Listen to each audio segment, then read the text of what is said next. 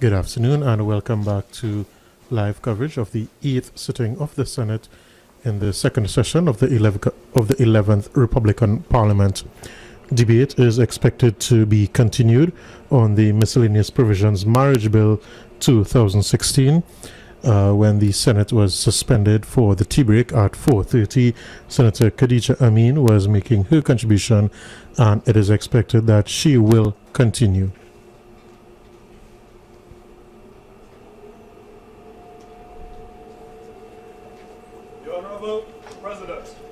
Welcome to the 8th sitting of the Senate in the second session of the 11th Republican Parliament, which takes place on Tuesday, January 17th, 2017.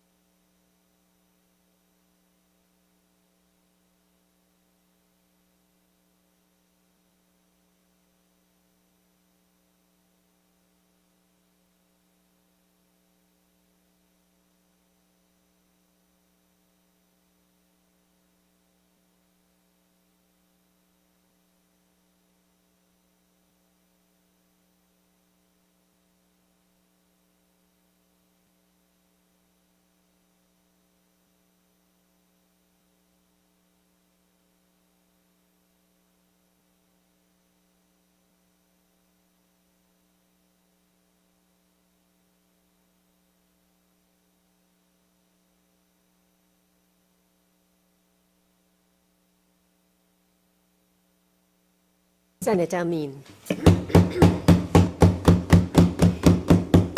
Thank you very much, Madam President.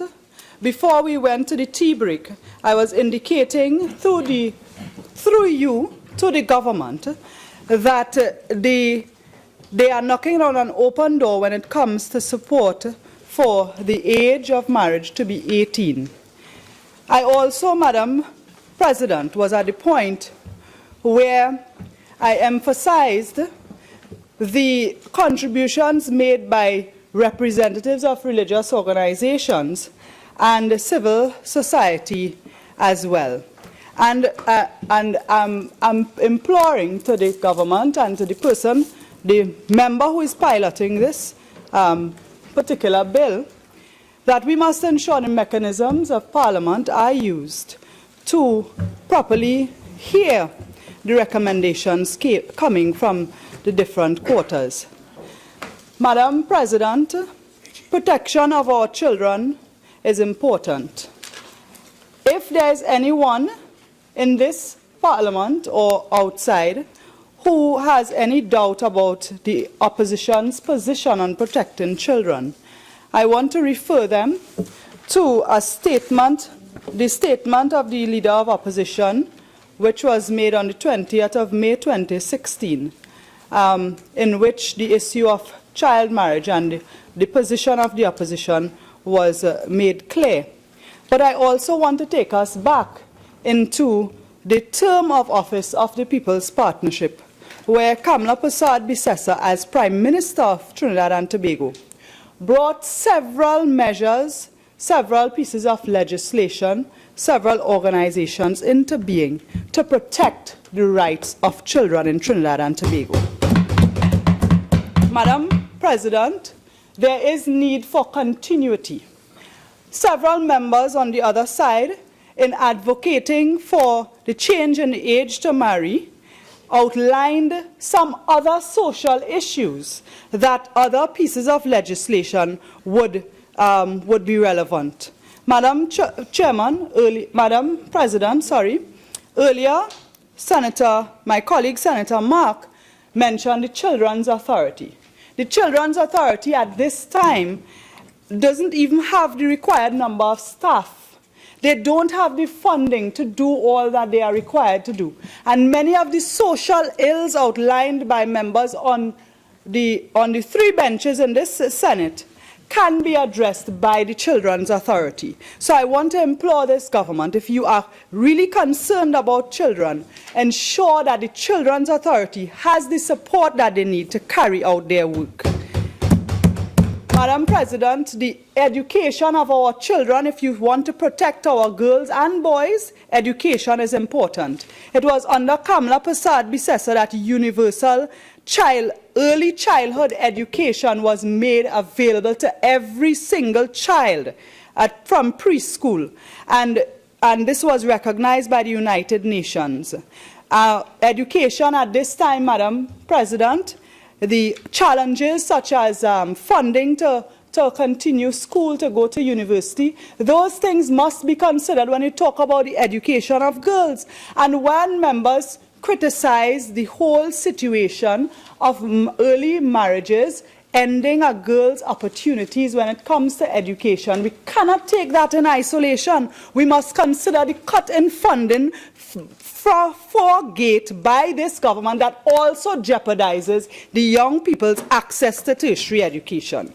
Madam President, there is also the Children Life Funds that saved the lives of so many children who were ill. And that is, there's still a question mark. Very recently, it was in the public domain.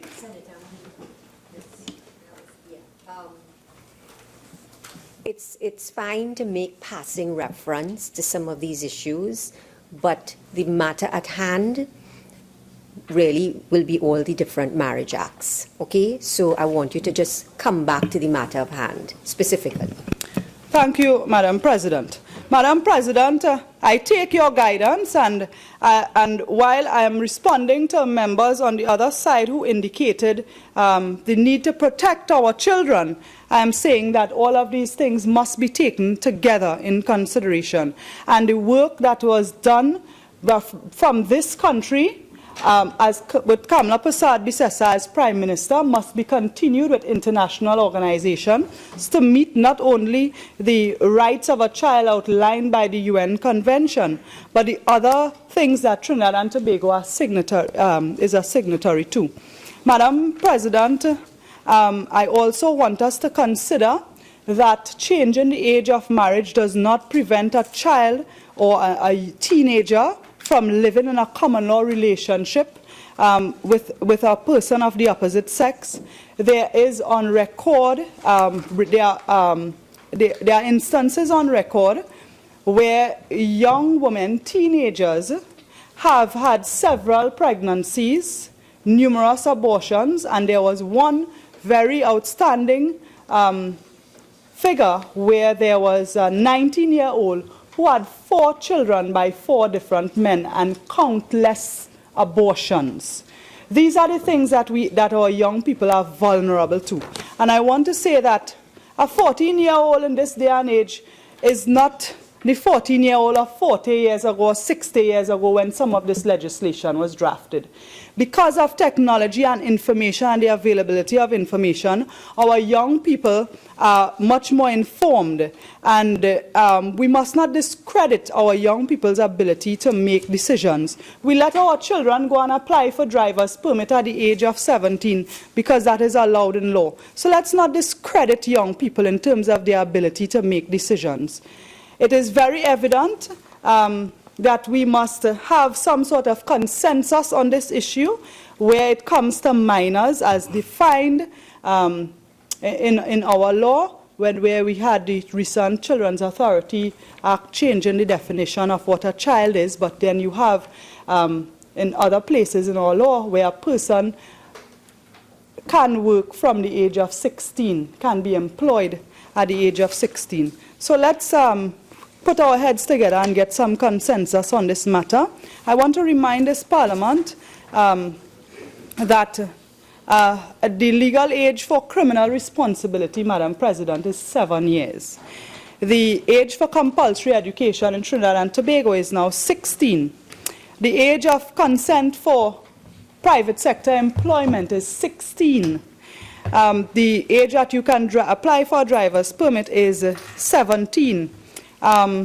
You also have the age at where a person can give medical consent is 16.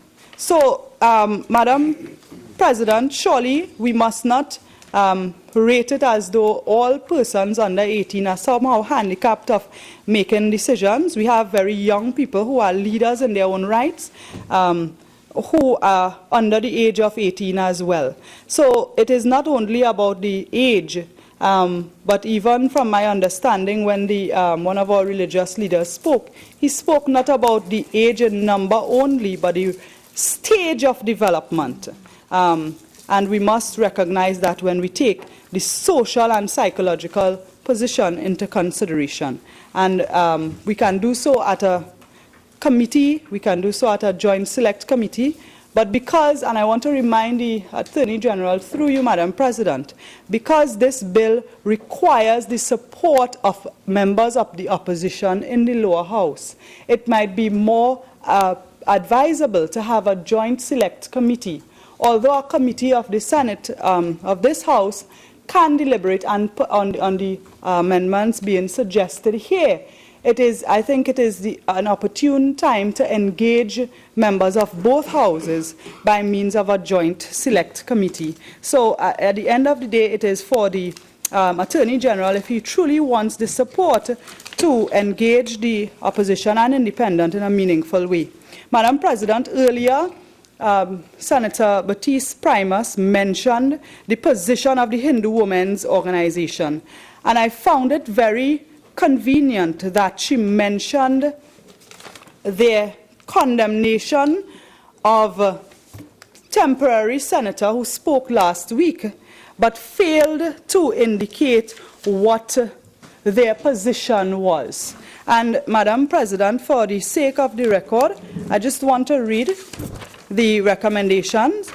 The Hindu Women's Organization of Trinidad and Tobago, in their media release on the 12th of January 2017, our position articulated since 2012 in the resolution coming out of the Marriage Act public discussions held by the organization this year is that the Marriage Act should be updated to reflect the age of consent for sexual relations. This resolution, June 6, 2012, was presented to the Minister of Legal Affairs in 2013 with our petition to amend the Marriage Acts accordingly. In 2015, the age of consent to sexual relations was changed to 18 years through the Children's Act, which also included a Romeo clause referred to by the Honorable Attorney General. We therefore submitted a revised resolution to update our position. This stated as follows: be it resolved that while we promote marriage between people who are 18 years old and over, we recognize that in certain circumstances it may be desirable for a girl between 16 and 18 to be married, but that this should be done A, with her own consent and the consent of her parents or guardian, that female parents have equal rights of consent, C, after parties wishing to be married have received premarital counseling by qualified professional counselors, D, after an application is made to a judge in chambers or a specially appointed committee by the President of the Republic in order to determine the circumstances of each case, E, only after it is determined that a person to whom the between 16 to 19-year-old girl is to be married is not undertaking the marriage for purposes of exploitation, and F, in cases where the person to whom the 16 to 18-year-old girl is to be married is no older than 3 years her senior at the time of marriage. I really thought that is what the Honorable Minister was going to bring to the record, to the position of the Hindu Women's Organization. So while she paid tribute to their president, hardworking Ms. Brenda Gopi Singh, I found it, sad that she only used the statement, the section of the statement, to criticize another religious leader's contribution rather than bring the recommendations forward. So I'm bringing it on the record. But again, to reiterate, Madam President, that while this is the position of the Hindu women, we heard earlier, earlier in this debate, the position from Muslim leaders, from the Hindu, but there's also the civil society, the network of NGOs who well recognized through the work of Mrs. Hazel Brown, who have also put forward recommendations. And we, all of us, must be responsible to take their recommendations into consideration and not come here to try to bash the opposition. If that is the purpose of your debate today, then it clearly tells Trinidad and Tobago that you are not working in the interest of ensuring that the legislation is passed to genuinely protect our children.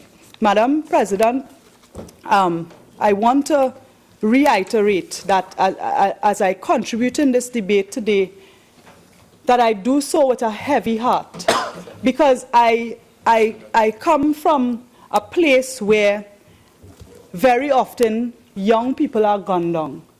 Young people lose their lives. I see everyday families being broken by the tragedies that we are facing. And the pain that is facing our nation, Madam President, really, the marriage of children, and I say children, but the marriage of teenagers is one of the smallest of our problems. Quite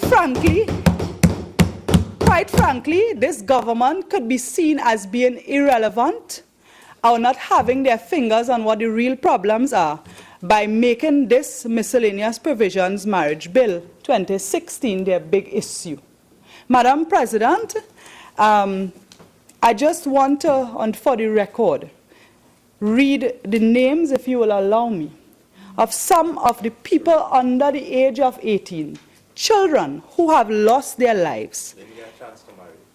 And earlier, when my colleague Senator Ramdeen was reading a motion mentioning the name of Rachel Ramkisoon, age 16, a member opposite was heard saying, was she 12? Was she 12? As though because she was not 12, it was okay. And then to come in the debate and to stand and say that I have children of my own. Every child who loses their lives in this country should be a concern for us. In memory of those children and in employing this government for us to be relevant with what comes to Parliament, I want to read the names of victims, children who have lost their lives in Trinidad and Tobago. Rachel Ramkisoon, 16. Point of order. 46.1, relevance. Senator Ameen, you've made your point. I don't think it is necessary to go through an entire list or whatever list you have. I think the point has been made already. So you have a few minutes to wrap up on the debate of the marriage acts. Madam President, I thank you for your guidance. And I could understand why the leader of government business would object to me reading these names, because it stares the reality, brings the reality to their face. Point of order. 46.6. Madam President. No, but Sorry. Oh. It's better to wait until the presiding officer makes an adjudication. 46.6, Minister. Continue.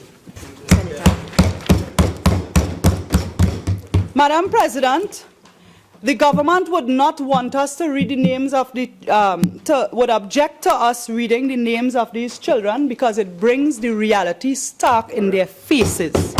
Madam President, for the entire term of this government, they have been in denial.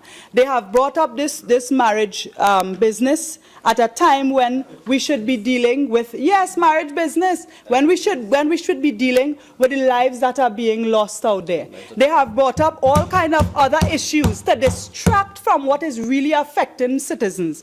Failure after failure when it comes to dealing with crime. Those are the real dangers that face our children. And I hope that the Attorney General could tell us if he plans to bring legislation that would address the current social dangers that our children face. this government cannot bury its head in the sand and bring distraction after distraction if it really is serious about protecting our children. Madam President, I sit as part of a political party, as part of an opposition, who, when in government, brought a record number of pieces of legislation to protect children. And 0.65% of children engage in marriages in Trinidad and Tobago are under the age of 18, and several of them are in fact over the age of 16. But I want to reiterate that while we seek to protect our children, we must not forget the real dangers that face them. I want to say to this government, it's time to be real. I am in support of the age being changed when it comes to the age of consent. I am supportive of 18-year-olds, but I, Madam President, I am a very real person. I come from a very real place. I'm not here to bury my head in the sand and pretend as though some of the ills that are outlined do not exist. We have to, Madam President, treat with the exceptional cases and exceptional circumstances. Some of it was advocated for by the network of NGOs, some by religious leaders, some by the Hindu women, as I outlined.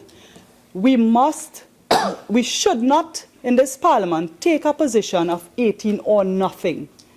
And while I'm saying that we must be reasonable and we must be real, we must collaborate and come up with what will be a real solution to treat with the very real challenges that come out, where a 16 or 17-year-old who gets pregnant, where her options will now be limited to abortion and common law, living common law, or giving up her child for adoption and all those things. We already have enough of those cases in our hands. Thank you, Madam President. Senator Small. Thank you very much, Madam President. I want to thank you for the opportunity to join in on this debate on the Miscellaneous Provisions Marriage Bill. Madam President, I myself am contributing here with some heaviness because I've listened intently to all of the contributions both today and the last session. And for me, in my initial conception of this, it seemed to be relatively something that was straightforward. And this is after I received, just like everyone else, I've received all sorts of submissions. I've seen all of the information. And I want to say this, Madam President, I empathize with Senator Khadijah Ameen. Geographically, we live very close together. And I understand some of the challenges. We live in what we are considered regular people area. And there's challenges. There's challenges. But Madam President, we are here to debate this bill. And Madam President, I have 2 teenagers. And I had to explain this weekend, and it really, so forgive me, Madam President, I work with my Oxford Dictionary. So I told my sons what we're dealing with is an oxymoron. And he said, Dad, what is an oxymoron? So I said, here's what. I said, according to my old beat-up, my colleague said, this is a real old beat-up Oxford Dictionary. I said a child, as defined by Oxford, is a young human being below the age of full physical development. A child is described as a young human being below the age of full physical development. And then I said, marriage is the formal union of a man and a woman.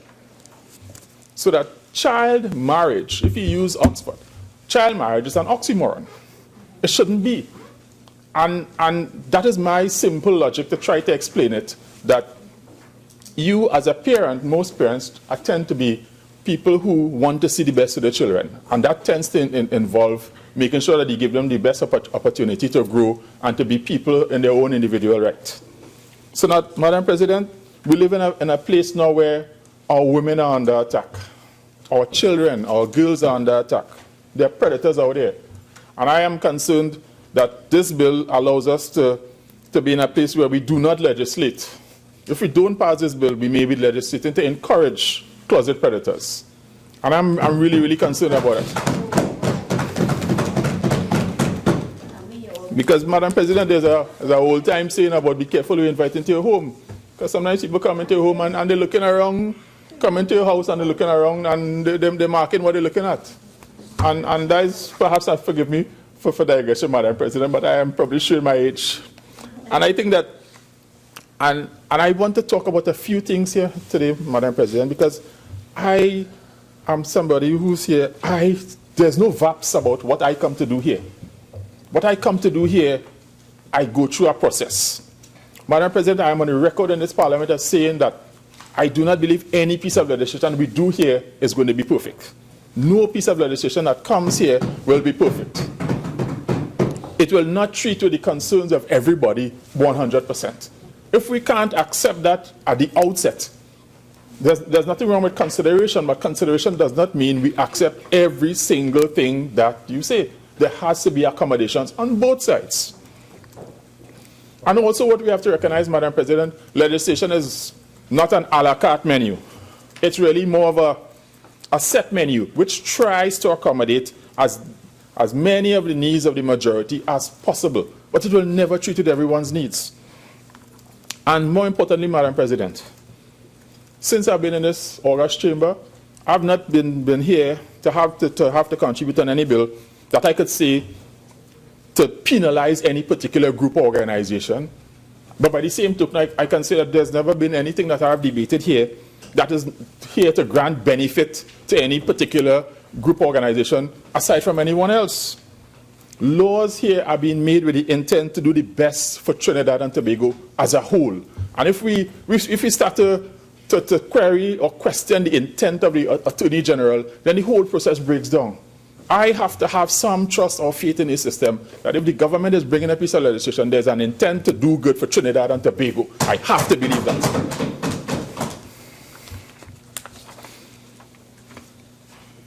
In that vein, Madam President, I'm concerned about postulations that engender a viewpoint that somehow a particular group is being persecuted for their beliefs. That has not been my experience. That has not been the practice of this chamber since I've been here. So that I think that I am very concerned about that because that serves to create divisiveness. And we have enough of that in the society. And I don't get that when I read a piece of legislation. I don't get that. For the record, Madam President, as most people should, I'm about inclusion. As I say, I'm a regular, normal person. I breathe the same air everyone else. I think every member of the parliament staff here, I talk to everyone. I'm about inclusion. I'm a regular, normal person. But in that context, Madam President, when we do things, I think it's important that we all understand that accommodations have to be made. I want to deal with the issue of viewpoints. I take the view that I've said it in this parliament and this chamber on more than one occasion. We have to be able to be in a place where we can disagree respectfully. And there's nothing wrong with disagreements. I disagree with people all the time. I think I have disagreements with people all the time. But we can disagree and then have a coffee. Yeah? Let's disagree respectfully. So, Madam President, in that context, if someone or any organization or any group or any set of people is of the view that it's fine to allow a child as young as 12 to get married, then they're perfectly entitled to that view. It is their inalienable right to hold that view. By the same token, those who believe that such a marriage is wrong are also entitled to have that view. And we have to understand that both views have their own supporters and their detractors. The challenge emerges, Madam President, when, as we're doing here, we're trying to agree on a piece of legislation that proposes a change that affects both groups. That is a challenge. In this situation, as I said, you will never get 100% consensus. And that, ergo, someone may not be happy, quote unquote, because they may not be pleased with the way in which the outcome is shaped. But here's what, Madam President. In the same way that we have a wonderful process in democratic countries called elections, and at the height of the election, the fever, the tensions run high. But the day after the results, what happens? People make adjustments and life goes on. Yeah? We make the adjustment we need to make personally and professionally, and life goes on. Okay? And you accept the results because you understand that the results are not targeted as you. They're the results. Because the issue, Madam President, I'm driving at is intent. I do not read or see any intent here to personalize or demonize anyone or any group. I believe that we have to understand that the focus of this is protecting children from being married.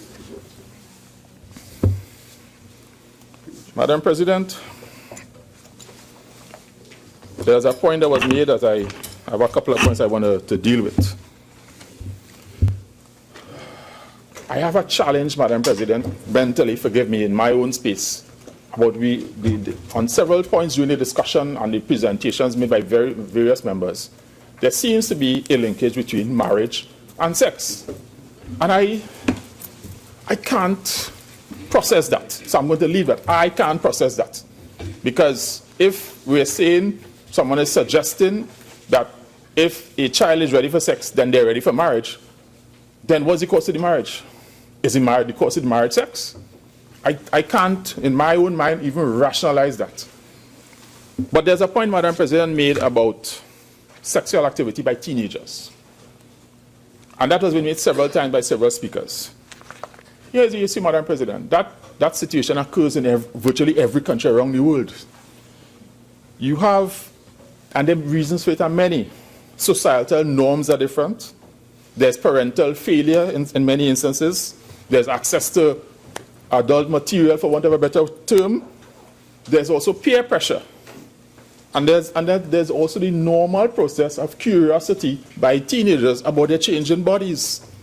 And those things have, it is a complicated set of activities, and that I tried, when I recall, Madam President, when I was a young guy, which is probably a couple of decades ago, or more. As a teenager, you wanted to appear older. And I remember you would go to try to appear try to look older. Yeah. Movies, R-rated movies just showing at the cinema, and you would try every trick in the book to slip by the guy by the door, and eventually you would try until it was game at $10 and go by pit, and you would get in pit. And I mean, and all I'm saying, successive generations of children have gotten away, have found ways to subvert whatever controls are in place. And that's all that's happening. As more children become more savvy, technologically savvy and information savvy, that children have been able to find ways to circumvent parental controls, all the various and engage in activity. Is that, in doing so, is a cure for that marriage? I don't see the obvious linkage, and I'm not convinced. And I'm going to make a point. I think that the issue for me, Madam President, is that marriage is a life contract. Marriage is a responsibility. Anyone who's married here in this room would attest to the challenges and the effort required to make a family system work. To place this burden upon a child is unreasonable. It's unfathomable that we could agree to that. And it has potential to reduce that child's future potential aspirations. So that I think that marriage is a legal contract, and that putting on a child, and I understand there's an argument that I remember about, well, there's a family system and a family circle. And all I would say to that is yes, I believe that family support is important, but that's only one side of the coin. Sometimes nobody ever mentioned that there's family pressure. And that family support is not always positive. Family support could be actually negative. So we focus on one element of it. I want to show that there's another dimension to it, that the family may be actually putting pressure on the child. They may be given support, but that support comes with pressure. And that's a very real thing.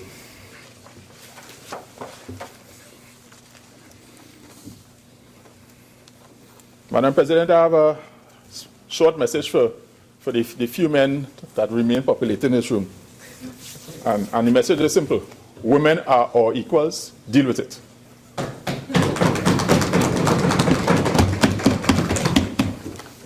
Madam President, I've had the honor in my life to be introduced to and interact with some truly formidable women in both the professional and other spheres. Our society and country is so much better off because of the contributions made by women. We only have to look at the parliament here, where we have two history makers as our presiding officers. These are women who demonstrate professionalism, dignity, decorum, and both have my deepest respect. Would either of these persons have been able to aspire to these positions had they been married at 14 or 15? I'm not even going to 12. And this is the question. And that brings me to my other point, Madam President. When we talk about every country aspires to improve its prospects for development, women have a key role to play in helping the country develop. If you remove them from the productive system, it inhibits the country's ability to develop. This is the thrust of the Sustainable Development Goals. People talk about it, but we have to internalize what it means. If we get a lesser contribution from women in society, the ability of our country to develop is hindered. Okay? So, Madam President, someone quoted what I was going to quote about the United Nations Population Funds, about child marriage, oxymoron as it is from where I stand, it's a human rights violation. It's a human rights violation. I can't support it in any way. And just for the record, Madam President, I recall we had a debate here brought by a member who's not present right now about the Sustainable Development Goals. And it was a very active debate where I think every member in the independent bench who contributed fully supported it, and every member in the opposition and the government, and for the first time in this parliament in a long time, all members supported it. One of those goals is Goal 5. And one of the targets under Goal 5 states, eliminate all harmful practices such as child, early, and forced marriage. So if we sat in this chamber and we agreed that we should eliminate all harmful practices such as child marriage, what are we really here having this long debate about? And all parties agreed. Why is the need for this? Why am I even talking here? Because it's at pains that I'm speaking here. Madam President, child marriage, oxymoron as it is, sanctions the criminal offense of statutory rape. By not agreeing to the amendments before us, Trinidad and Tobago would be known as a country that in 2017 is sanctioning the perpetuation of legal rape through the cloak of marriage. And that is something that is an absolute abomination. If this measure fails to be passed, then who is meant to protect our girls? Is it that the state is wrong to prioritize the welfare of our children above other concerns? Is it wrong for the state to prioritize the welfare of our girls? Because, Madam President, we end up in a situation where if this bill is not passed here, and I don't want to pontificate about the other place, but we may be saying to the world that pedophiles are being granted protection by the law, all under the cover of marriage. Let us protect our children, Madam President. I even think, Madam President, given that we have a wonderful process in the parliament here called the Youth Parliament, I would love to hear what the Youth Parliament students would have to say about this.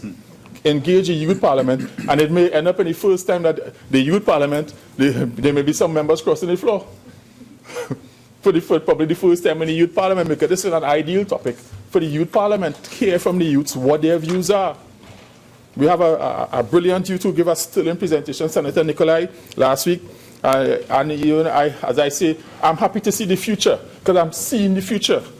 And these are the people who are going to allow me to be able to go and sit down in my rocking chair in a little while and rock back, and I can flick to the parliament channel and say, well, it's under control, Nicolai and all these other young chaps have the thing under control. I can relax. But for the time being, I have to keep putting some pressure on the system. Madam President, I want to deal with a couple of other little things. Madam President, I recall the first time I was appointed as a senator, and before the actual ceremony, there was a process to come into the parliament to familiarize yourself with the surroundings and everything. And a presentation was given by one of the procedural clerks. And something stuck in my ear during that presentation. The would-be senators were told that we must always remember that whatever we say here in the chamber is part of a permanent public record. It is part of a permanent public record. And whenever you come here, you should be putting things on the record that if questioned, you can't defend it or you can provide information to support what you are saying. This is not a place where people should be able to come and say things that they cannot support or cannot defend. And I have a huge problem with that because I work very hard when I come here. So make sure when I talk about something and I put a position on the table, I can defend it. So that brings me to a point made by one of the temporary senators last week. And it caused me, and I approached it in a particular way, Madam President.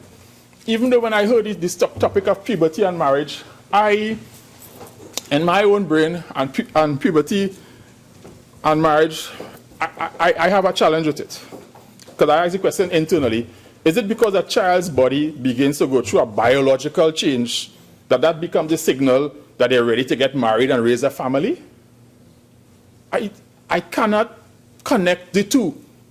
I cannot connect a child's body going through a biological change being a signal that they're ready to get married. I cannot connect it. If someone can connect it in their conception, great.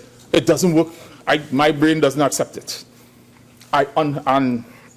Because as Senator Marbia noted in his presentation, gaining life experience and being able to understand what life is about is so important about building and being in a marriage. It's so important. As I begin to start to wind up, I don't intend to delay everyone here this afternoon. A point was made that particularly stuck in my ear. I saw more than one newspaper story about it. And it was made that in the context of puberty and marriage, that one of the things that affects puberty is the climatic effects. Now that stuck in my ear because, and I applied a particular rigor.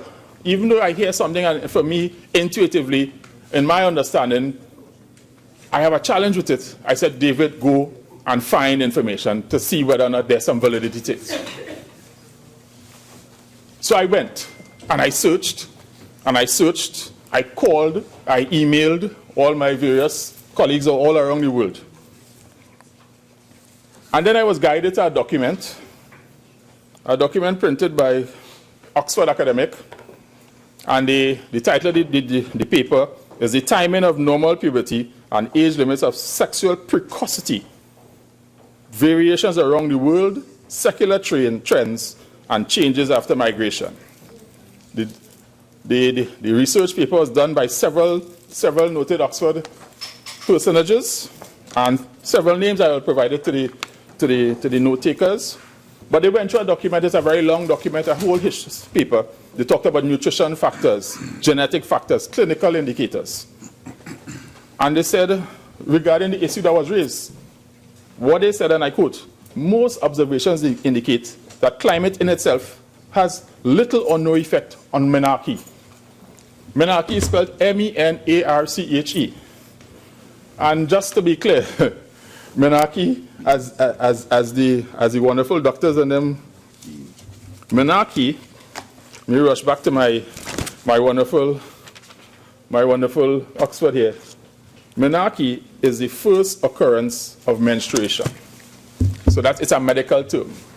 And it's taken from a Greek word. So I learned something. So that this was, but I say this, Mr. Vice President, because if we come and we make a point and an issue, we have to be able to say, this is based on something. It's not based on something. So I am making a point that based on the information I'm able to find, and I'm quoting from their paper, there is no effect between climate and menarche, which is the onset of puberty. And it's interesting. I learned some new words, Madam President. Inside of the document, they say that menarche may occur at an unusually early age, preceding thelarche. Thelarche.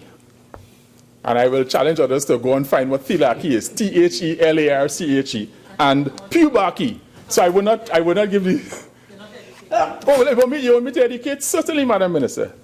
Thelarchy, Thelarche, and it's pronounced that way because of its Greek origins, refers to breast development. I forgive me, Mr. Vice President, if that is an unparliamentary term. And pubarchy, which is the appearance of pubic follicles, for want of a better word. So, but I learned a couple of new Greek words. But the point I'm making, Mr. Vice President, is if someone is coming to the chamber and you're making a point on any issue, and you're putting things out there, I think more than one story, and if people are asking, where did you get that from?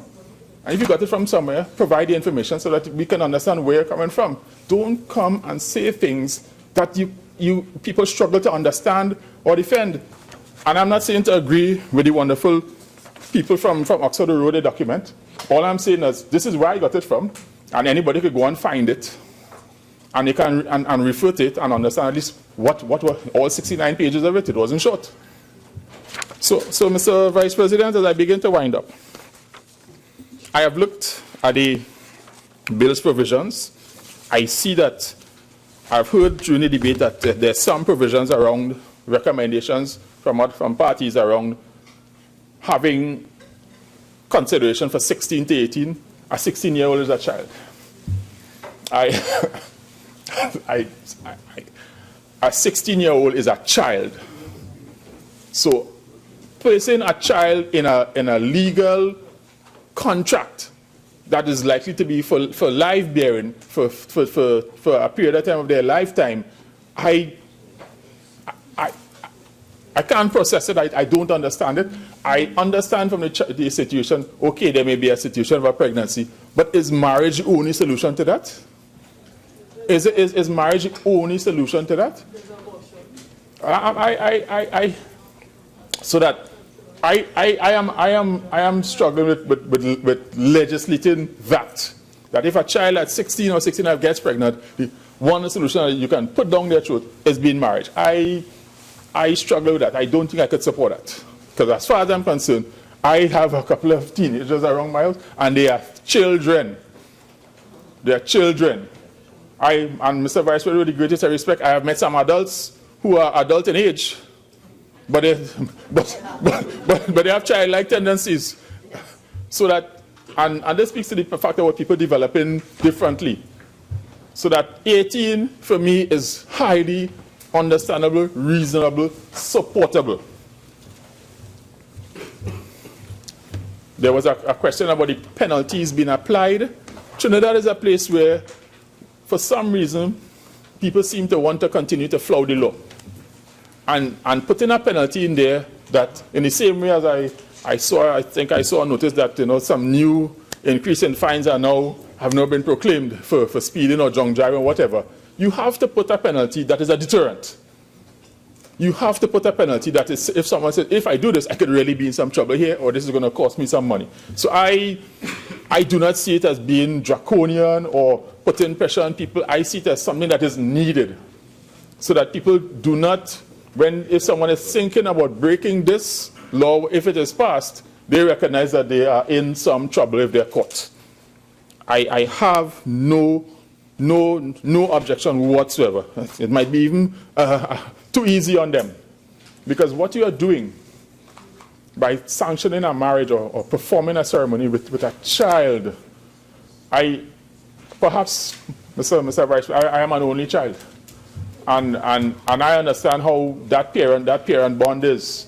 And how your parents struggle and work hard to want to see you succeed and want to give you the best opportunity. And there's no conception in my mind and my 14-year-old, it doesn't arise because my thought process cannot allow for something like that to come to the table. We are dealing with children. We are here to protect our girls. Our girls are under threat. Let us not put them in a situation where they have no choice about their lives. Give them the choice. And I'm saying they may be making, our teenagers are probably making not the best choices. And whereas the parents and their family members and their community members, we're there to help them and guide them. Not to put them in the hands of some other older person or whatever, to have them taken away from the society for life.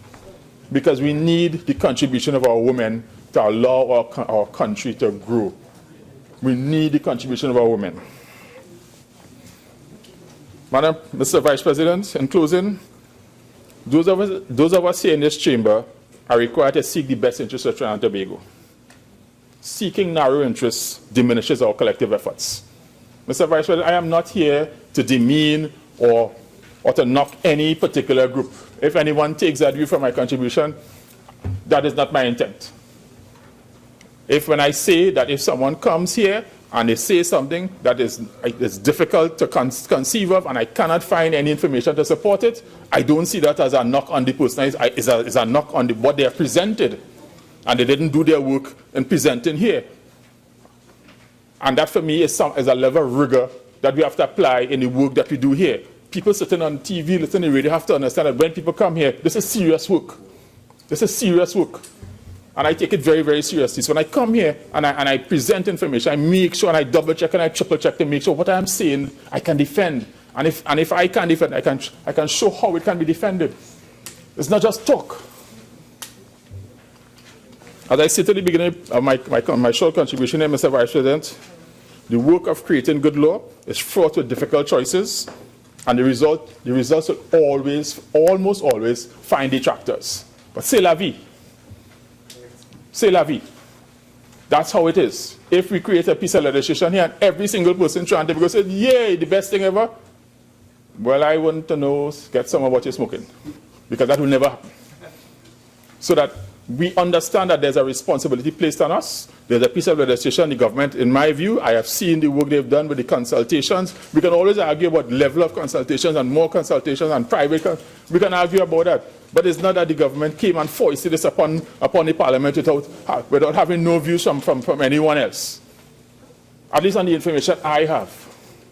So that it came to me, I believe the government brought this with good intent to protect our girls. And this bill, as it is currently structured, has my full support. And all we can hope to do is to pass laws, Mr. Vice President, that serve the larger interests of Trinidad and Tobago as a whole. Mr. Vice President, with those few words, I want to thank you. Parliamentary Secretary in the Ministry of Agriculture, Land and Fisheries. Thank you, Mr. Vice President, for this opportunity to contribute in this very important debate today that has taken over 2 days in deliberations and conversation thus far. And as I see it, this debate, Mr. Vice President, is a very simple set of amendments that is very clear and was very clearly articulated by our Attorney General. This bill, Mr. Vice President, as we call it, the Miscellaneous Provisions Marriage Bill 2016, it seeks to harmonize the aforementioned marriage status across the board by raising the legal age of marriage to 18 years, repealing any parental control of marriage, and creating an offense where it is illegal to solemnize a marriage of a person who is under the age of 18, and also extending the hours in which a marriage can be solemnized. Mr. Vice President, I want to start by saying, after 9 years of a relationship, 44 days ago, I signed a contractual arrangement pursuant to the Hindu Marriage Act, Chapter 4503. And I'm going to approach this debate, Mr. Vice President, as my colleague Senator Stewart would have. Continue. Thank you, Mr. Vice President.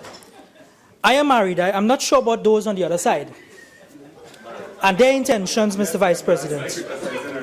Mr. Vice President, the time has come for this country to take action and progressive action to protect our children and more so our young girls in society. And if I were to contribute the full length of my presentation, Mr. Vice President, which I will not, because I believe a lot of what has been said by members of the government and members of the independent bench is exactly the outcry by the public and the most of the right-thinking citizens in society. Mr. Vice President, while I indicated that I signed my contract recently, I will tell you, and maybe this is one of the reasons why we're proposing the change in times from 6 p.m. to 9 p.m. And it is no sinister plot to go and have marriages as proposed by some of the other speakers by changing the time. I could tell you from first-hand experience that under the rites and rituals that I would have been subjected to, that 6 p.m. mark was fast approaching, and I could tell you the way in which marriages are concluded under the Hindu Marriage Act. It's long, it's hours at length. And maybe, Mr. Vice President, in extending the time, that is one advantage of a lot of the marriages taking place, because some may say convenience, and some may even say, in some cases where the religious leaders or whoever may be presiding over those marriages may not rush down your marriage and so on. Because as we see it, I am a practicing Hindu and I hold very, very strict to my values and my morals where I was brought up. So I could understand and I appreciate from a Hindu's perspective the extension in time so that my ceremony could have taken the full course, and as a young person would understand all the responsibilities of taking that next step. Mr. Vice President, I want to share some of the context in which, after I read this bill and all these amendments, my interpretation of some of what the public is outcrying as to why this step is needed and why it is needed now. Mr. Vice President, what's the history of child marriages? I mean, a lot of persons have shared their own interpretation, their opinion, their beliefs, and so on. And I would like to just share a few points that led me to fully accept and support these proposals in this bill here today. You see, Mr. Vice President, long ago, and a lot of colleagues here would have spoken to that. In fact, my grandparents on my mother's side, my grandmother got married at age 16, and my grandmother on my father's side got married at age 17. And my great-grandparents, I'm sure they would have gotten married even at a low age, just like some of my colleagues here who would have shared that. And the intention today, Mr. Vice President, is not to demonize that activity.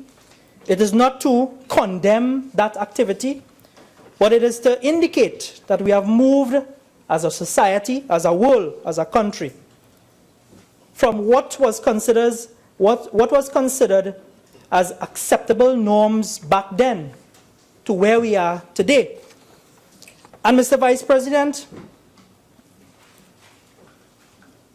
long ago, I could tell you, my growing up life and my child days was one in which I go to primary school, walk to school, walk back home and back out to the agricultural fields where my family would toil every day.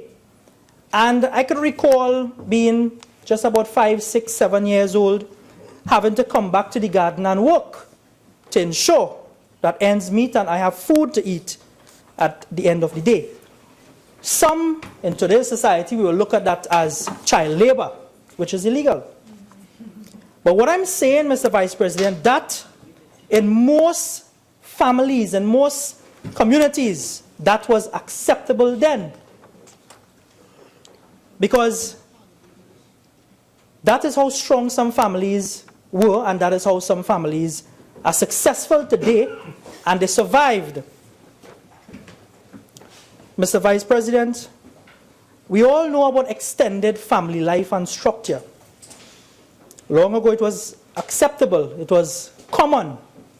Today we have seen the erosion of this type of structure, and we have seen certain changes that attribute to in-laws and newlyweds having challenges, so that the point today in society, almost all the newlyweds you speak to would like to have a place of their own. Not because they disrespect the guidance set forth by their parents and their elders. It is because today's society is different from the one that we are accustomed to, and the one that a lot of our ancestors, our parents, our grandparents were subjected to. But I dare say there were a lot of merit in those types of structures back then. Because when we talk about child marriages in the context of extended family life, it was acceptable then, because in most of the statistics you would look at and most of the contributions we've heard, a child, whether it be boy or girl, they got into arrangements because of a range of reasons. And we have heard a lot of them here today. Traditions and culture. Some may even say poverty. Some may even say religion. At the end of the day, under the family structure of the extended types of arrangement, young girls, young boys, they were brought up a certain way.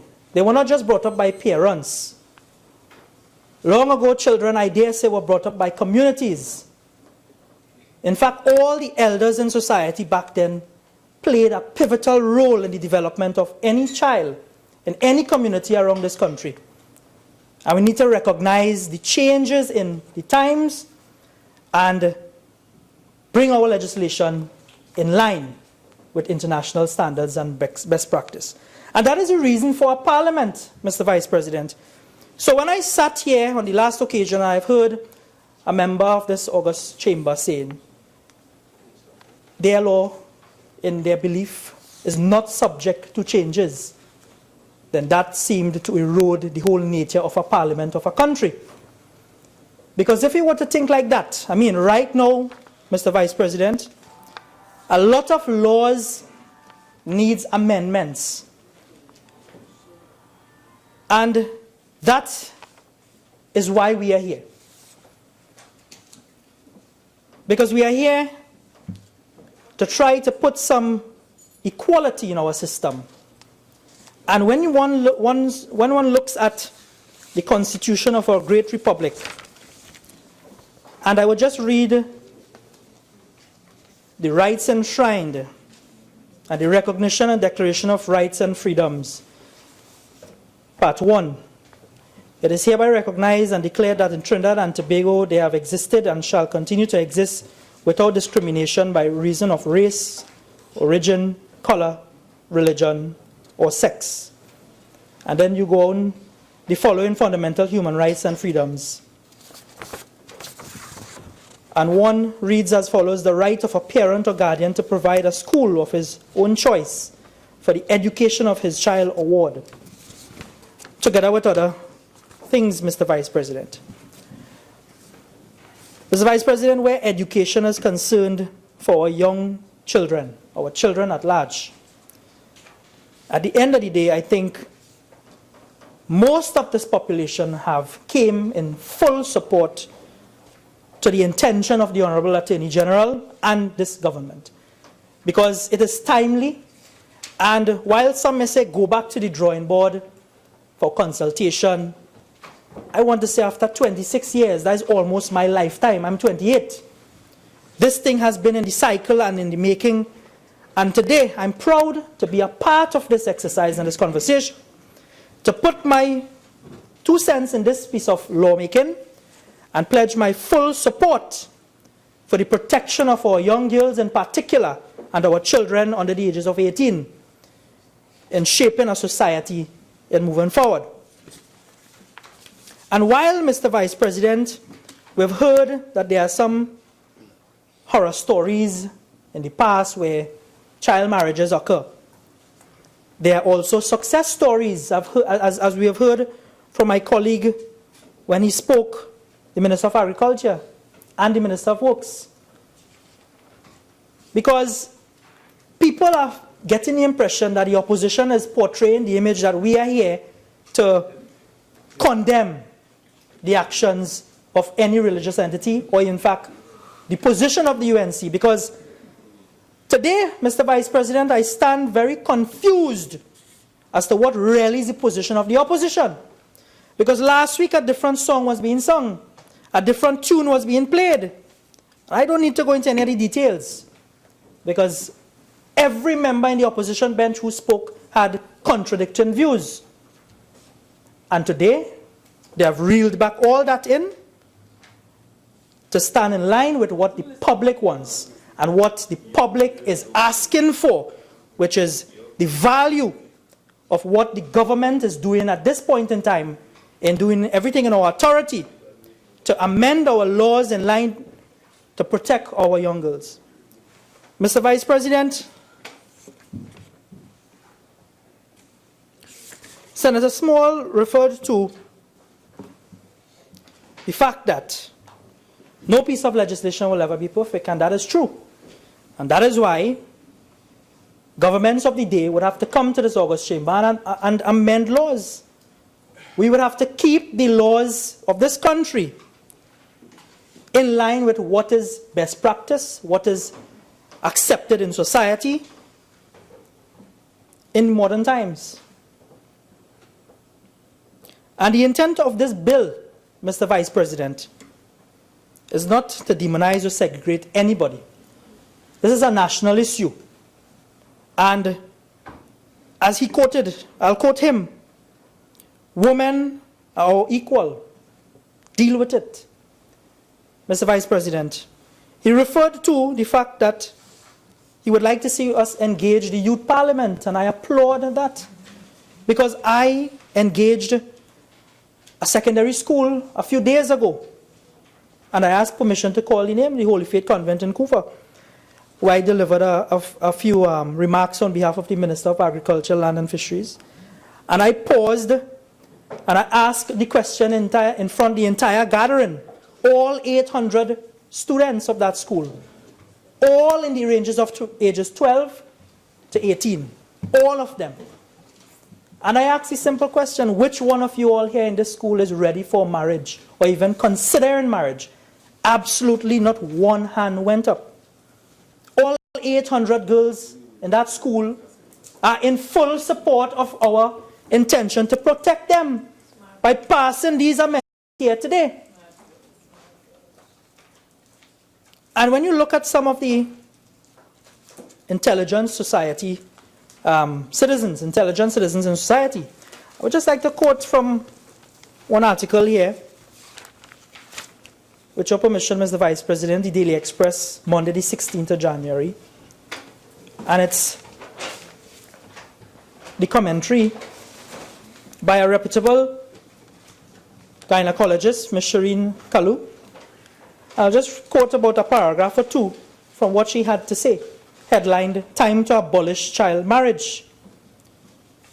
Mr. Vice President, it goes on, and I quote, "TNT is one out of 8 countries in the world where it is legal for a 12-year-old to get married." Understand that in the context of the world, Mr. Vice President. We are ranking 1 out of 12 that allow for 12-year-olds to get married. We as a country and our backward law have contributed to the global problem. When children marry early, they are denied the opportunity on education. We are saying it's okay for a 50-year-old man to marry a 12-year-old child and have sex with her.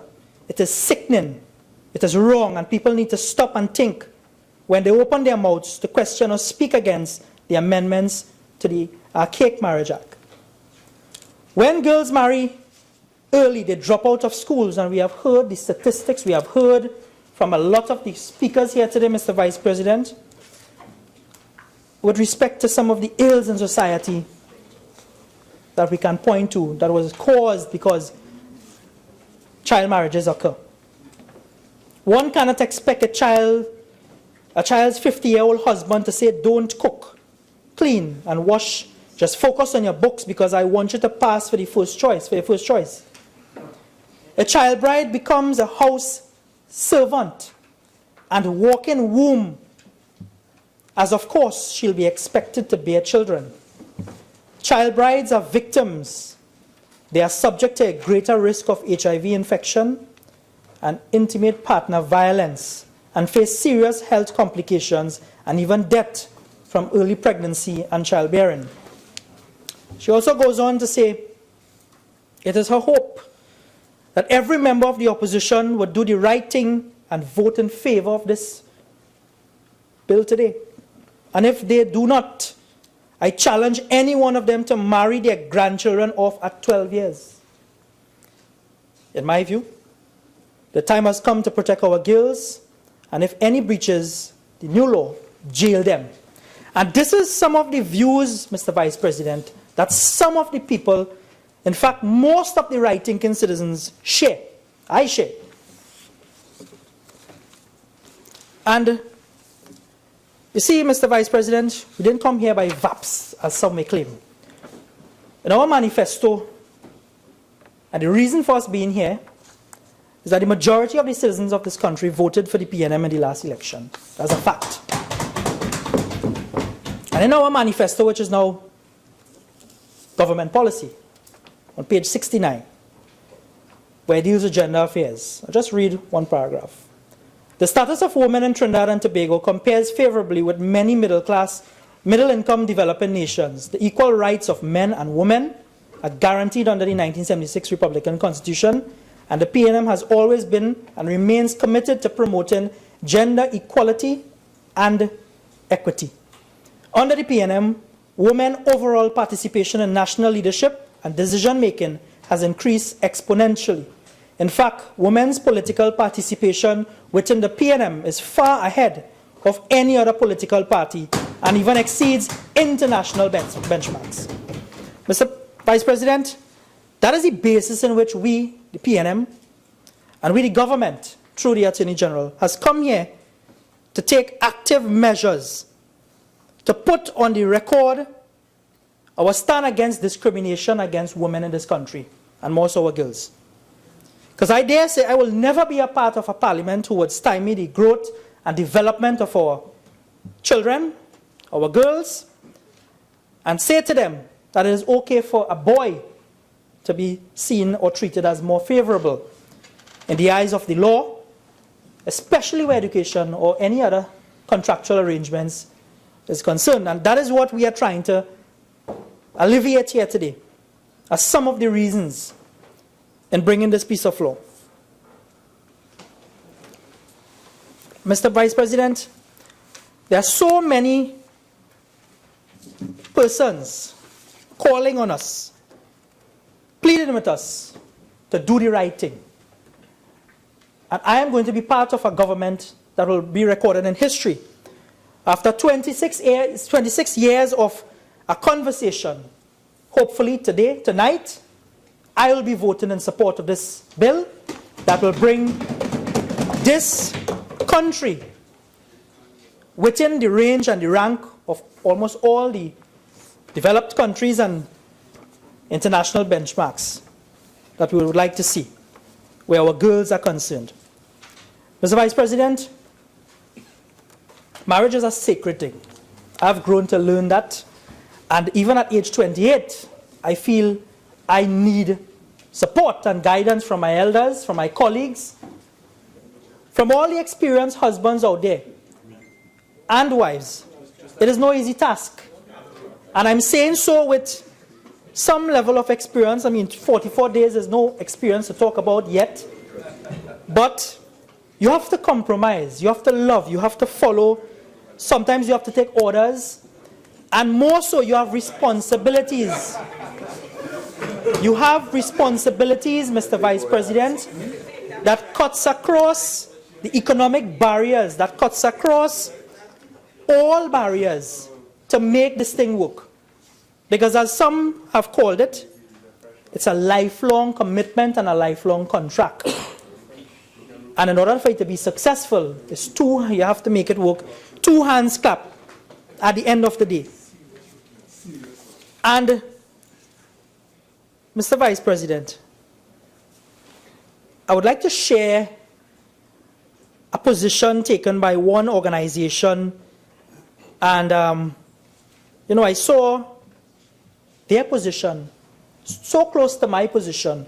I would like to share that on the public record, because a lot of organizations have come forward. A lot of NGOs, religious organizations, civil groups have come forward. And I would just like to share one that came to my attention recently. I would like to place on the record. And it is entitled, Swaha Calls for Adjustment in Marriage Age.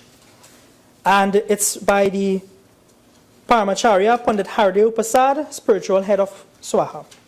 And it goes, and I quote, "Time, place, and circumstances must be the major factors that dictate adjustments in the Hindu Marriage Act.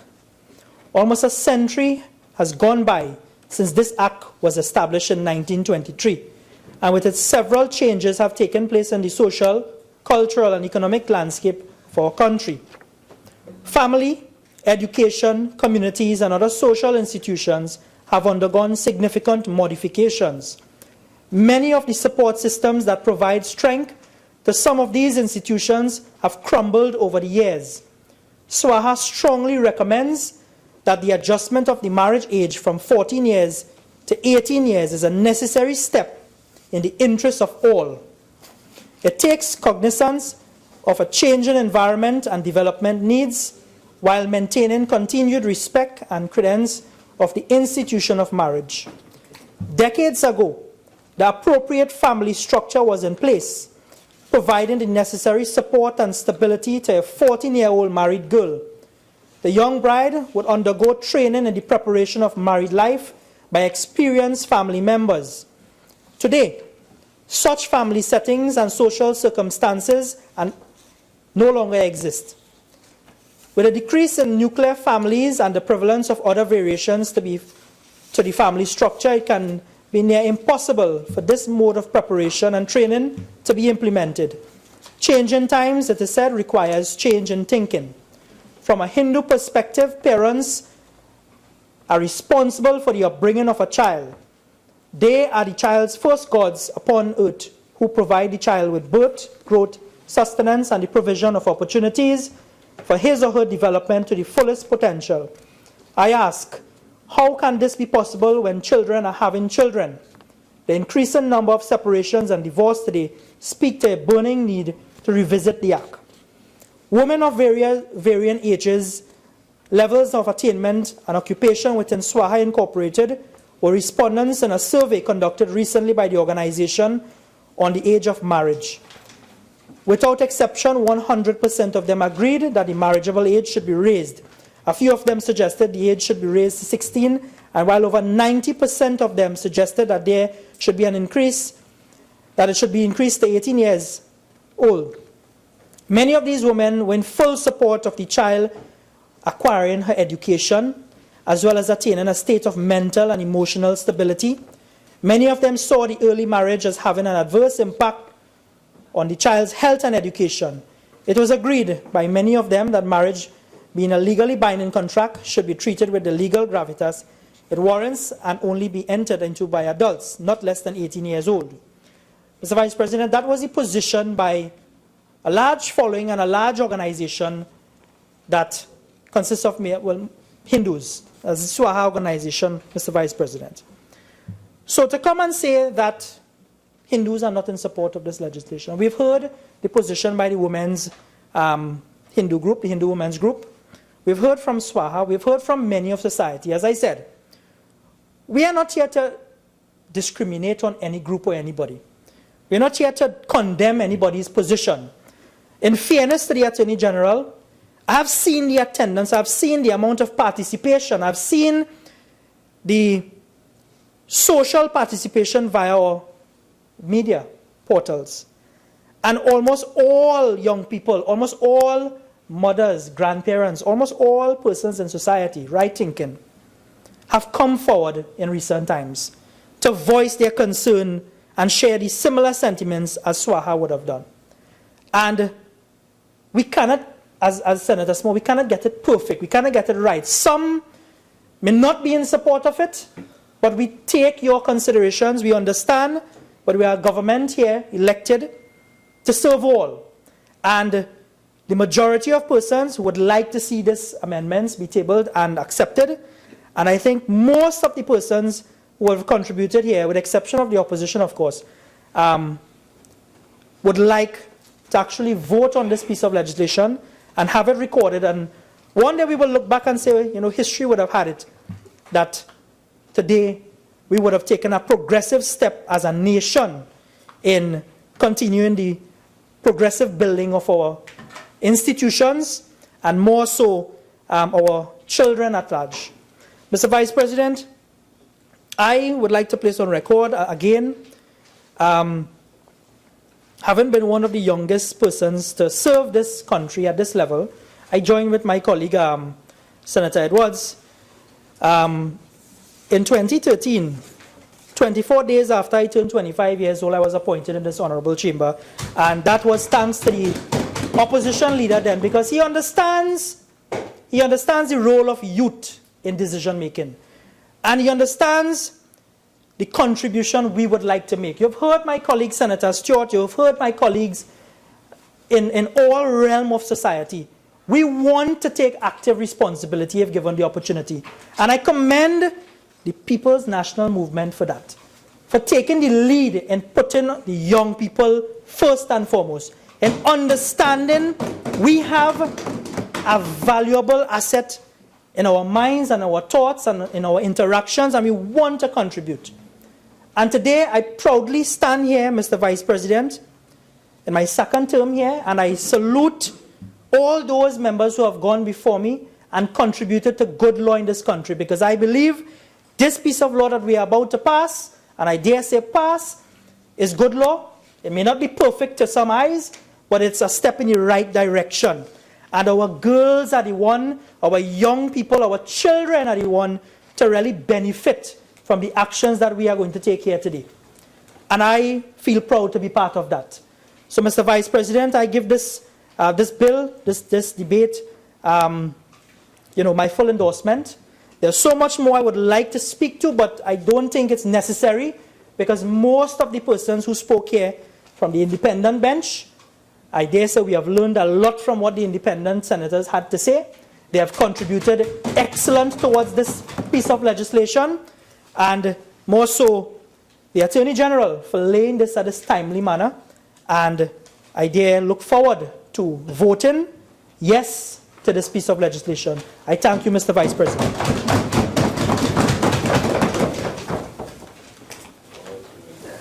Senator Richards.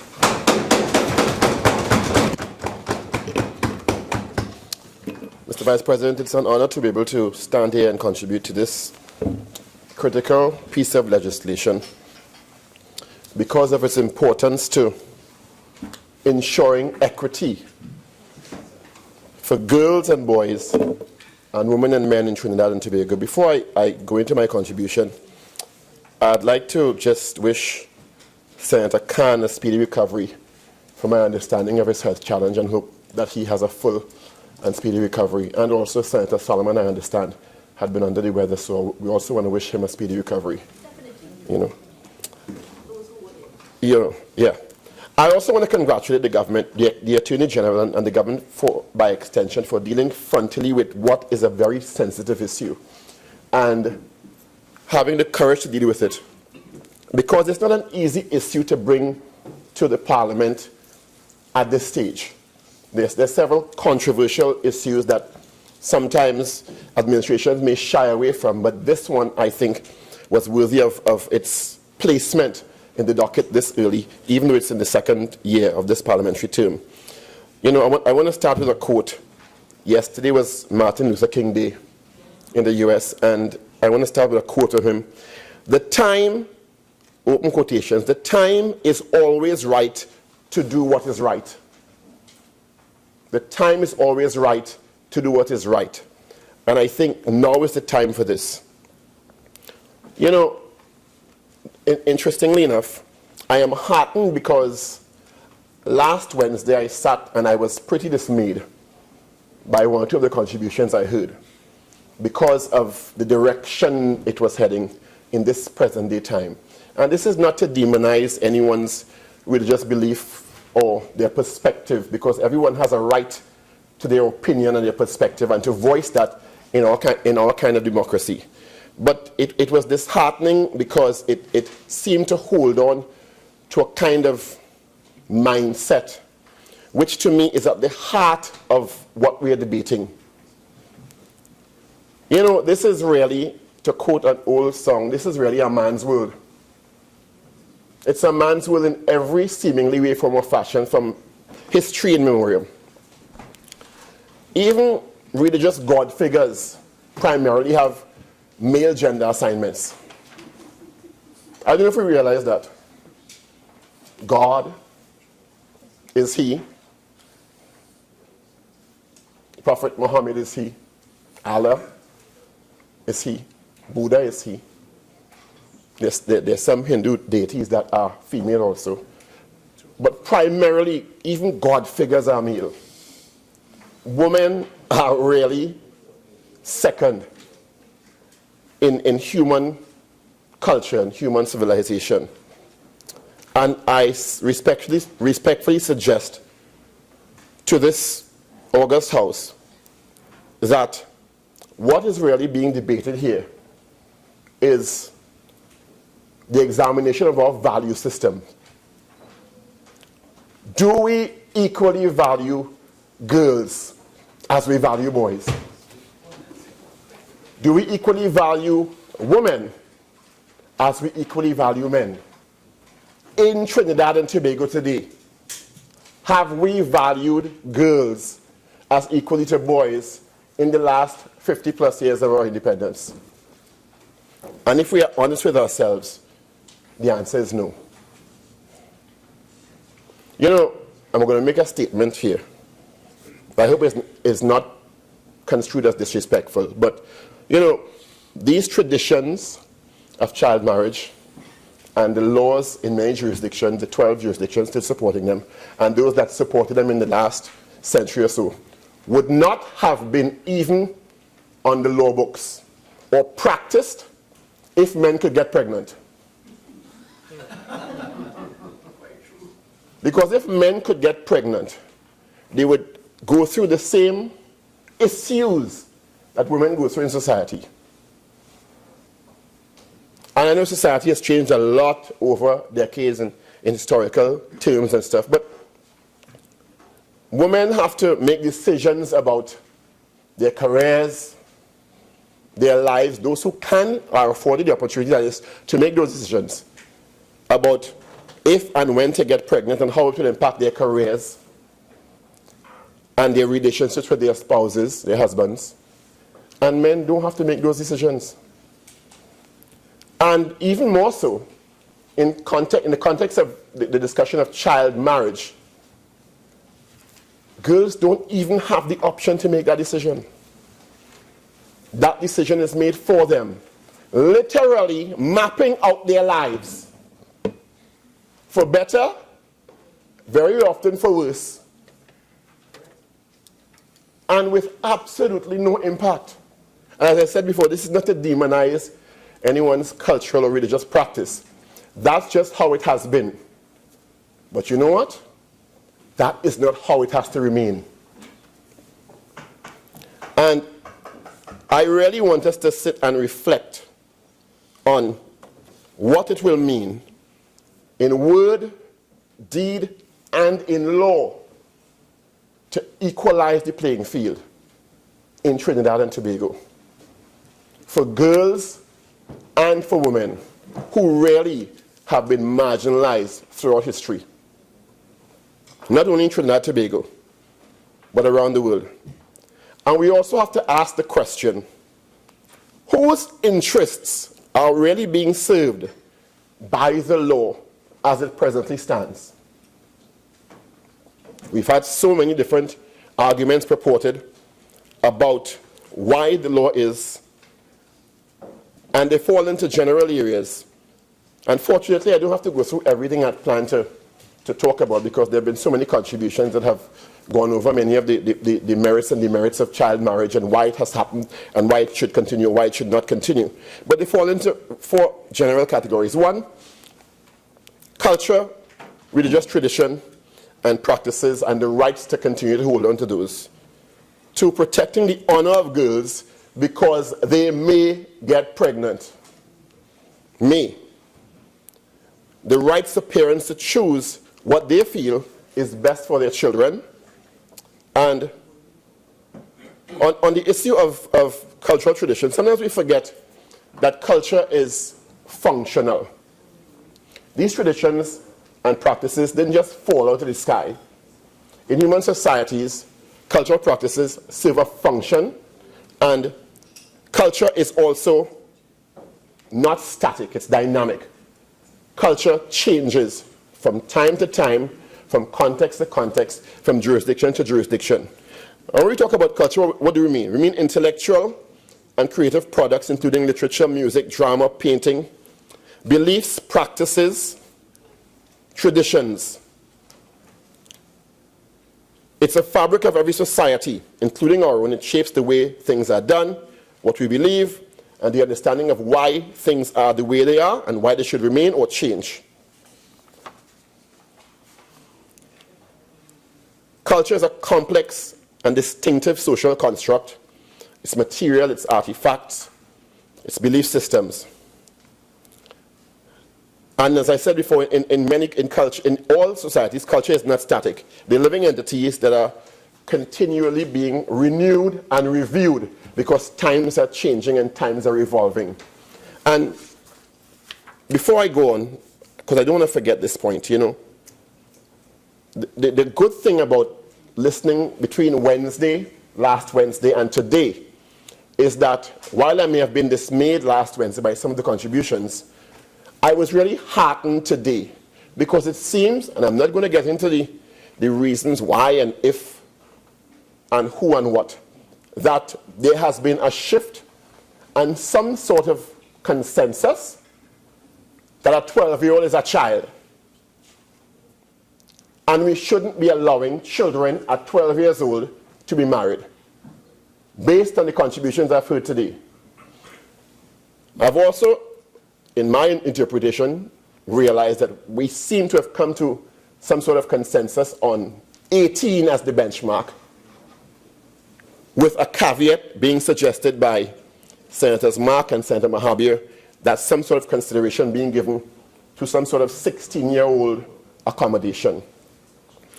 I don't think that is an invalid suggestion, but I will tell you, after 26 years of talking about this and decades of the practice, though they may have been valid for decades, I much prefer to vote in favor of the legislation, the bill as it is now, and protect one girl a month from now, then wait another 10 years or 3 months. Because it will mean that we move closer to enacting a law that protects girls, primarily in Trinidad and Tobago. And some sort of amendment may be possible to accommodate the 16-year-old caveat as suggested by Senators Mark and Mahabir earlier on. You see, the issue of culture and change is very important because we need, as a developing country, to realize we have to review our cultures and traditions regularly. That is to me, part of the function of the Parliament of Trinidad and Tobago, because we serve the interests of the people. You know, in Bangladesh, there were changes in, just to give an example of the changes in culture and how they impact different jurisdictions. In Bangladesh, changes in trade policies allowed for the growth of the garment industry, which drew large numbers of women into urban labor force. This process has involved the reinterpretation of the norms of a tradition called purda, which is female seclusion by women entering employment by their families at that time. And the much greater visibility of women in cities such as Dhaka were also influencing public perceptions of possible female traditions and belief and their flouting of those. And they had to change that tradition. All it was held on to steadfastly in the past, because they realized as their society evolved, they had to revisit some of their traditions religious beliefs and practices. And that is why we need to do the same in Trinidad and Tobago. You know, when you think about gender stereotypes and the changes in the roles of girls who mature into women in Trinidad and Tobago and societies, when decades ago, girls and women, girls were expected to grow up, get a husband, have children, take care of a home. All extremely noble endeavors. At that time, that was primarily all that was expected of them. Now, as around the world, women can do anything they want if given the opportunity, if given the access to education, which is very much in conflict with marrying at 12 years old. And we need to recognize that. Or even 16. You know, you look around, we do not have to go far to get examples. There are Senator Romano, Senator Stewart, Senator Ameen, Senator Choate, Ramki Soon, Senator Bashk, Senator Batiste Primus, Senator Gopi Schoon. All sit here because primarily, I'm making a big presumption, but I think I'm right. They had access to education. They did not face marriage at 12 or 13 or 14 and the accompanying pregnancies that would have had significant impact on their ability to access education and achieve their fullest potential and make the contributions that they make in this august house. Why should any other girl in Trinidad and Tobago not enjoy the same facility? That is what we describe as a society that is truly democratic and engenders a sense of equality between girls and boys. And that is at the heart of the debate here today. Do you really think these women would have been able to achieve and continue to achieve all they do if they were under that circumstance of marriage at 12 or 13 and 14? You know, doing research for this presentation, I tried to get to the source of how these traditions and practices came to be. And I came by two really interesting, pervasive trends of thought in the research. One, the issue of family wealth was closely tied with early marriage. And one was the issue of value of girls as opposed to boys, where in families hundreds of years ago, girls were quite frankly not as valuable as boys, and women did not hold the same social status as men in societies around the world. So in terms of girls, we had the issue of the dowry, where, you know, there was a sensibility where dowry was agreed upon as the price of the bride to be, and the girl, if the girl was a virgin, dowry was higher. So the earlier the child was married, the higher the price would be paid to the family for her. So it was an economic situation. There was also a situation related to, in Asia and the subcontinent in some parts, marauding, invading tribes, where it was felt that if girls were married off younger and had families, they were protected because the tribesmen who were invading did not necessarily want married women who had children. They preferred girls. So the earlier the girls were married off, so the earlier they were married off, the more they seemed protected in terms of their honor and their safety from invading tribes. So you see, the practices had functional origins. And those situations do not exist today. They have no application, but they're traditions that have carried on for whatever reasons. There's also the issue of just basic economics, where we see in the world, once again, as I said before, this debate is really about the value placed on girls as opposed to boys, and we know of jurisdictions where female fetuses are aborted. because they're simply not as valuable as male family members to carry on the lineage and the family name. And also, if they're not aborted, when they are born, they're drowned, thrown in rivers and lakes, because they are not as valuable as males. And these kinds of traditions and laws are vestiges of that sort of mindset of the unequal valuation of girls over boys and men over women, or women over men. One of the issues I'd like to deal with also is the issue of development, which is also was one of the arguments put forward by earlier speakers, particularly on Wednesday, about 12-year-olds who have begun menstruation being physically ready because they are now mature physically.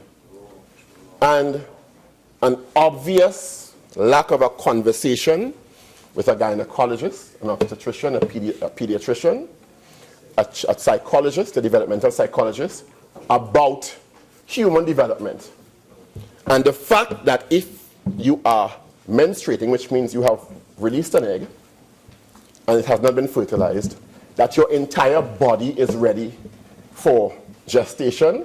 As a matter of fact, let me reverse that a bit. For sexual intercourse, for gestation, for labor, and for delivery. And then for the rearing of that child and making decisions that have implications on that child's life. That is not so.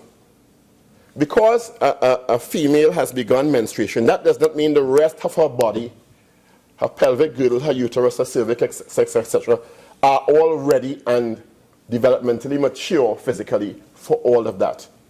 Not necessarily until way after 16, if you ask most medical professionals.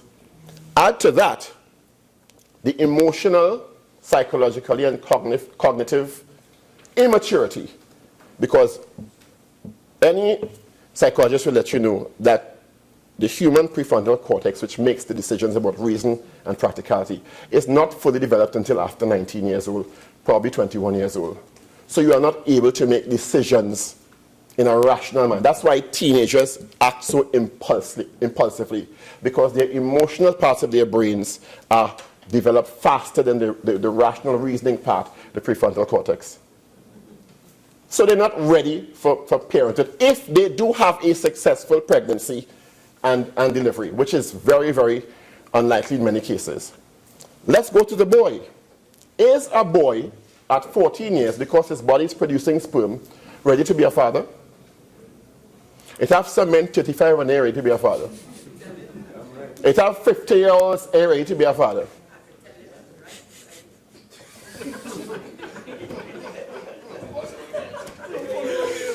A daddy is not a father.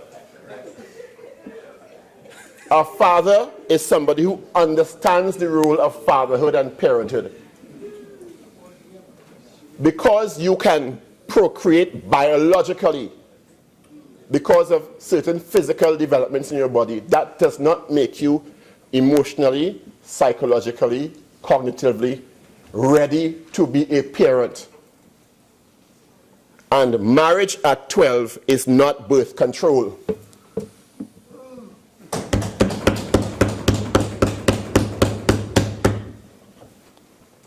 We have to understand that we have enough problems in society without adding, and there have also been the additions to the argument that, well, it's a family that's making the decision and a family will help to raise the child. But the family is not undergoing what the primary person at the center of this is. That is the girl. Because the boy continues to go to school. The girl has to stop school in most cases and continue to raise the child.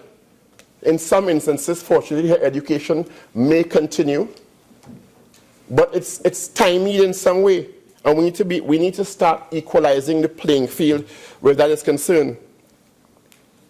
And that's why I'm so heartened to hear the contributions today, which to me have evolved from last Wednesday, that there seems consensus, one, that 12, 13, 14, 15 are children and should be involved in the activities of children, not adults.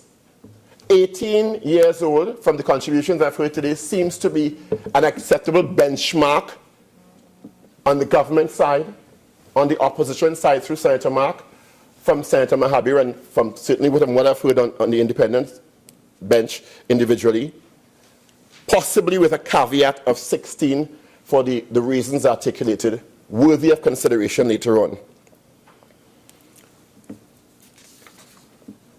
One of the issues also that we need to look at when we're dealing with culture and cultural changes, there was a time in Trinidad and Tobago when the prevailing culture, the dominant cultural entity, forbade blacks from owning land, voting. Women couldn't vote. Women couldn't hold legislative power, and those things have changed. The times have changed, and society and societal practices and traditions must also change to reflect that. And I go back to my prevailing question about the valuation of girls and boys and women and men in Trinidad and Tobago, and look at a development that's been happening for, I would say, about 15 years. I've seen an acute change where we have less and less respect for women in Trinidad and Tobago. So much so that we now have seen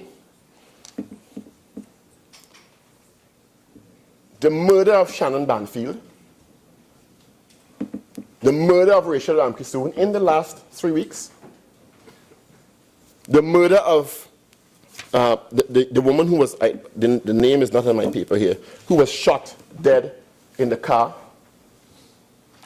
There are rapes occurring weekly in Trinidad and Tobago that are not being reported, and the ones that are reported, it is a torture system in and of itself for these women to even go through the process of reporting to the police, although the police have made great strides in that regard, and coming to terms with this tragedy that has happened to them and trying to move on with their lives. So in many instances, they don't report it. And that is because there's something about our society that is more and more telling men and training and socializing men that women are either your property, your sexual toy, and once you have your way with them, you can either discard them or snuff out their lives. And all these are parts of a complex myriad of societal circumstances that have evolved because of our mindset toward women and our mindset toward girls. And these laws, as they stand, are vestiges of that mindset that must be eliminated now. And you know, I think we really all agree on this.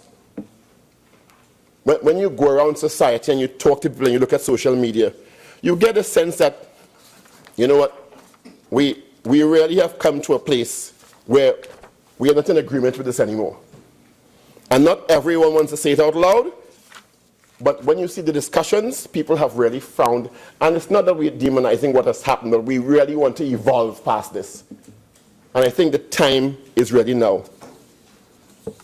There have been many who have gone through the list of issues related to what happens negatively to a girl's life, including psychosocial disadvantage, the loss of adolescence, and I'm going to go through them quickly because they're worthy of repetition, because they're important, but they have been articulated before. The impact is subtle and insidious, but the truncation of personal development in attendant early marriage have profound psychosocial and emotional consequences. Adolescent health and reproduction. Also, sexual relations, girls that marry before puberty, the normal understanding between families, they have they have no sense of what is happening to them initially. It is a traumatic, abusive, violent situation, a violation of them, because there is no one can stand in here and tell me that a 12-year-old girl can tell her 25-year-old husband no in a bedroom. First of all, she doesn't know what's happening to her. So she has no choice in the matter because she's been married by consent of her parents and put into that situation. So she has to go with the flow. She can't say, and we have marital rape laws in Trinidad because she can't apply those because she doesn't have the emotional or psychological strength to do that. That's not going to happen. Pregnancy and childbirth. The risk of early pregnancy and childbirth are well documented.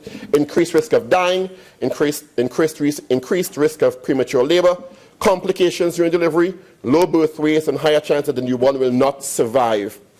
Pregnancy-related deaths, leading cause of mortality for 15 to 19-year-old girls, married and unmarried, worldwide. Mothers in the age group face a 20% to 200% greater chance of dying in pregnancy than women aged 20 to 24. Those under the age of 15 are 5 times as likely to die as women in their 20s. The main causes are hemorrhage, sepsis, preeclampsia, eclampsia, and obstructed labor. And, of course, the issue of unsafe abortions and the risk to teenage women. High rates of vaginal fistula, and also if the emergency obstetric procedure is not applied, the woman can literally die or become infertile after this process fails. In terms of the infant and early child care, with poor maternal nutrition, low birth weight, babies are 5 to 30 times more likely to die than babies of normal weight. If a mother is under 18, her baby's chance of dying in the first year of life is 60% higher. 60% higher than those of a baby born to a mother who is 19 years old. So she have a more than half chance of dying, the child that is, if the mother is under 18. Push that back to 12 years old. Of course, well articulated the denial of education and the fact that their educational access is stymied, and it is very difficult, if possible at all, to recover that time and that opportunity. You know, there are 2 groups to add to those who have been advocating for this harmonization of this law. The coalition, comprising 24 organizations, reiterates the imperative of standardizing the age of marriage to 18 regardless of sex or religion. This standardization eliminates sexual discrimination, or sex discrimination, and better secures the protection of children and adolescents from violence, as well as predatory, exploitative sexual relations with adults. They have also been advocates of the exception to allow marriage of persons between 16 and 18 who is an older adolescent. And also, the Christian Youth Foundation condemns the practice of child marriage. Within Trinidad and Tobago, it is deemed as immoral and contrary to the rights enshrined in the 1976 Constitution of Trinidad and Tobago. And I'm quoting from a statement from the Christian Youth Foundation condemning child marriage here. Jonathan Bagan is one of the authors. As it stands, child marriage sanctions the criminal offense of statutory rape. Legally permitting rape of a child in the 21st century is absurd and abominable. This I fully agree with. No democratic society should tolerate it, and it goes on to articulate their views in terms of discontinuing this. You know, I said I'm not going to be long because fortunately a lot has been said already, and I don't want to repeat because it's not necessary. The law as it presently stands are really vestiges of a particular view of girls and women and their rights to equality of treatment in society, Mr. Vice President. There was a time when it was legally and culturally acceptable to have this kind of practice, but now times have changed. You know, when we look at this, we must look at it as a golden opportunity to do what is right. The world is watching us. We will all be judged individually and collectively by what happens in this August House today.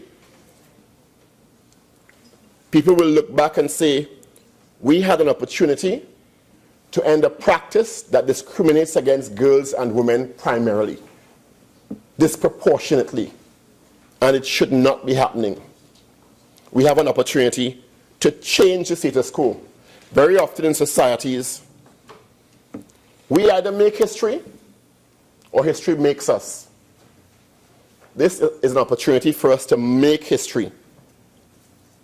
Before I close, I want to really commend the Children's Authority for the amazing work that they've been doing and call for more resources to be placed at their behest. Because if these amendments are passed, I presume their workload will increase exponentially, because cultural change doesn't change automatically because laws change. And we have an abysmal history of enforcement in Trinidad and Tobago and monitoring. So the Children's Authority must be given more resources. We also really need to, and this is directed to the Honorable Attorney General, to look at legislation which seeks to get some sort of national referendum on these issues, possibly during national elections. Because we've seen 3 administrations past have all touted about consultations. And very often, it's very easy for opposing groups to say, well, this consultation wasn't really consultation. And I think having some sort of mechanism in the Constitution for referenda on critical issues where you have a large catchment, as in a national election, can go a long way to having more credible evidence of what the general population actually thinks on issues of abortion, on issues of child marriage, on issues of homosexuality and the law, as Senator Mahabir said. And so there's not going to be the opportunity for anyone to say, well, the Constitution has 50 people and there are 2 minutes. It's going to be a more credible, evidence-based sense or barometer of what the population thinks on critical issues. And all it will take is a form in an election booth. Do you support X or do you not support X? And you can tabulate those and have credible information from a large section on the population on the issues that come up during those elections. So you get a sense, any administration coming into power has a sense of what the population thinks on these critical issues. Because it doesn't seem that anyone believes, no matter who the administration is, that the consultation was valid and or reliable. So it's a suggestion I'd like to place to the Honorable Attorney General. As I said, I was not going to be long. I understand the caveats being suggested in terms of the 16-year-old accommodation, but as I said before, this issue is too important and has been too long in coming for us to delay its possible passage anymore. If we are a responsible, caring people, if we understand that this is a landmark opportunity to equalize the playing field between girls and boys, women and men in Trinidad and Tobago, and show exactly what we value in word, deed, and law, we will all give our support to this and possibly add amendments later on. It is time to move this forward and move on to the next issue. Mr. Vice President, I thank you very much. Senator Romano. Greetings, Mr. Vice President, honorable senators. I commence by thanking my Heavenly Father for granting me the favor to be here today to make my maiden contribution. Then, with a truly full heart and much appreciation, to the Honorable Dr. Keith Christopher Rowley, Prime Minister of Trinidad and Tobago, for allowing me the privilege to sit in this great house and make a humble contribution to a matter of such salience. To you, Mr. Vice President, I would like to thank you for recognizing me. And of course, to the Honorable Attorney General for having the fortitude, the will, and the acumen to move this bill to amend these 4 marriage acts to not only harmonize the contract to marriage, the offence across the pieces of law, the penalties of said offences, but to seek to bring balance to gender rights, which I must say is of particular importance to me. Mr. Vice President, Anyone who does not stand in support of this legislation to protect our children has failed in their declared purpose in this House. I dare say, have failed as adults, guardians, and mentors. Further, Mr. Vice President, any group or individual who wishes to hold on or protect or to maintain this archaic custom will be the perpetuators of child abuse. At this point, I would like to refer to an article by the U.S. Department of State, Diplomacy in Action, which states, child marriage is one of the most prevalent forms of sexual exploitation of girls. It is a practice that robs girls of critical educational and economic empowerment opportunities and prevents them from developing to their full potential. Their childhoods are effectively shortchanged, their education ended, their emotional and social development interrupted. Girls are often damaged by marital rape, and if they become pregnant, they experience greater risk of both death and chronic disabilities than other mothers.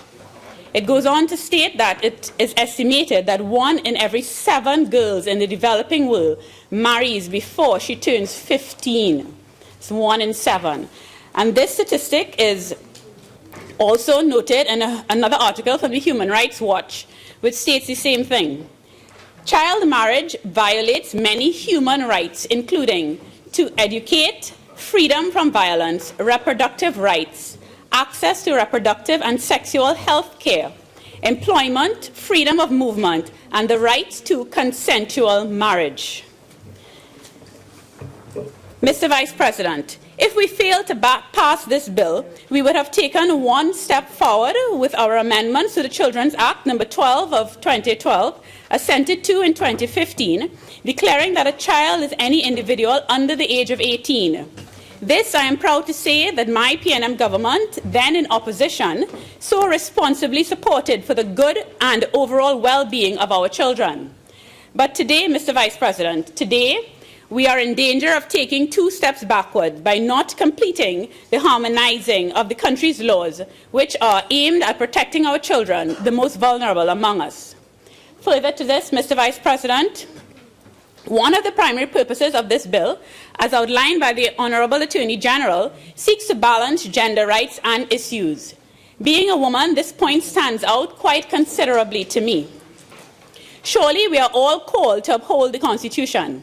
As it relates to the recognition and protection of fundamental human rights and freedoms, it reads, it is hereby recognized and declared that in Trinidad and Tobago, they have existed and shall continue to exist without discrimination by reason of race, origin, color, religion, or sex, the following fundamental human rights and freedoms, namely, A, the right of an individual to life, liberty, security of the person, and enjoyment of property, and the right not to be deprived thereof except by due process of law. B, the right of the individual to equality before the law and the protection of the law. Now I ask you, Mr. Vice President, why is there one set of laws for men and another for women? Or more accurately, for boys and another for girls?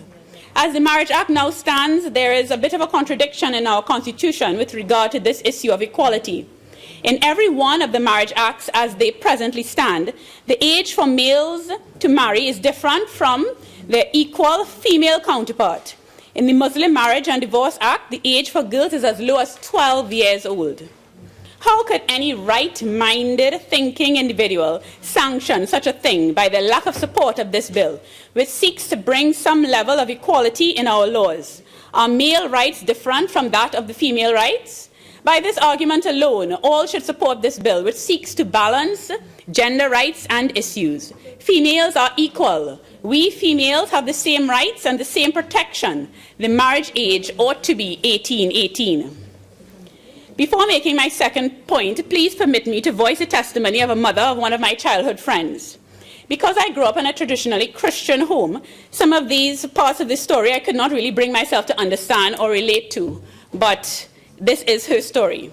She grew up in a predominantly religious home. I will not name the religion because it is not about that. It's really about the practice. She was married off at 15 years old to a man that she never met prior to the day of her marriage. Immediately, stopping her education or any future hopes of education. She immediately became a victim of physical, emotional, psychological, and financial abuse. This is a true story. At 19, she was a mother, not of 1 or 2, but 4 children. Brave enough at 19 to try to escape her life of torture, she ran away and she was hidden by some relatives, which, thank God, she was able to confide in. After months of hiding and years of living in agony, she finally fell in love with another individual, and eventually she was able to marry, and she had 2 further children. One of these children was one of my very good friends. This union ended in happiness. I thank God for that. But surely this is not how she saw her life when she was 12 or 13 years old. This is one example of a negative result of child marriage. Some may argue this is the exception rather than the norm. This brings me to my point. In criminal law, there is a principle known as the Blackstone formulation. This principle, being closely tied to the presumption of innocence, states, it is better that 10 guilty persons escape than 1 innocent suffer. In history, there are 2 early examples of its use. In the Bible, in Genesis 18:23-32, when the Lord told Abraham of his intent to destroy 2 cities, it is stated that Abraham drew near and said, will you consume the righteous with the wicked? Then, what if 10 are found there? He, the Lord, said, I will not destroy it for the 10's sake. In the Islamic tradition, as compiled in their hadith, or the sayings of the Prophet Muhammad, peace be unto him, he is quoted as saying, avoid legal punishment as far as possible. If there are any doubts in the case, then use them, for it is better for a judge to err towards leniency than towards punishment. Again, he is quoted as having said, invoke doubtfulness in evidence during prosecution to avoid legal punishment. In both examples, and the principle itself, in my very layman understanding, seeks to protect the innocent at all cost. It is in this same vein of argument I wish us to consider passing the bill to protect the child, despite the exception, from facing the violence and abuse that we are aware does occur more often than not. Let us then sacrifice the minute possibility of 10 happy child marriages, if this is realistic at all, for the possibility of 1 abusive nightmare disguised as a marriage. We certainly owe this to every one of our children, to protect all of them at all costs. Mr. Vice President, we in Trinidad, as mentioned by my learned friend, Senator Sophia Choate, who quite rightly called for greater contribution from the female Senate population, said that we are not living in a theocracy. For example, we are not an Islamic state, as is Iran, nor a Christian state, as is the Vatican City. But rather, we are a constitutional democracy, allowing for free expression and acknowledgement of all faiths. Therefore, we, a people, cannot be guided by any laws based on any one religion. That would cause inequality to persons of other beliefs. It is for this reason we make laws for the protection of the majority and not the preference of the minority. In this pluralistic society that is Trinidad and Tobago, we see, according to the 2015 Index Mundi site, that no one religion makes up a majority. It would be imprudent, therefore, for us as a society to pass laws that would give expression to each individual religion. That would only be opening up the floodgates for individual religions to constantly make demands in keeping with principles of their religion, and that spells chaos. We must therefore seek, wherever possible, to bring uniformity to our laws. To end this, we, the government of Trinidad and Tobago, seek to harmonize the age for contract to marriage. Mr. Vice President, it is given that most religious beliefs uphold the concept of freedom of choice. Child marriage denies the child of his God-given right to choose. In child marriage, consent is not given by the child, but rather the consent comes from the parents. Even in cases where it is purported that the child is in agreement, that agreement carries little substantive value, as the child does not possess the mental acumen to comprehend the choice that is before him or her to marry. Mere submission is not it is not consent. This denial of freedom of choice is the underlying premise of statutory rape. I am now left to query why prosecute a person for statutory rape under the laws of Trinidad and Tobago and with very stiff sentencing guidelines, when in essence consensual sex is permitted in the union of child and adult in child marriage. Again, we see the urgent need for us to bring harmony into the legislation regarding marriage as it relates to the child. I gave a story of my friend's mother, and one might argue that that occurred many, many years ago. So now I give a story that is a little closer to my heart. And this did not happen 20 years ago or 10 years ago, but rather 1 year ago. My daughter is 17 years old, and she has a very, very good friend. At 16 years, she fell in love. At 17 years, she was a victim of physical abuse from that person that she thought she had loved. She then became pregnant. After much, much consultation with me and my family, she finally agreed to report this abuse to the authority. I did not go with her because her mother said she would take her. After that encounter, she came home and she told us that she had decided to get married.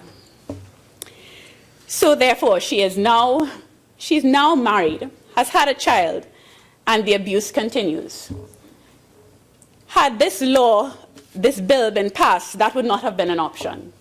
The officer, being of the same faith as her, convinced her to protect the man. She said that you must love him, yes, he can get help for the battery, but there must be some love there. And if you proceed along these lines, he will be sent to jail for many, many years for statutory rape, for abuse, etc. But if you get married, with your parents' consent, all this would go away.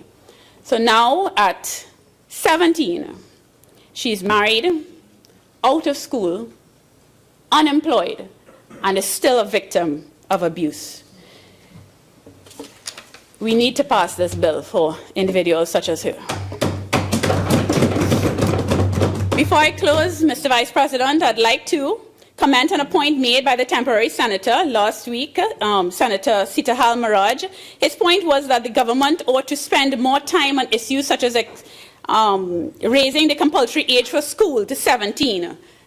A very valid point, but my question to him would be, how is this going to work out with child brides?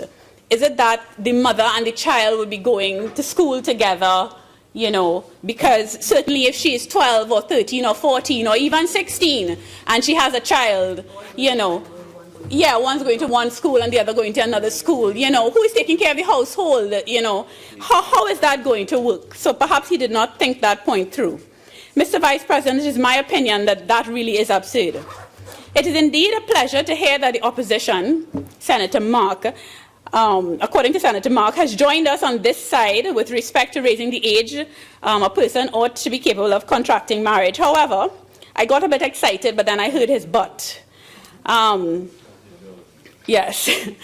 So, does a child have the mental acumen, even at 16, to comprehend the choice of marriage? I really do not think so.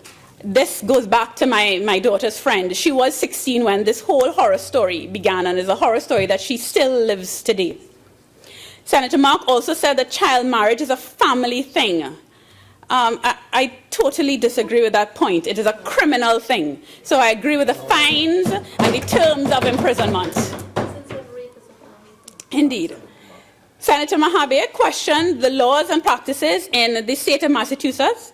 He said that it is an educated society, yet child marriage is still permitted. Well, at a 12 age, I believe he said. I asked Senator Mahabir if he was able to capture the information with regard to the age difference between the two consenting parties. Because I believe in Trinidad we have the 12-year-old marrying the 30 or 40-year-old. But perhaps, and I asked if he would possibly get that information to us, if the 12, 13, 14-year-old in Massachusetts is marrying someone within a reasonable age group. This would be interesting to know. And I certainly agree with what Senator Small said, where he said that child marriage is indeed an oxymoron. So in closing, Mr. Vice President, in summary, let me state my my rationale for supporting this bill. We must be mindful that we do not take backward steps in protecting the child, since the Children's Act number 12 of 2012, assented to in 2015, states that a child is now anyone younger than 18. Gender equality is absolutely essential. It is in line with our undertaking to adhere to Clause 5 of the Sustainable Development Goals for the period 2015 to 2030, which supports the achievement of gender equality and empowerment for all women and girls. In keeping with the premise of the Blackstone formulation, I propose that we sacrifice the minute possibility of 10 happy child marriages, if that is realistic at all, for the possibility of one abusive nightmare, again, disguised as a marriage. Let us ensure we construct and enact legislation for the protection of the majority and not for the preference of the minority in this pluralistic society that is Trinidad and Tobago.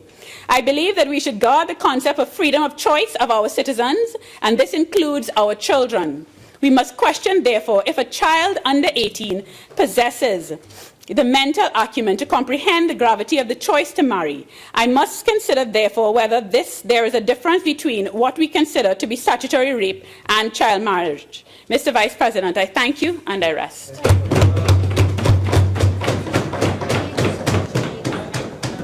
Senator Romano, I just want to congratulate you on your maiden speech in this August House.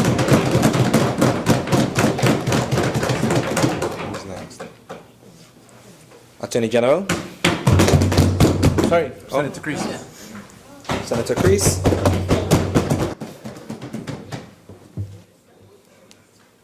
I would like to begin, of course, by commending Senator Mark's contribution for what I take to be like a caveat to ensure that there's some balance. I'm referring here to a suggestion that we allow for recognition that there may be instances where there's a certain level of maturity below the age of 18, and so that with parental consent, with judicial intervention, that we leave room for that possibility. And certainly among the female of the species, I think most of us would recognize that there is sometimes difference in the levels of maturity between the sexes. Good? So that the likelihood of the female of the species being a little more mature, and I think from our own physical experiences, we recognize that usually marriages tend to take place between perhaps a younger female, I'm talking about marriages over the age of 18, to a slightly older male, and there is a standing complaint amongst the young girls that their peers in their same class, you know, at age 18, age 19, and so on, tend to be not quite mature enough, not yet ready for that step. So that I would concede to Senator Mark's point that there needs to be recognition of the possibility that young females under the age of 18, may be ready to make that leap forward ahead of their male counterparts, and therefore, with parental consent and judicial intervention, the possibility of that taking place should be catered for. Outside of that, I also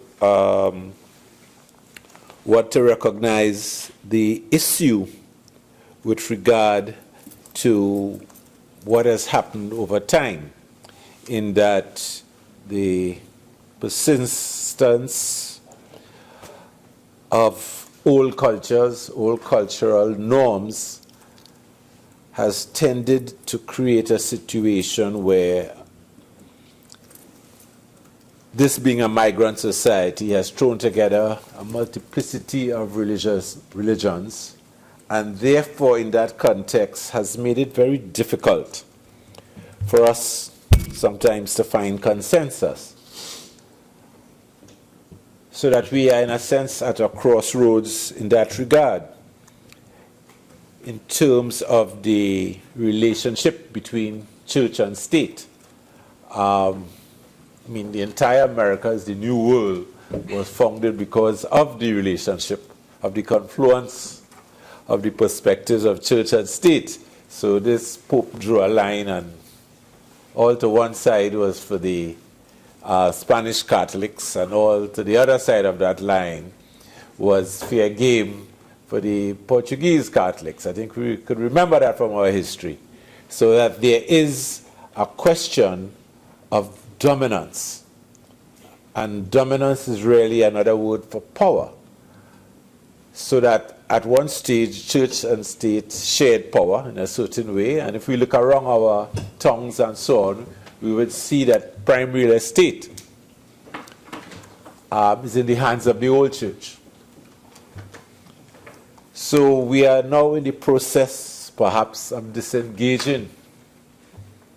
What has been the consequence of the influence of the church on our norms, our mores, our values, and of course, the laws that ensue?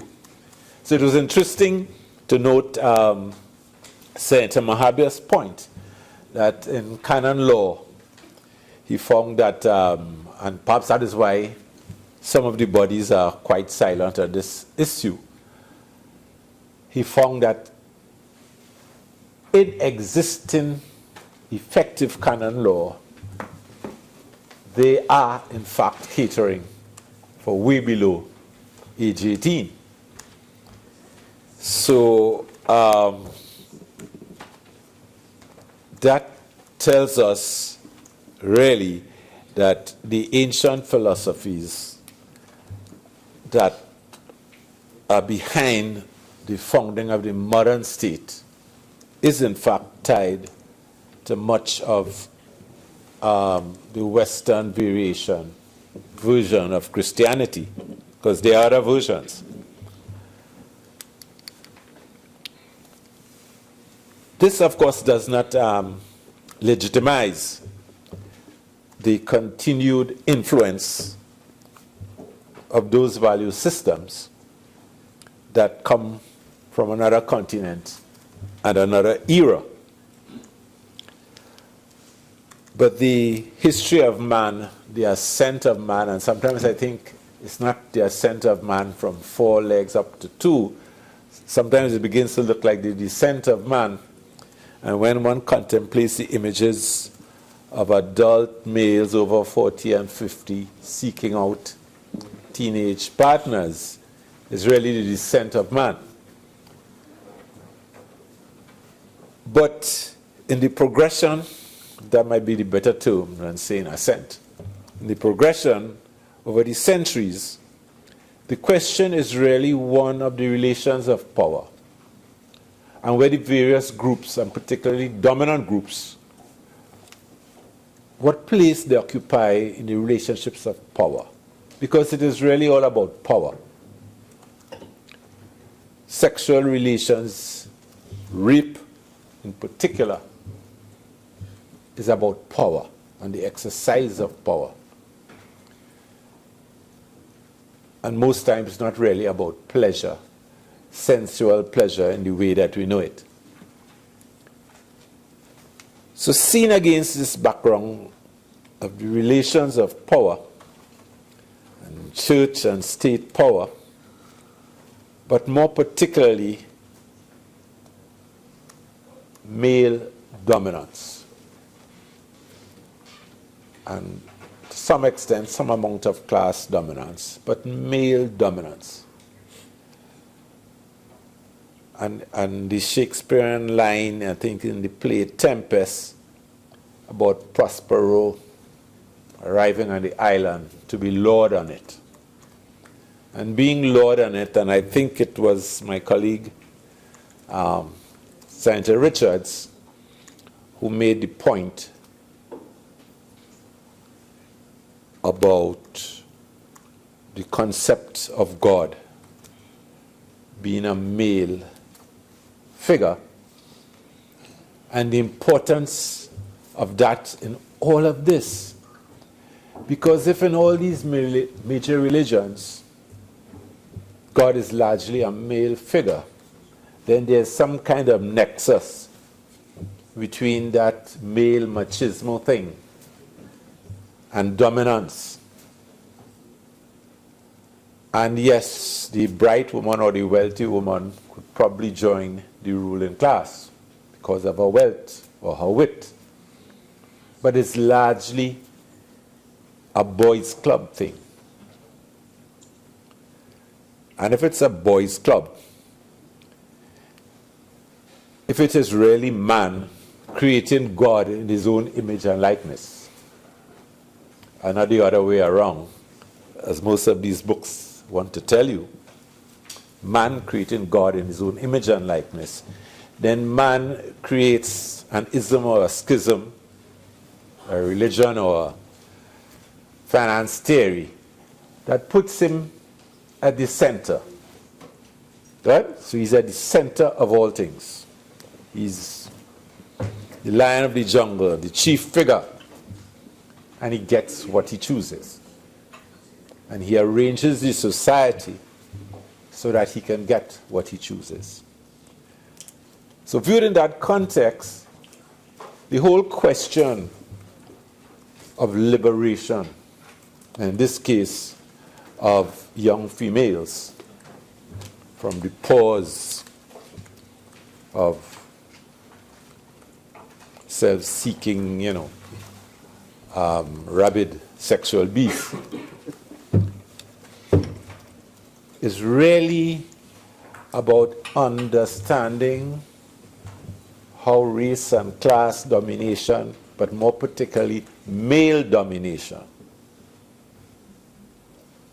has weaved its way through history, and how we have arrived at this place, at this juncture, where just the day after the celebration of Martin Luther King Jr.'s birthday, about, African American and African and black, generally, liberation in this hemisphere and the world even.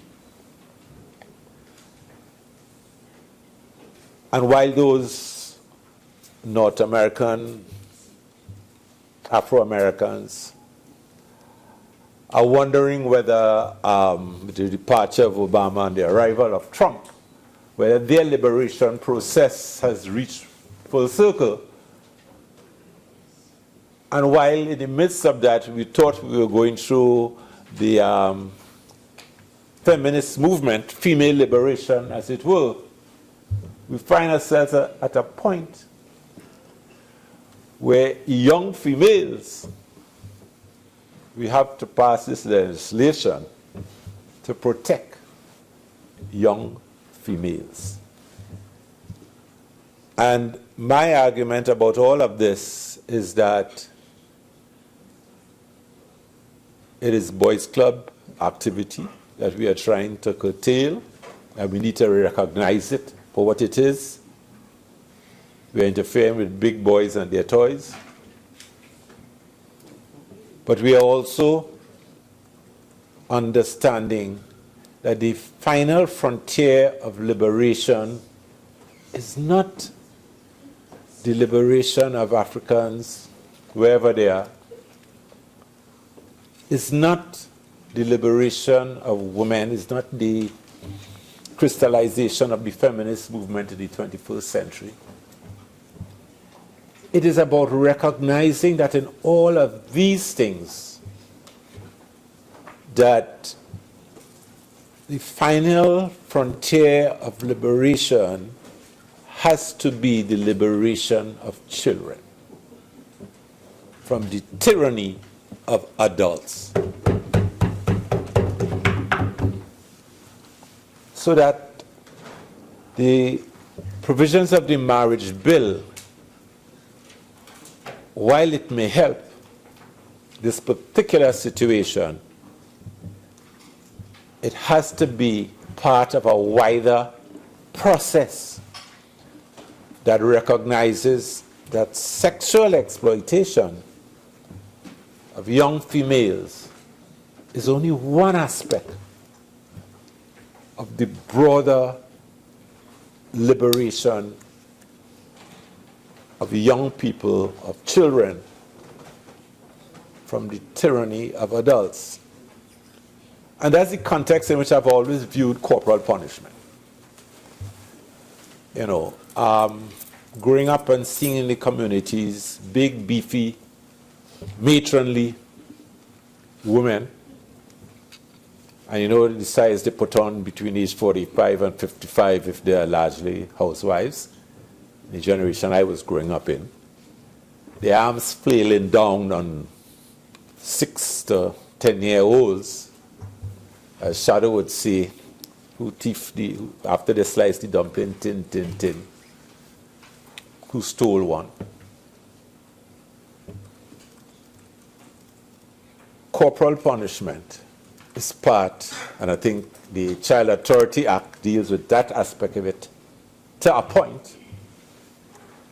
But generally within the society, where do our body of values stand in appreciating that we come from a slave society in which corporal punishment, in which the undervaluing of people, not seen as people, seen as indentured servants, seen as slaves, if we understand all of that promotes a culture of violence and sexual exploitation of children, then we recognize that no Child Authority Act by itself, no marriage bill by itself will bring an end to centuries.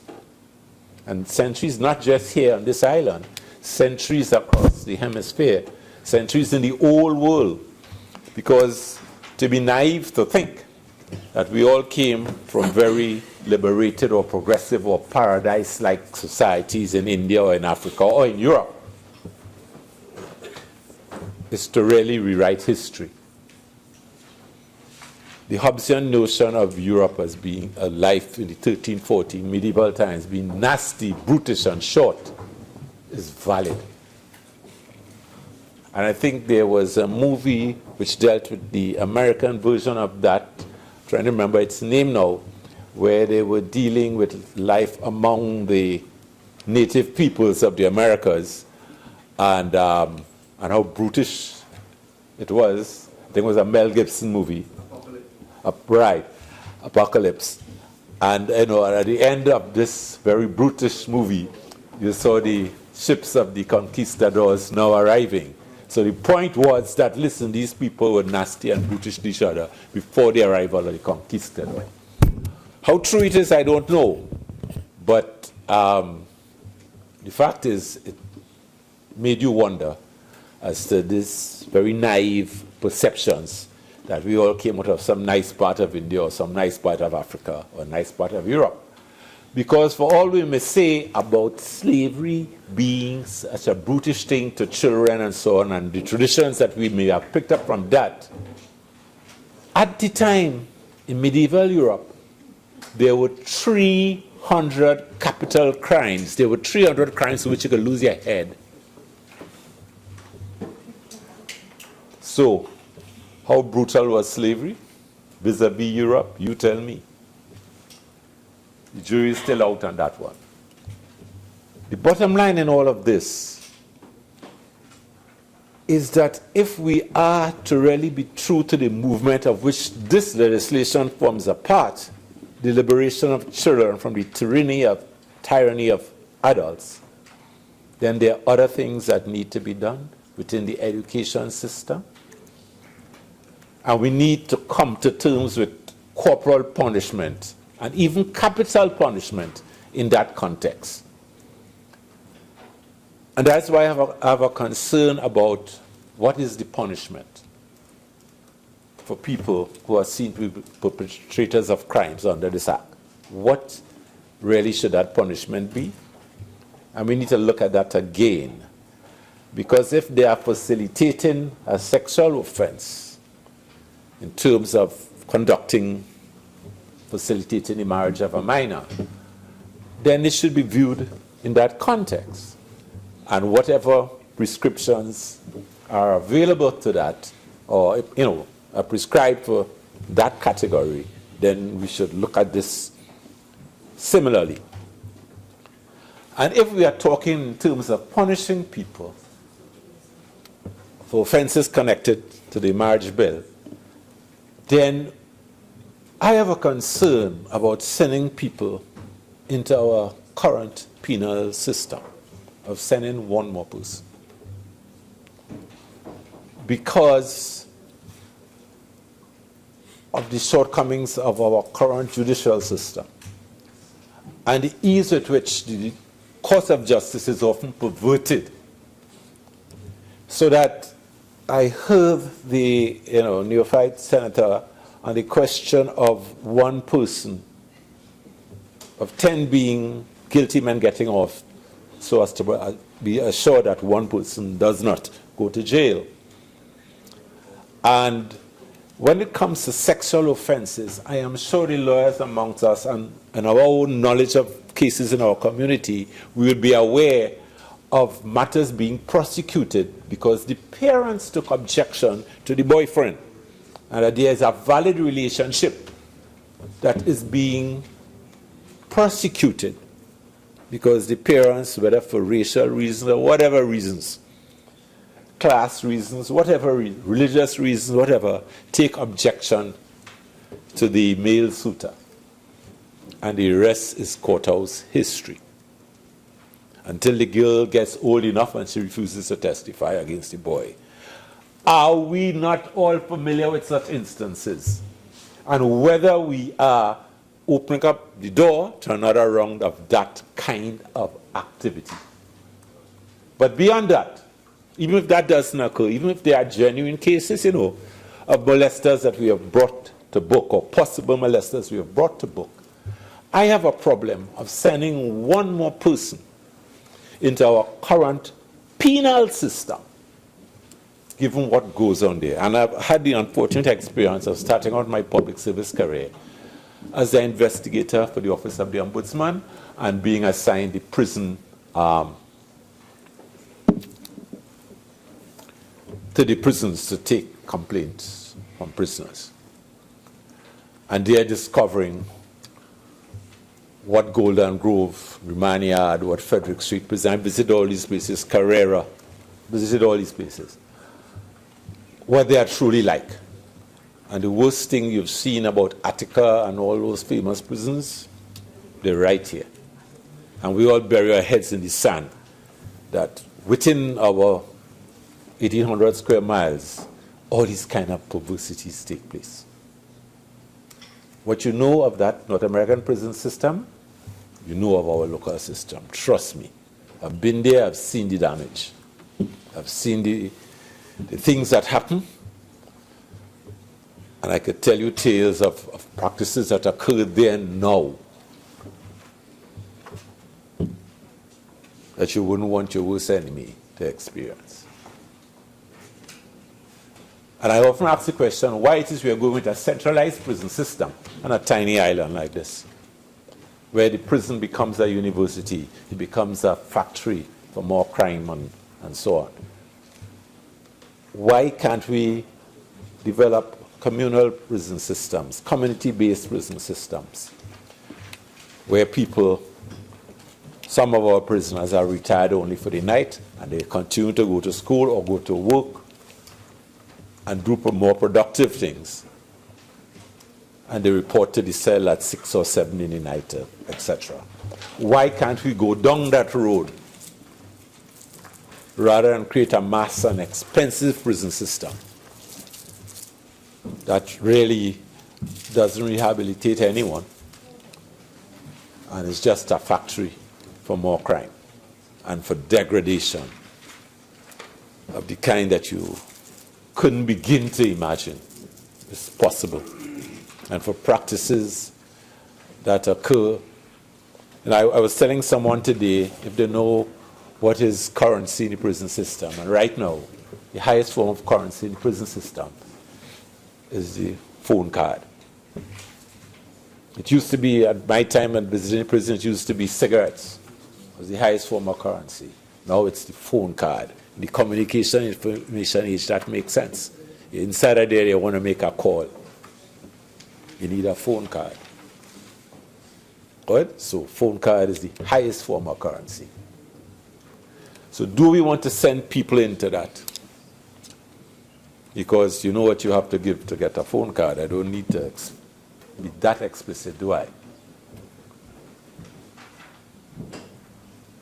So I have a problem with consigning more people to our prison system for whatever the offense.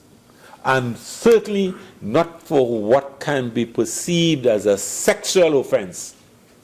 Because if you know prison systems anyway, if you come in there in relation to a sexual offense, the worst possible sexual offense that you could come in for is one connected to a child. And I don't have to tell you what the sentence is within the prison jailhouse.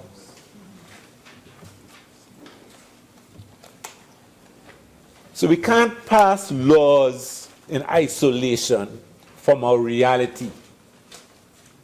Because if we are not considering those implications, we are not just naive. We are perpetrating. We are active participants. Senator Creese. Yeah. Leader of Government Business. Thank you, Madam President. I beg to move that the Senate continue to sit until the conclusion of the business on the order paper, which is the bill at hand, taken through all of its stages, and also to include the matter on the adjournment of the Senate. Thank you. Honourable Senators, the question is that the Senate continue to sit until the conclusion of the business at hand, which includes going through all of the stages of the bill and the matter on the adjournment. Those in favour say aye. Aye. Any against? Say no. I think the ayes have it. The business of the Senate will continue until the completion of the bill clause by clause and the hearing of the matter on the adjournment.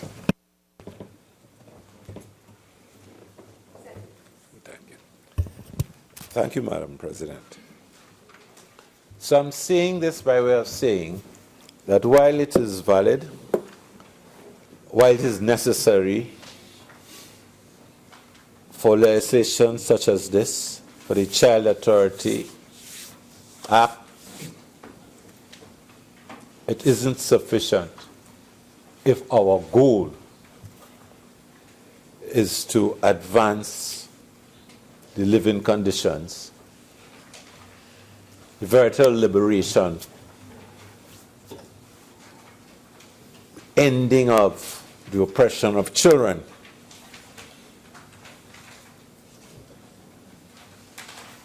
Because the conditions that those among them, and the females particularly, but let's not be naive,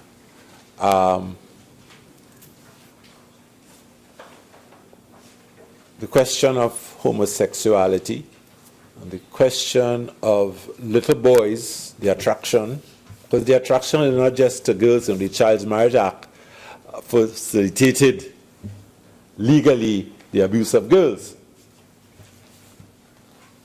But I do not know that there exists, or I haven't seen any statistics to suggest that there exists more young female child abusers as opposed to male child abusers, and whether sexual trafficking is confined to, on the pornographic material, etc., is confined to the bodies of young females as in relation to young males. So the bottom line in all of this is that, yes, I support the spirit of the legislation, but I am not so naive as to believe that legislation puts an end to the evil that we may see occurring in this regard. Matter of fact, it may just And that is what my real fear is. It may just drive it underground. Because in this modern era, once you have the money, just like the fellas with the phone card in the prison, there's nothing you can't put your hands on. It used to be that you could get drink, could get some alcohol, you could get ice cream, you could get cake. Imagine Naya in prison, accustomed to whiskey and what have you. Whatever color Johnny Walker was around in those days. Imagine the effect that his arrival in prison would have had on the system. Being accustomed to all those nice things, and there you have this quote-unquote drug lord inside the system. What it does to the system, what it would have done then, is what getting your hands on a phone card or two does now. So we need to have an appreciation of the total scenario, and we need to come at it from all the different fronts quickly, or know that declaring the thing illegal drives it underground and drives it beyond our reach, unless we are prepared to have vice squad cops. And we have never done well with vice squad policing in this country. It is one of the areas of our greatest policing failures. Good? I say that with no apology to anyone, having lived for over 30 years, less than a half mile from some of the more famous spots in San Fernando. And every Friday night when I went to the bakery, there were all these funny language sailors around. And at the drugstore by Hewart Ranch Junction in Vistabella. Right, Honorable AG? Yes, sir. So these places have existed all the time in San Fernando. And our capacity for having vice police has been poor and will continue to be so for quite a while, because we know all the fresh spots around the place. One of the great sex barons was in fact a police for much of his life. Not so? Elephant something or the other? You said that, not me. So, I close by congratulating the AG and bringing this forward. I close by congratulating Senator Mark and, the caveat he has suggested. Good? And I hope that we recognize that this is a small step and there's a long way to go still. I thank you, Madam President. Honorable Attorney General. Thank you. Thank you, Madam President. Madam President, where do I begin? It gives me great pleasure to proceed to respond to the submissions of all honorable senators this evening.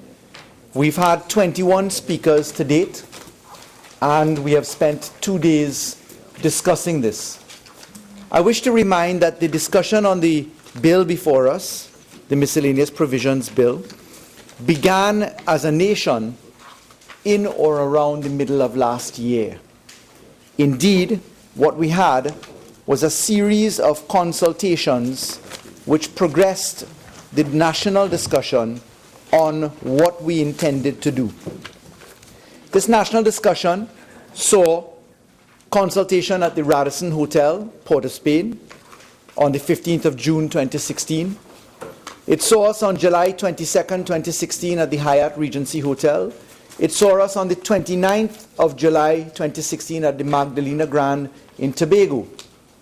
It saw us engage in the receipt of submissions in writing from hundreds of persons in society. Some of those persons, in fact, engaged in response for and on behalf of several persons themselves. Indeed, there were 27 entities that put submissions in writing, and those entities themselves had hundreds of persons give them consultations. We have come forward as a nation now to this Parliament last Tuesday on the first day, and today the 17th of January 2017, some 27 years after the 1990 declaration which dealt with the rights of the child by the United Nations. That was adopted in Trinidad and Tobago in 1991, and 26 years later, we are today proposing how to treat with an issue which is one upon which there can be no whole and complete agreement as to every issue in the subset version. We've heard all of our senators say, look, child marriages ought to be put away from our laws of Trinidad and Tobago. At least that's what most of us said. We had a rather peculiar position of the opposition today, giving an explanation for statements of two of its independent senators, temporary senators, sorry, two of the temporary senators sitting on the opposition bench. We heard the leader of the opposition in the Senate say today that those people spoke for themselves. What I found rather unusual about that is that at no point in the opposition's contributions has there been a statement that the whip has been lifted and that this is a conscious debate. At no point in time. Because under the party political system and the whip system that we operate on as a political democracy, there is a whip that operates on the government bench and on the opposition bench, and the independent bench is the only bench that really is not allowed the privilege of caucusing. So to watch the opposition's position today was rather unusual, to say the least. I did find it refreshing, however, to hear the views espoused today by my learned colleague Senator Mark, by my learned colleague Senator Ameen, by my learned colleague on the last occasion Roger Samuel, saying effectively, as I understand it, look, we agree that the position ought to be 18 years of age. However, we'd like to have, as Senator Mark put it, the process to continue. When I looked at that particular position espoused by Senator Mark, in fact, he said that there was a call for a renewal of the process of consultation. I want to put on record that whilst we were at the Radisson Hotel, I came across a gentleman who asked me, he said, sir, you know how long we've been discussing this issue? Right here? In this hotel? I said to him, well, sir, we've been here approximately 3 hours now. I think we've had a fair discussion. So he said, no, sir. I was here in 1998 with Kamla Prasad Bisesa in a forum discussing child marriages. That was in 1998 in what I believe was then the Hilton Hotel. I was quite surprised that that gentleman turned up so many years later, nearly 19 years later, 18 years later, depending upon whether it was 98 early and where we are now. I think it was fair to say that it was 17 years, to tell me that. Now, Madam President, this debate is really about the voice of the child. Strip it any which way that you want.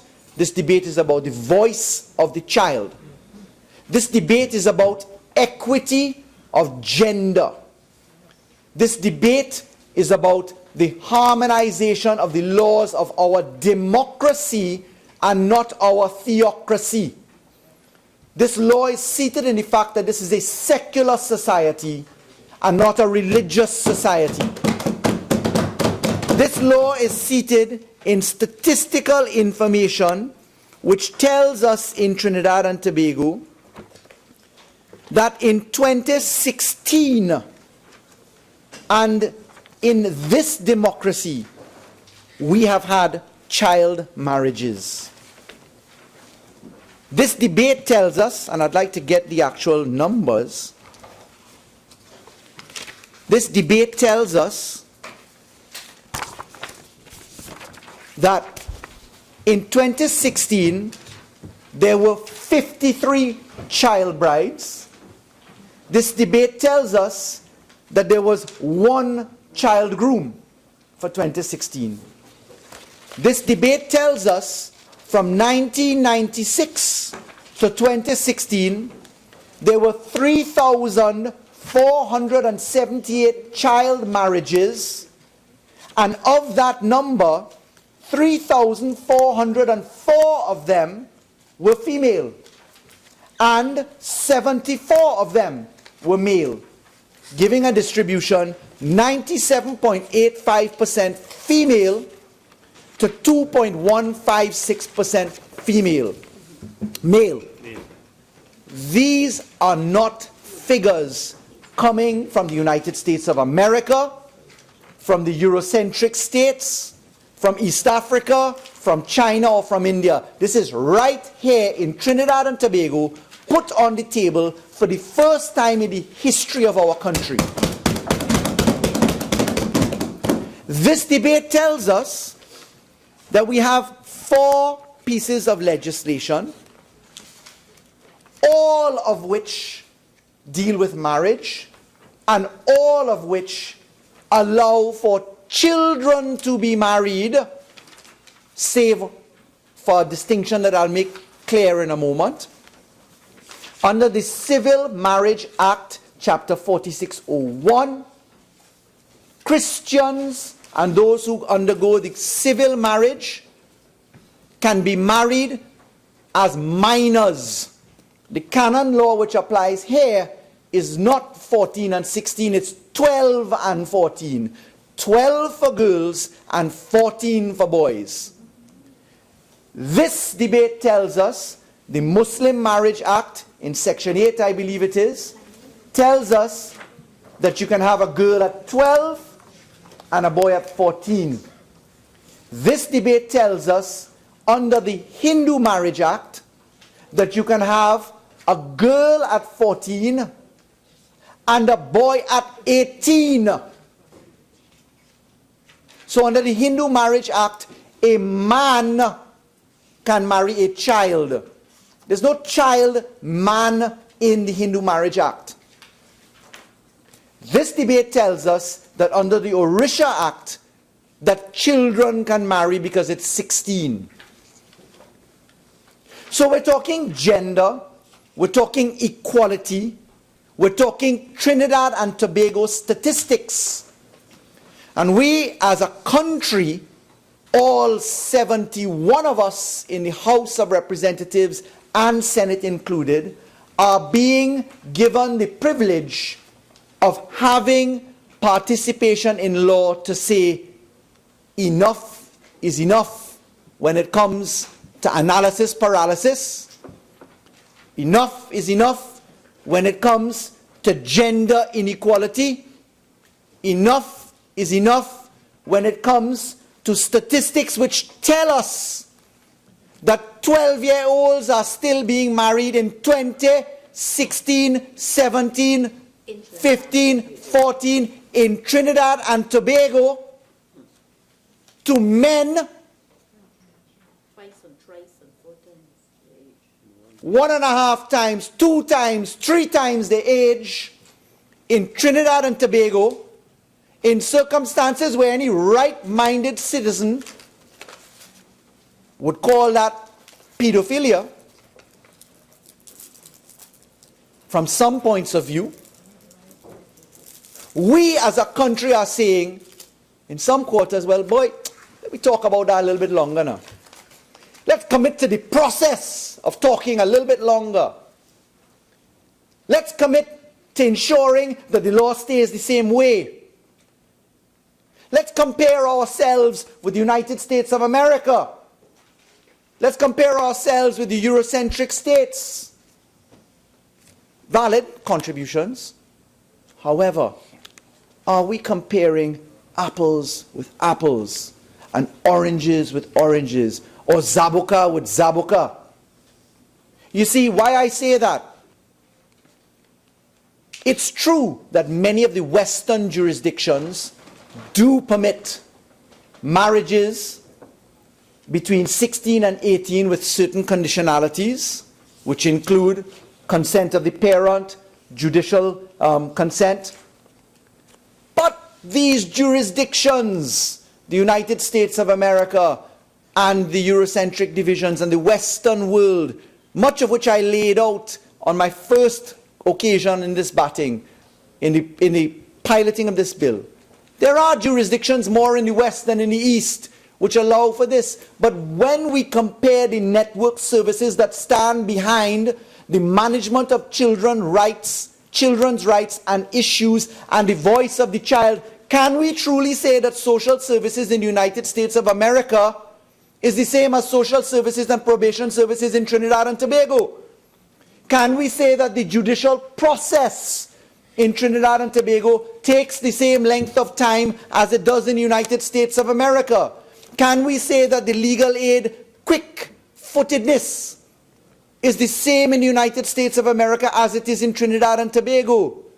Can we say that the probation officer's department, which has to engage in the social analysis of the child's interests when a petition is put to a judge to consider giving consent, is the same in Trinidad and Tobago as elsewhere?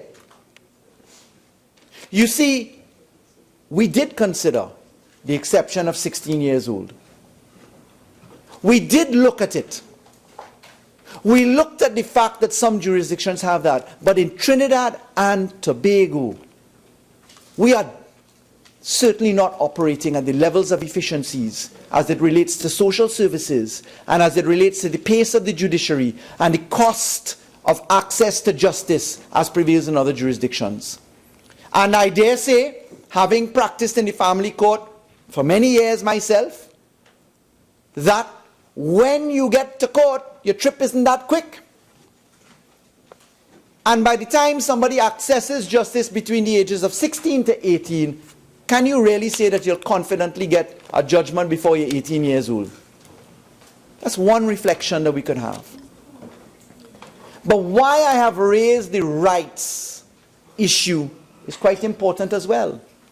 You see, in this debate, we are properly looking at two competing rights in the democracy of Trinidad and Tobago. This bill has a legitimate aim. This bill says, let us hear the voice of the child. Let us ensure that there is equality across the positions. This is not one religious issue over another religious issue. This is harmonization. This bill is saying that Trinidad and Tobago wishes to accede to the United Nations standard for children. This bill is saying that we want to adhere to our own law, Act number 12 of 2012, the Children's Act. This bill is saying that we wish to ensure that our most vulnerable are protected. We do not propose to go any further in intruding upon any potential right under religion as it is expressed in Section 4H of the Constitution than we have to.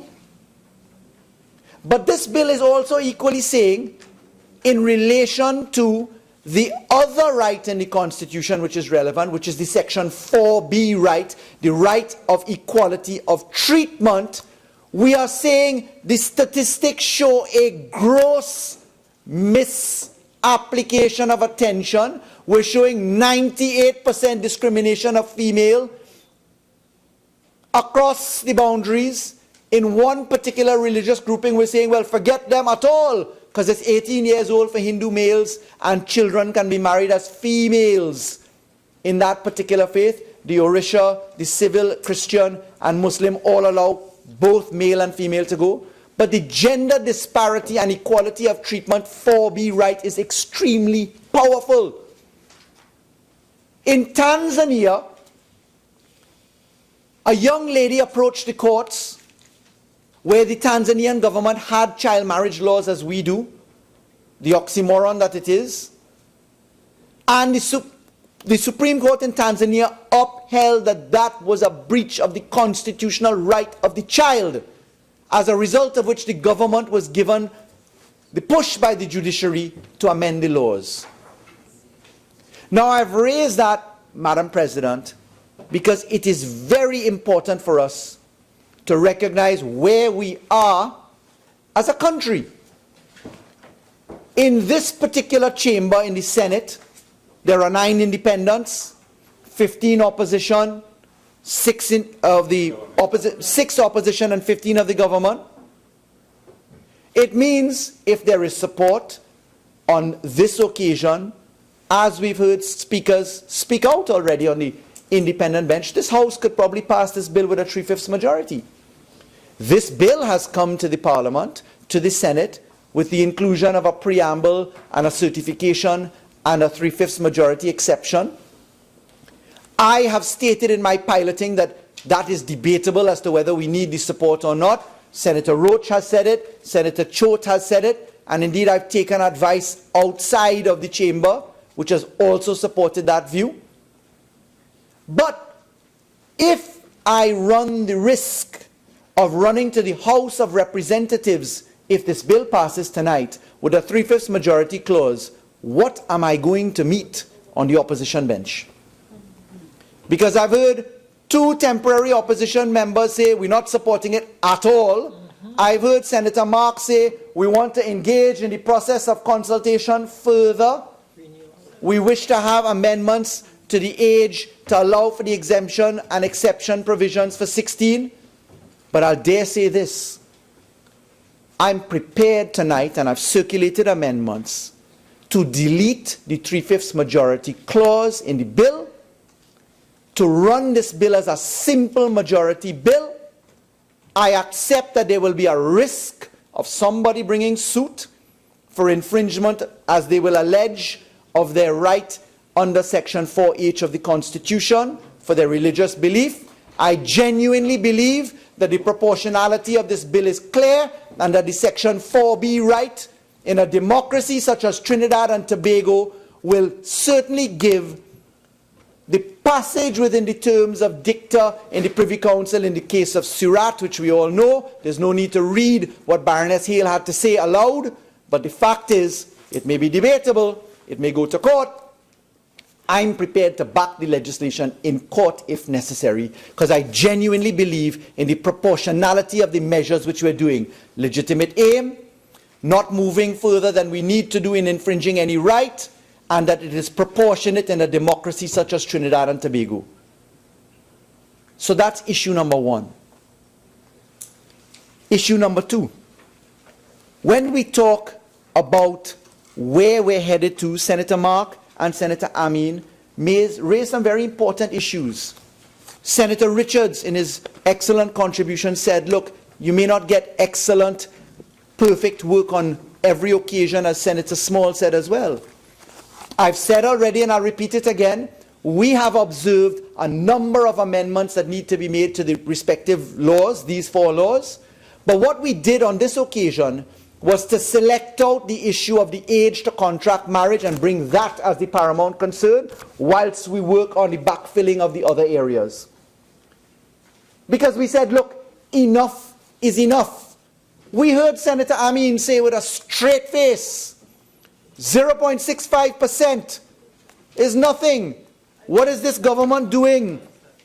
We heard the contribution made by her to say the government is attempting to hide the issues of crime, etc., by bringing this bill.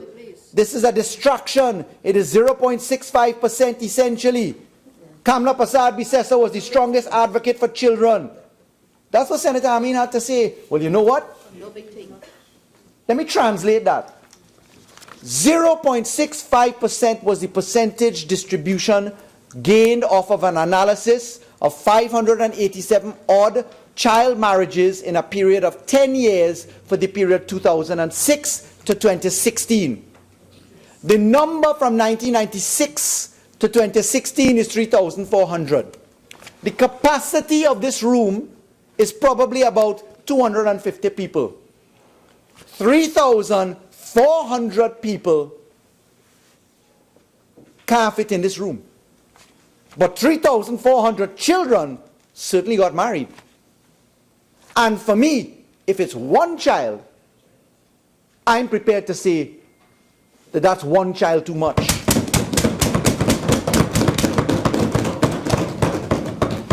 to answer the issue. What else are you doing about crime? How many children have died? What is going on in the society? Well, let me put on record. This government has been very careful to bring to the fore the support services that are required to articulate with the particular positions. If you wish me to give way. 42.8. So, Point of order. to make a clarification. Senator Ameen. 42.8.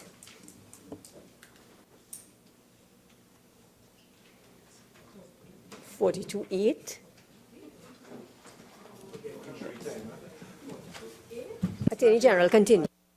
Madam President, I was worried about time. It's very short to say everything that we need to do. Madam President, I was saying that the government has been very careful to operationalize support services to go along with the protection for children. Specifically, if I may put on record. Attorney General, sorry. A member who has spoken on a question, is that it? Okay. I continue, Attorney General. Thank you. Again, Madam President. By Cabinet decision, as Cabinet Minute number 333 of March 10th, 2016, we put on record that the Trinidad and Tobago Police Service was given the capacity for 169 police officers to form the formal established children protection unit of Trinidad and Tobago. Secondly, we certainly also had the cabinet under Prime Minister Al-Rawi deal with the government's guarantee of loan arrangements and meeting of financial obligations, to deal with the construction projects, to deal with gender and child affairs issues, specifically the Aripo Rehabilitation Facility site, the modernization of children's homes, the rehabilitation facilities for girls and boys, projects in relation to children, the instituting of the formalized project for the Institute of Healing, the reduction in designatees for institutes, the Shagwanas Assessment Center, just to name a few. St. Michael's School for the Boys, St. Mary's Home for Children, Places of Safety, Male Safety Houses, Tyler Lane, St. Madeleine Female Safety House, Shagwanas Assessment Center, the Permanent Rehabilitation Center, the Institute of Healing. We have, with a budget of $1 million, improved the living conditions at YTC to accommodate 36 persons now there. We have, Madam President, also dealt with improvements at the community residences. We've dealt with the training manuals. We've dealt with the comprehensive training program for rehabilitation staff. We've dealt with collaboration with UNICEF on the Tobago pilot project. We've dealt with the school child rights awareness presentation program. We've dealt with BTS training. We've dealt with UNICEF coach training. We've dealt with interministerial committee. Honorable Attorney General, in respect of what Senator Ameen has raised, Senator Ameen is raising the relevant standing order, so I'm going to let her give her 2 minutes now so that you can wrap up properly. I prefer to do it now because you're going to move into committee and everything. So, Senator Ameen. Thank you very much, Madam President. You have 2 minutes, huh? Yes, I thank you for the opportunity. Madam President, I really don't want the Attorney General to misrepresent what I said. I did not say that the 0.65% of girls or of people who got married was negligible. I compared that to the number of children or the number of people under the age of 18 who were murdered, who were raped, who were victims of various crimes in Trinidad and Tobago. So if the Attorney General did not hear exactly what I said, I want to share that with him and ask him to please not misrepresent my concern and that the the horrors that are faced by children does not diminish the horrors that are faced. You are not the timekeeper in here. You are not the president. Thank you for the opportunity, Madam President. Thank you, Madam President. Madam President, you know, when one stands to speak about this marriage thing, and you're hiding, and the manner and tone and content that actually comes out of Senator Ameen's mouth, I wonder if she really believes what she says sometimes. Madam President, the fact is, the work which has been commissioned by the government, as I've just outlined, articulates with the protection measures that we're speaking to. More particularly, Madam President, it's a matter of record that the government has moved not only to pass the Children and Family Division Bill, but to operationalize it at the same time by the selection of courthouses, by the personnel to actually staff those institutions, by the funding arrangements, by the amending of 18 pieces of law, by the acceleration of the proclamation schedule. You see, when you factor all of these elements alongside the conversation which is being had as to whether one ought to have the age of 16 years to 18 years as the exception, it tells you that for a very long time Trinidad and Tobago didn't put in place what it should have put in place, but you rest assured that now it is being operationalized. Senator Mark raised the question of whether the Children's Authority is being funded, and said that right now the Children's Authority is not in the best state of funding. I want to give Senator Mark the assurance, as has been demonstrated by the appropriation bills and the allocations year on year to the Children's Authority. In 2009, under a PNM government, the allocation was $17 million. In 2010, the allocation dropped under the United National Congress to $9 million. It went to $12.5 million the year after, $23.73 million that year following, $26.436 million in 2013-2014, 2014-2015, $38 million, 2015, again, $37 million, and in 2016, under this government, $43.8 million. 2010, $9 million. 2016, $43.8 million. So, Madam President, the fact is that the statistics which come out of the Children's Authority and the appropriations bills show that there is increase in funding. Whether that is adequate now is certainly a live discussion.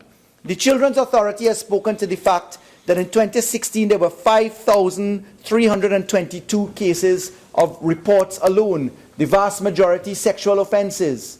The opening of the floodgates of the Children's Authority has brought significant avenue for ventilation of real issues in this country. And obviously, that is why the government gave the 169 officers to the TTPS, because they have to deal with these issues.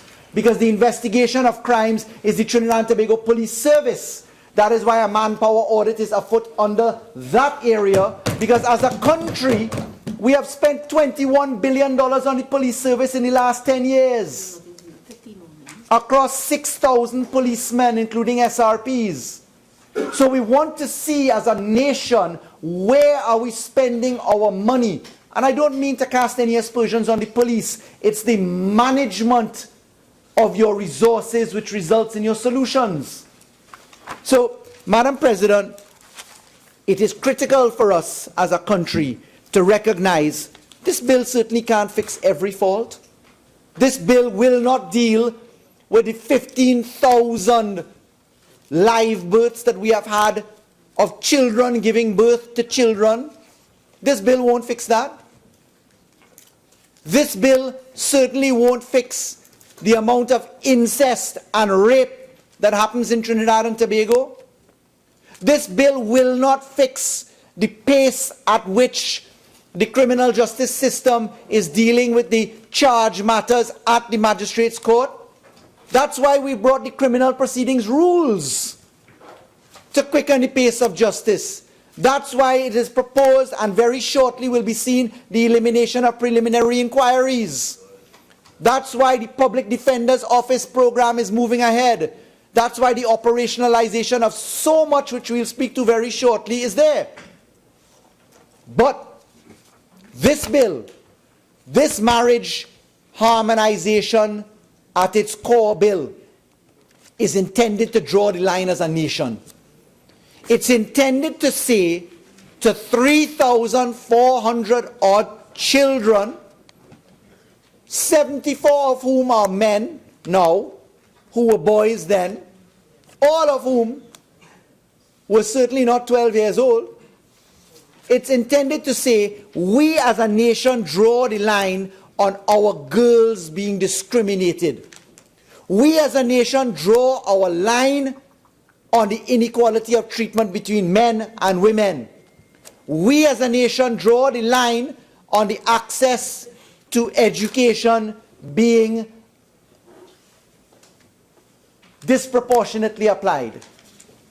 We say as a nation, by passage of this kind of legislation, that we must send our girls to school.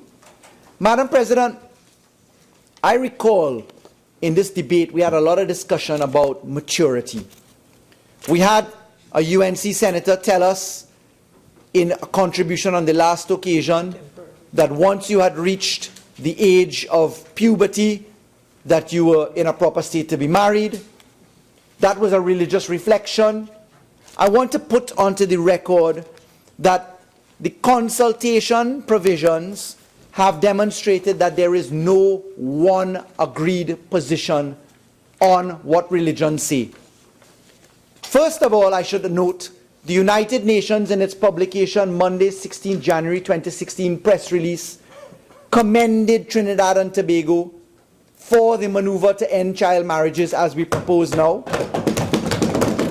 That one, of course, was a significant advance for us because our United Nations review specifically noted that our laws needed to be updated. Secondly, relative to whether there is full consensus, I can say without a shadow of a doubt, SWAHA wrote in on the 6th of June 2016 saying that SWAHA stands firm that the legal age should be 18. Abdul Aziz Trust wrote in saying that there is no one religious position in Islam and that the age should be changed to 18 for females and 21 for males. The Hindu Festival Society noted that the review of the minimum age for marriage under the Hindu Marriage Act, the minimum age for marriage for boys and girls should be 18 years. The National Muslim Women's Organization of Trinidad and Tobago noted the recommended age for marriage is 18 years for both male and female. At this age, there would be better development and understanding, etc. We had the ASJA actually deal with its position by reversing its position, because they had written on the 11th of January 2017, most recently, to say that they rescinded their position, which was stated in June 2016, where they recommended 16 years for girls and 18 for boys. People are entitled to change their minds. But the fact is that there is no one religious position for those who are concerned that we are in some way breaching a religious right which is insurmountable or immutable. The fact is that there is no one clear position in relation to it. What is required as a country is really for us to recognize who we are, what we're made of, how we operate and in what circumstance and condition, and to make sure that we are not realistically comparing ourselves to other jurisdictions which have a totally different architecture in how they operate. As I'm sure you will agree, the United States of America and Europe and other jurisdictions do. What I found incredibly persuasive was a Press Information Bureau Government of India press release on child marriages. That was a really remarkable position because the Indian government took to the Indian Parliament, a position which resulted in the abolition of the Child Marriage Restraint Act 1929 and the implementation of the Prohibition of Child Marriage Act 2006 in India.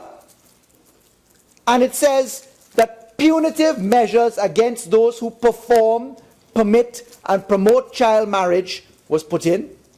Under this act, child marriage is defined as the marriage of males below the age of 21 years and females below 18 years.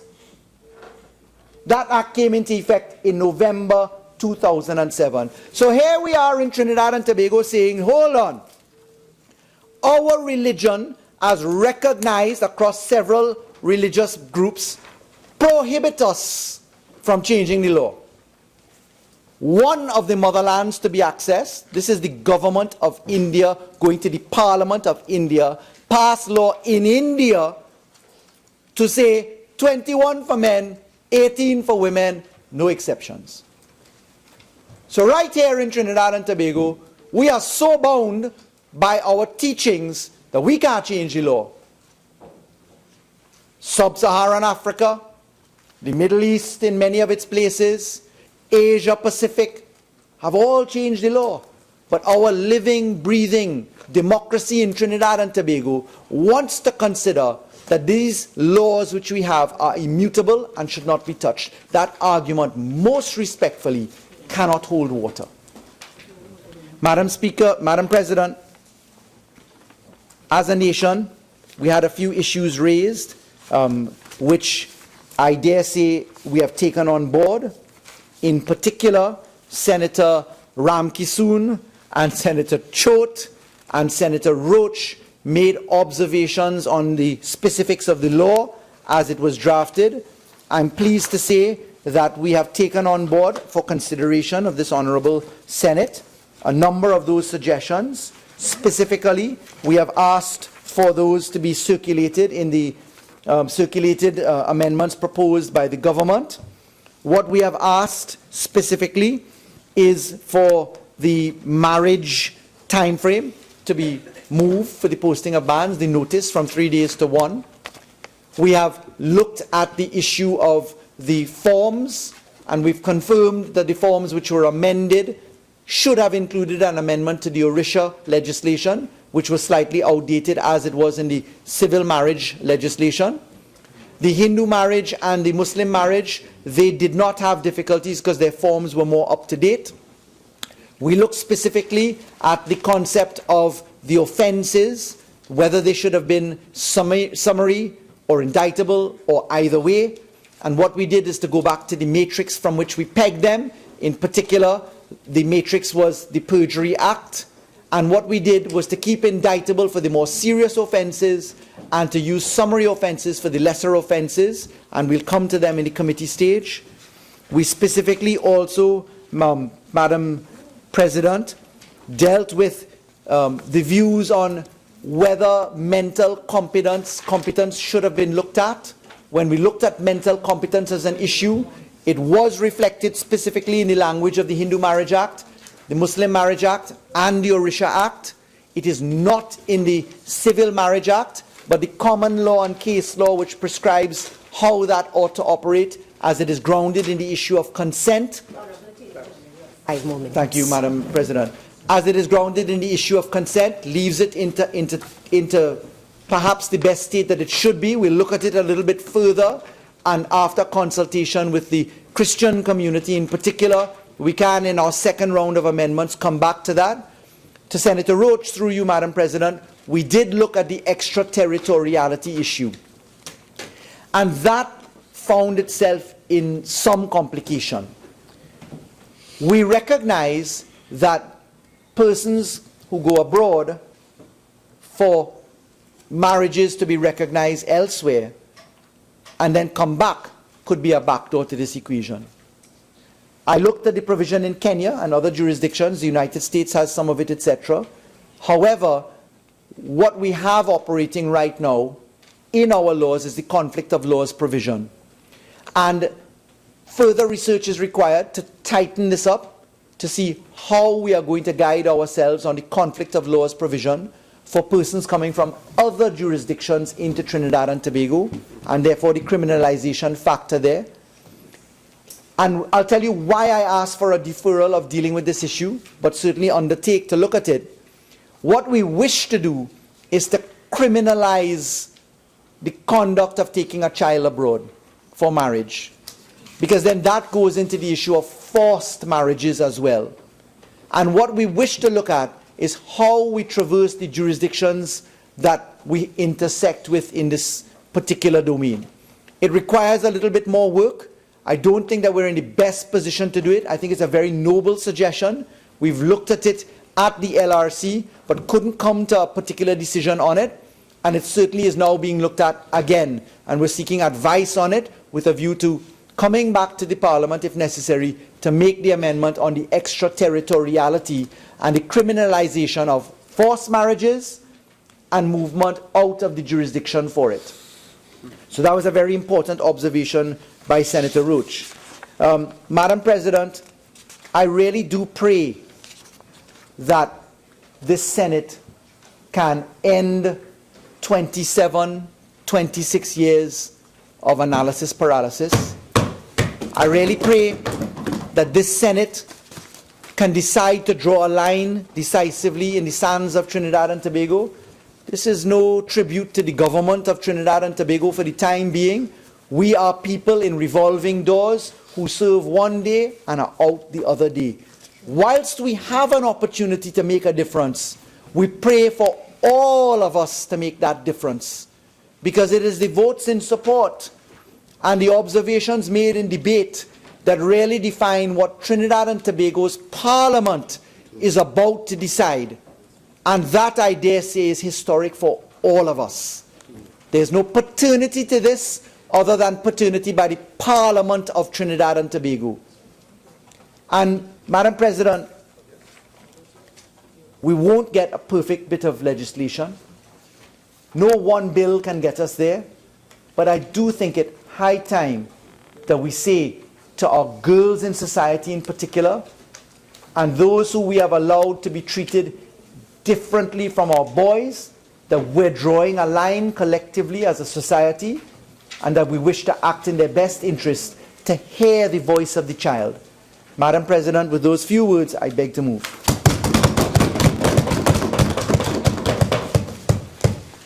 Honourable Senators, the question is that a bill entitled An Act to Amend the Marriage Act, Chapter 4501, the Muslim Marriage and Divorce Act, Chapter 4502, the Hindu Marriage Act, Chapter 4503, the Orisha Marriage Act, Chapter 4504, and the Matrimonial Proceedings and Property Act, Chapter 4551, be now read a second time.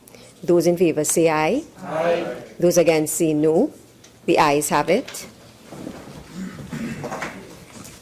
A bill entitled An Act to Amend the Marriage Act, Chapter 4501, the Muslim Marriage and Divorce Act, Chapter 4502, the Hindu Marriage Act, Chapter 4503, the Orisha Marriage Act, Chapter 4504, and the Matrimonial Proceedings and Property Act, Chapter 4551. Madam President, I beg to move that the Senate do now resolve itself into committee forthwith to consider the bill clause by clause. The question is that the Senate do now resolve itself into committee forthwith to consider the bill clause by clause. Those in favour say aye. Aye. Those against say no. The ayes have it. The Senate shall now go into committee.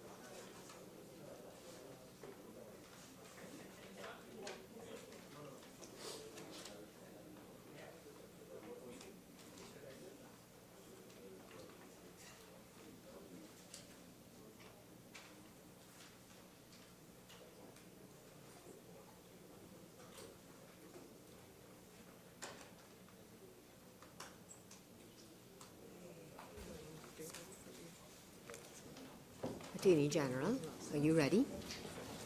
Yes?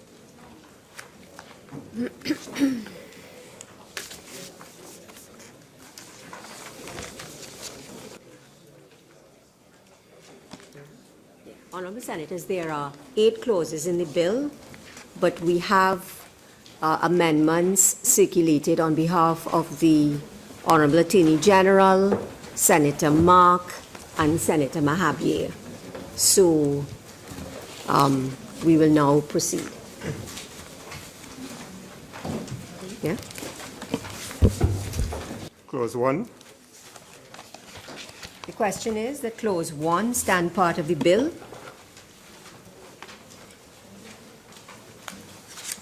This question is that Clause 1 now stand part of the bill. Those in favour say aye. Aye. Those against say no. I think the ayes have it. Clause 1 now stands part of the bill. Clause 2. Madam President, may I inquire? My colleagues are saying that they don't have copies of the amendments. Mine. On our bench. Yeah, that's what I'm saying. But they are saying that they don't have them. I thought they had it. Thank you very much. Do all other members have the copies of... Okay, so let me just ask again. Yes. There are 3 sets of amendments. Yes. Amendments moved by the Honourable Attorney General, Senator Wade Mark, Senator Danishwar Mahabir. Do we all have each of those? Yes, okay. Those 2. Those 2. Could you do it? The question is that Clause 2 stand part of the bill. The question is that Clause 2 now stand part of the bill. Those in favour say aye. Aye. Those against say no. I think the ayes have it. Clause 2 now stands part of the bill. So this is the Clause 3. Clause 3.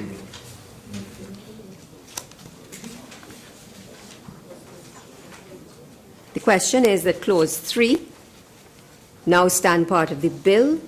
There is an amendment as circulated by the Attorney General. Attorney General? Madam President, the proposal is to delete Clause 3, consonant with the submissions made during the wind-up. I indicated that the government's intention is to propose the deletion of the preamble, the certification clause, and the clause by which we require a 3/5 majority.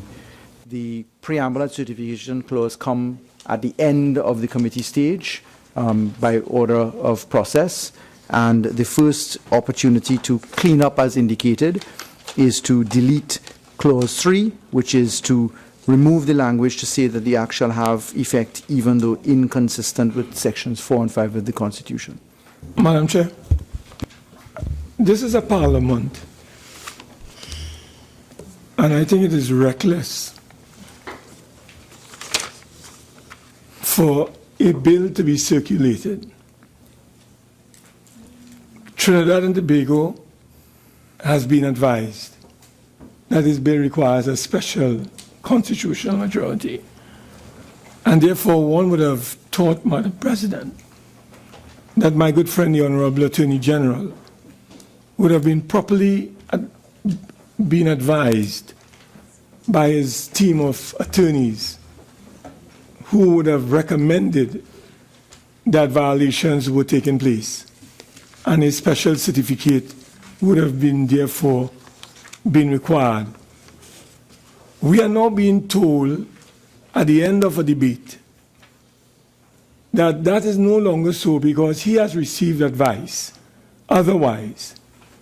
And this parliament has not been made privy, Madam President, to the advice that has been given by to the Attorney General, but we are being told by the Attorney General, please accept on my word that I have received legal advice and the advice is to the effect we don't require a 3/5 majority.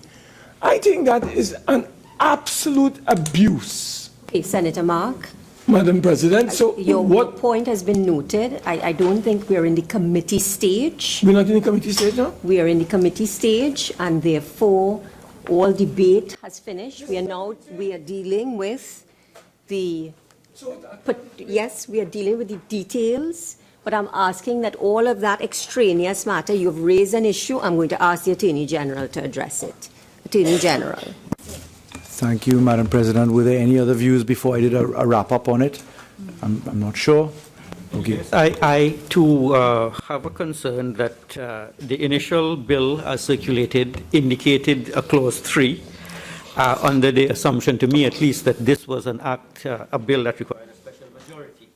It is not very clear to me how a special majority can then convert into a simple majority without any kind of explanation. So I really would like to get an explanation from the Honorable AG on that. Yes, Madam Chairman, my concerns are similar, but I want to ask if the Attorney General has, you indicated that he has legal advice. As Senator Mark mentioned, we are just going on your word, but I don't know if it is customary for something like that to be circulated in writing, indicating the rationale behind it and so on. I don't know if that is customary. If it is, and it's possible that you can share with us, that's one. And secondly, something like that would show, because you are not suggesting a substantial change in the amendments being put forward that would change this from requiring a special majority, but except by removing the clause that says it requires that majority. So, which really does not change. If you remove a label, it does not change the substance of the thing.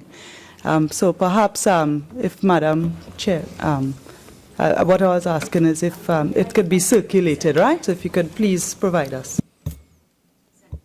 Madam Chair, through you. We have already heard that there are two Section 4 fundamental rights that are being impacted by this legislation. We heard that from the opening statement of the Attorney General. Given the fact that he's now saying, the Attorney General is now saying that we do not need a 3/5 majority, I would like to inquire, quite apart from Section 4 and 5, if the Attorney General considered that the right to marry is a right which preceded the 1976 Constitution and therefore would have been saved if his advice, legal advice, covers this issue. And, Madam Chair, it has to be that if the Attorney General came today and told us that he has legal advice that suggests, both foreign and local, that this bill doesn't require a special majority, I think out of fairness to all of us here as part of a lawmaking process collectively and having collective responsibility for what we pass here in the Senate, that we should be guided by what the Attorney General has to his benefit as well. And this is the second time, I can say, I'm not going to go on, but this is the second time we had asked for the advice in the SSA matter. The Attorney General gave an undertaking to provide that to us. It wasn't provided. So, Senator Ramdeen, please let us deal with the matter at hand. Okay? Yes. I'm making a formal request for the advice that was provided to the Attorney General to be provided to all of the senators who are participating in this debate. Is there anyone, Senator Choate? Yes, thank you, Madam Chairman. I'm just a bit confused, and perhaps it can be explained away.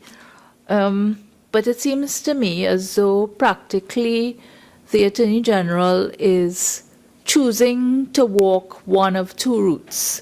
He is saying that if I return to the lower house for the third reading, I have no guarantee that I'm going to get the special majority that I need for this bill to become law.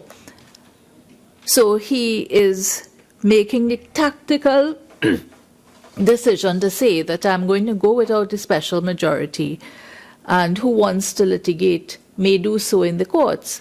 Now, my concern with that is this. I felt that what we did here today was very significant, and we would want to see that it has an impact, and it doesn't simply become a heading for a court matter in the civil courts. So while I understand that the Attorney General may feel that he is sometimes swimming in shark-infested waters, I think perhaps my feeling is we should leave subsection 3 in and take it as it goes. I'm hearing the comments. I'm going to ask the Attorney General to respond, but I want to point out to members that there is an amendment that we are dealing with. At this stage, when we are in this committee of the whole Senate, we are not going to be going on the merits and the policy of the bill. We are now dealing with the details, okay? Does anyone else want to raise an issue that is different from what has just been raised by the previous senators with respect to this amendment?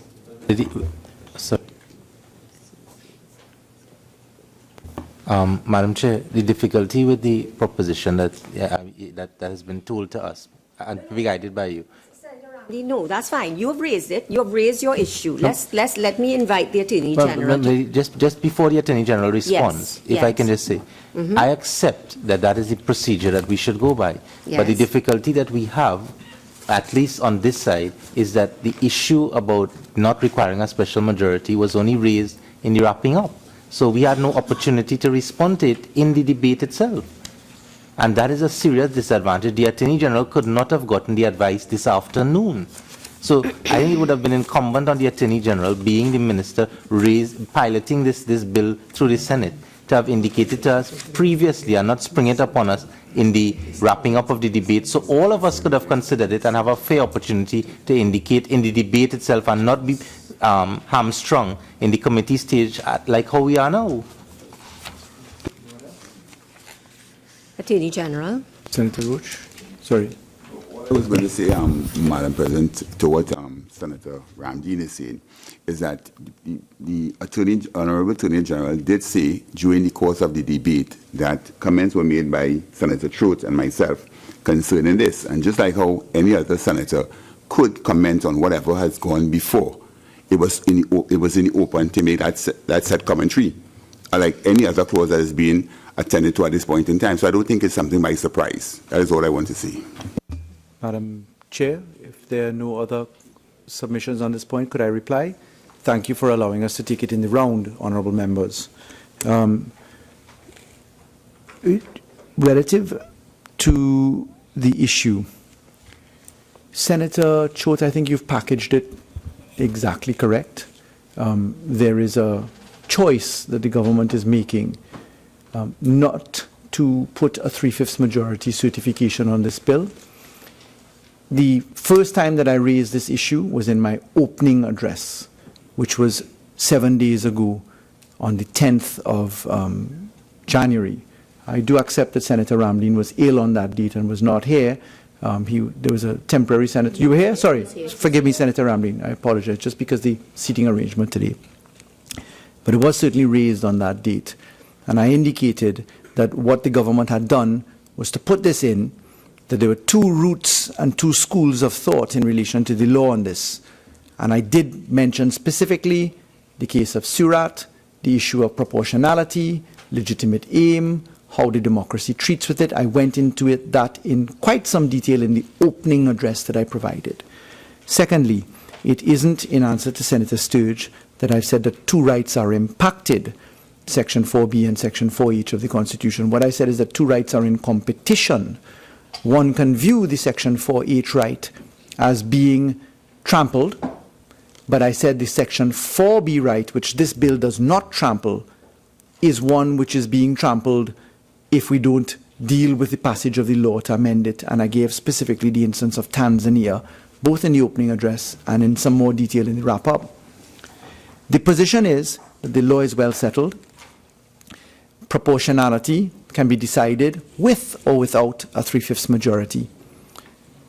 Proportionality is decided and the dicta in the Privy Council is what guides us. Surat has guided us. Northern Construction in the Court of Appeal has guided us. And it is clear that it is not every Section 4 or 5 right that is intruded upon that requires a 3/5 majority clause. It has never been the practice of the Parliament to distribute opinion. In the 6 years that I've sat in the Parliament, I've never once received a scrap of paper purporting to be legal opinion from the last government. I have, on the other hand, as Attorney General, taken to giving opinion in joint select committees, etc., marked up changes and otherwise.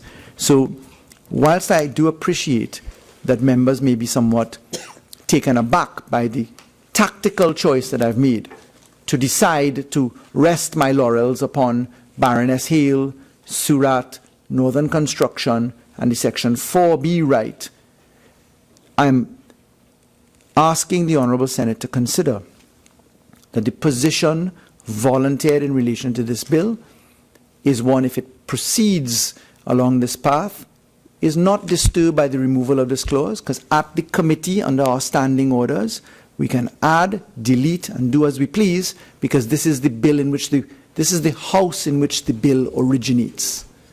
This law is trite law in Trinidad and Tobago right now, and I don't think that it needs to go into any point. I am recognizing that, like any citizen can challenge any law with or without a 3/5 majority.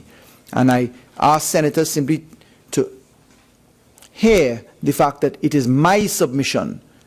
I've received advice, yes, that this is law which does not require 3/5 majority. 2 independent senators have reflected upon that themselves, and that is my response in the round, Madam President.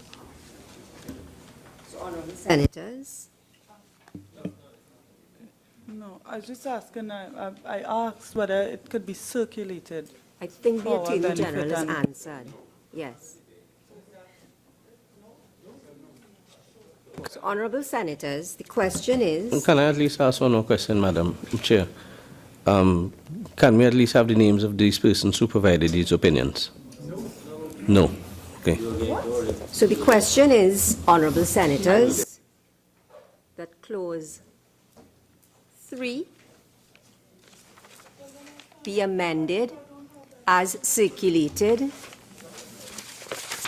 Those in favour say aye. Aye. Those against say no. No. I think the ayes have it. Honourable senators, clause 3 now stands amended.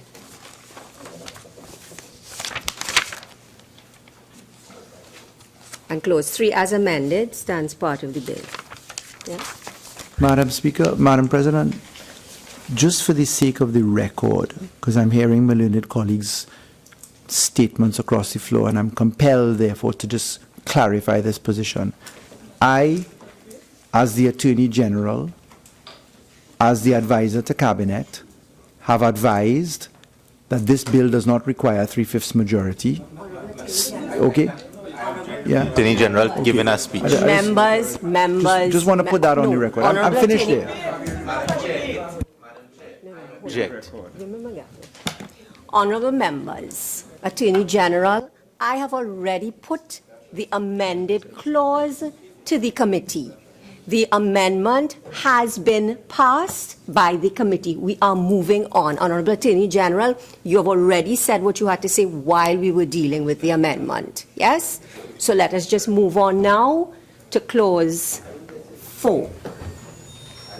Senator Ramdeen, if you are to make comments, yeah. Honourable Attorney General, let us all not be provoked, okay?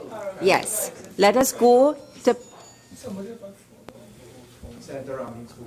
No, I think it's yours. Come and check. I got it.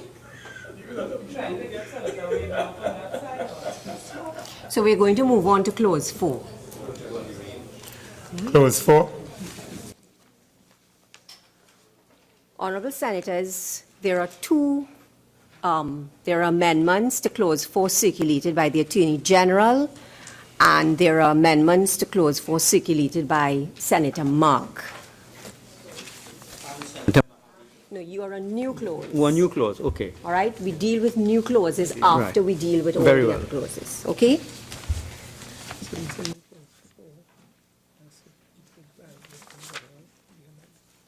So, Honorable Senators, the question is that Clause 4 now stand part of the bill. And the question is that Clause 4 be amended as circulated by the Attorney General. Madam Chairman, if I could explain the amendments as circulated. The circulated amendment proposes the insertion of a recommendation made by Senator Ramkisoon. It is specifically to make an amendment to Section 19A of the Marriage Act, which requires non-residents to post bans for a period of 3 days. What we propose to do is to reduce the period to 1 day based upon the very strong submission that tourism and marriage tourism can profit in this country. And to effect the insertion, we have to effectively delete what was there before and resubstitute it. So in the circulated version as it appears, the removal of 3 days in 19.1, the insertion of 1 day instead, and then replacing in Roman 2 as it appears what was deleted in subparagraphs 1 and 2. So those would now form paragraphs 2 and 3. I hope I've made it clear.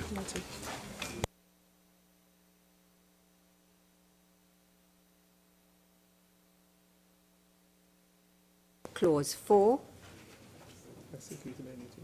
as circulated, be amended as circulated by the Attorney General. Those in favor say aye. Aye. Those against say no. The ayes have it. Clause 4 as amended by the Attorney General now stands part of the bill.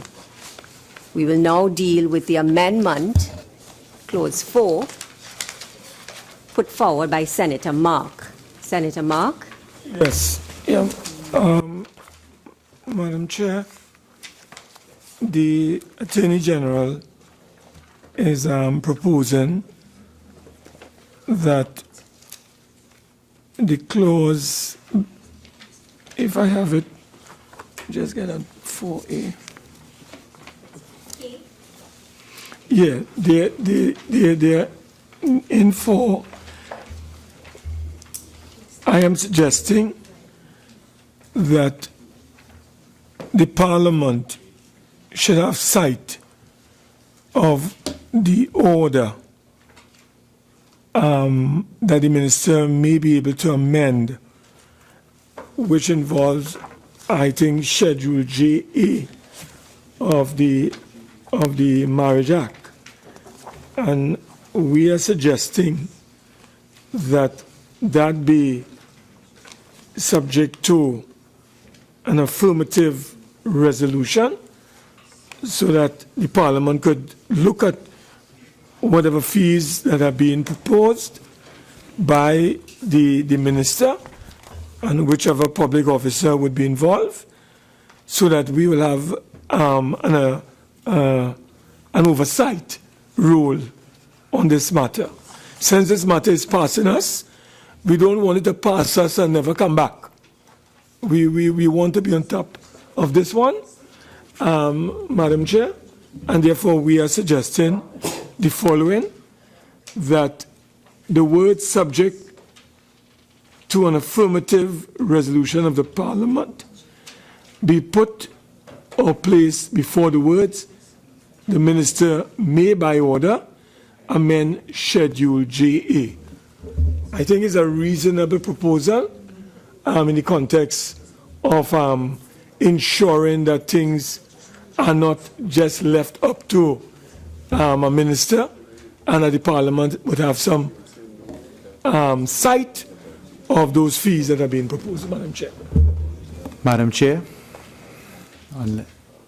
are there any other submissions in relation to Senator Mark's point before I invite him to consider a response? Okay. Madam Chair, Senator Mark's suggestion that we have the minister may by order amend Schedule JA, and that at K Roman 2.3 we insert the words subject to affirmative resolution. If I read that into context, just to make sense, subclause K proposes an amendment to Section 35 of the Civil Marriage Act, if I could put it that way. In Section 35, K, what we're looking at, K Roman 2.3, K Roman 2.3, the minister may by order amend Schedule JA. What Schedule JA does and what Section 35 does, Section 35 is that any person may at all reasonable times search entries in any marriage register book, and it then goes on to say it originally had fees specified. However, before searching, you must pay for every search $12.50, particular entry, and that would have been scratched off. Then, subsection 2 was being inserted by this clause, which said that the registrar would charge a fee. And what we did, instead of putting the fee in the parent law, we put it in a new schedule called JA. And then what we did was to say that the minister should have the power to amend that schedule for fees by order. Now, just to point out, that's the standard way in which you allow the fees to be adjusted from time to time across the laws of Trinidad and Tobago. The minister does it by order. Parliament doesn't involve itself, from what I've seen, in affirmative or negative resolution. It's the same as the Muslim Marriage Act and the Hindu Marriage Act and the Orisha Act.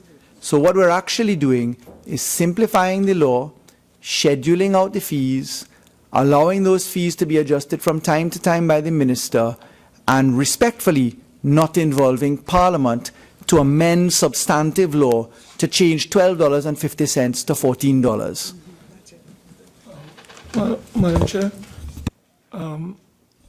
Attorney General, I think it would be useful, even if you want to submit what you have just submitted, to have those fees that are being maybe adjusted, tabled, laid in the Parliament, and now I know finance is a matter for the House of Representatives.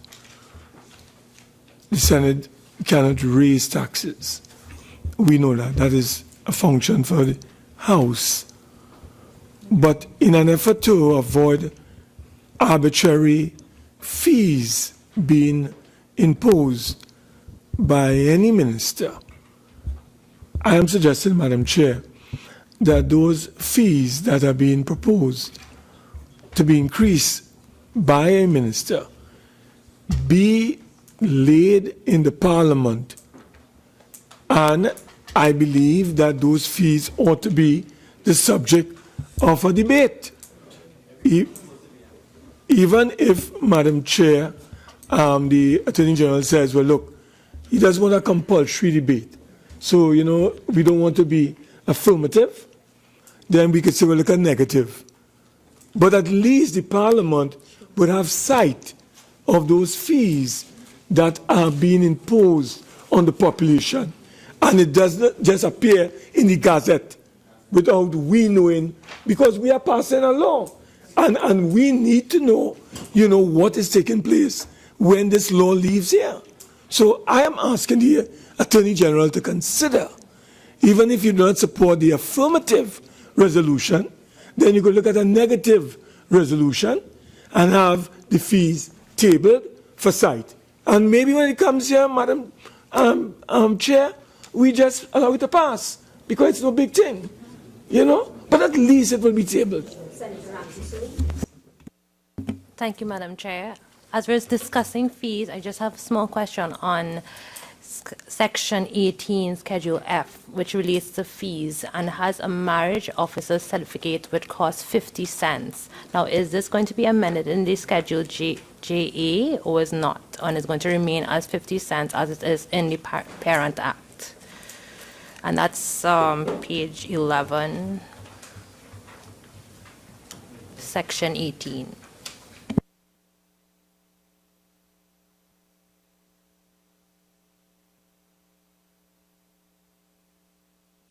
Schedule JA, I'll come to Senator Mark's position in just a moment. For every particular search, for every search for a particular entry, the scheduled fee for JA as proposed is $12.50. For every certified copy, $12.50. For a general search not directed to any particular entry, $30. It's exactly what was in the parent law itself. I think what you're referring to, Section 35 of the Act, the Marriage Act. I was coming to 18 Senator Ramkisoon is referring to Section 18 of the Act. Yes, I was coming to that.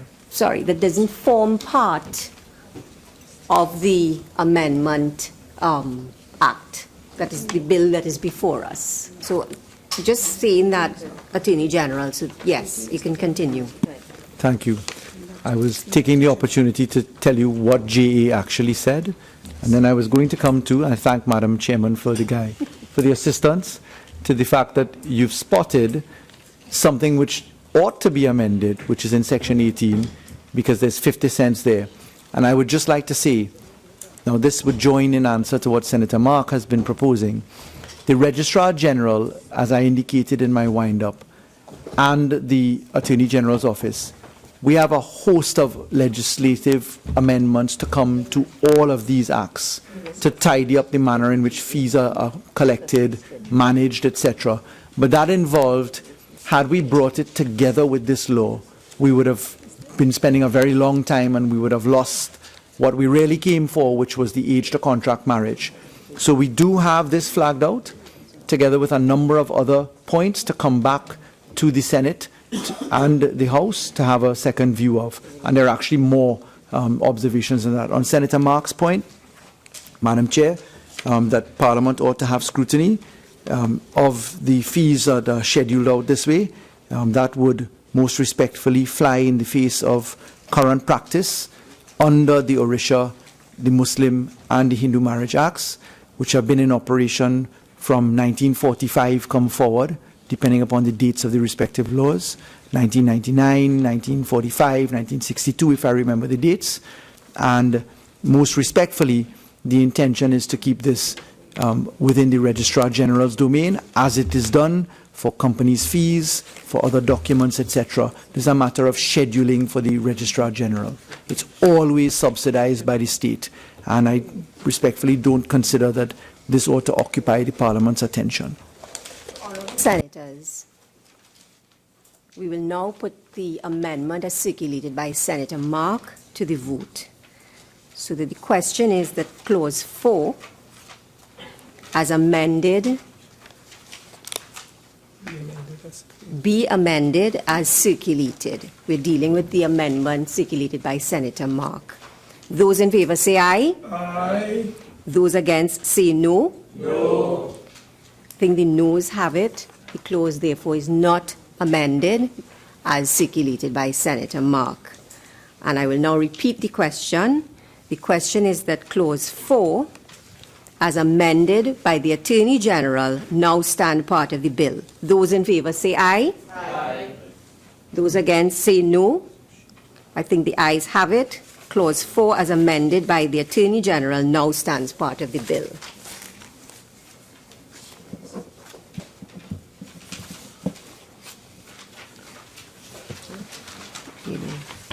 They didn't deal with all of these.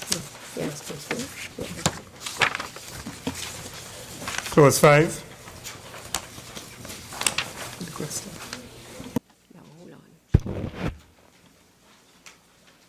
Honourable Senators, the question is that Clause 5 now stand part of the bill.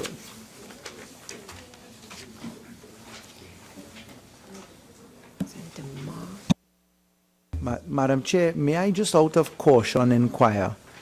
The question was that clause 4, as proposed to be amended, be taken. We essentially spoke only to 4B as proposed, and we've not yet spoken to 4O1 as proposed to be amended, or 4O Roman 4 as proposed to be amended, or 4U as proposed to be amended by me. Senator Mark had proposed one amendment to clause 4, but I just wanted out of caution to make sure that we had addressed the proposed amendments for 4O Roman 1, 4O Roman 4, and 4U. The insertion of a new essay, I understand, we'll take towards the end. It may be convenient to consider it, subject to the direction of the President as Chair. It may be considered to consider the insertion there and then to come back to it as technicality. I just wished to have brought those matters to your attention. All right. Honorable Attorney General, do you want to therefore revisit? Because when I spoke of the clause 4 as circulated by the Attorney General, I dealt with clause 4 as circulated by the Attorney General, all of the amendments. Okay? So, is it that you want to, the vote has been taken on that? The clause 4 as amended by Senator Mark was not approved. Sure. Clause 4 as amended by the Attorney General, in my view, the vote was taken on it. Okay? Sure. I'm in Senator's hands in its entirety. Sure. So, Senators, let's talk a little bit here. As we go through, when senators want to make an intervention, just put your mic on and you will get an opportunity. But when we talk about clause 4, clause 5, we are dealing with what is going through unless I break it down. Okay? All right, so we've dealt with clause 4. So we are now going on to clause 5. Madam Chairman, before we go to clause 5, I see in one of the sheets circulated by Senator Daneshwar Mahabi where they have new clause. So we deal with that now.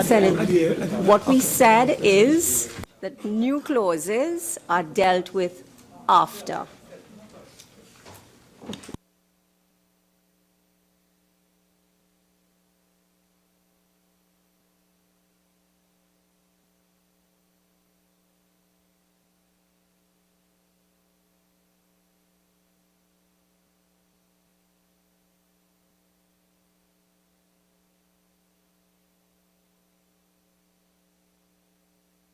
Attorney General, we have put the question about clause 5. Attorney General, you have an amendment to clause 5, 5K. All right, and Senator Mark, you have an amendment to clause 5 as well. So we will deal with the Attorney General's amendments first. Okay? Honorable Attorney General. Thank you, Madam Chair.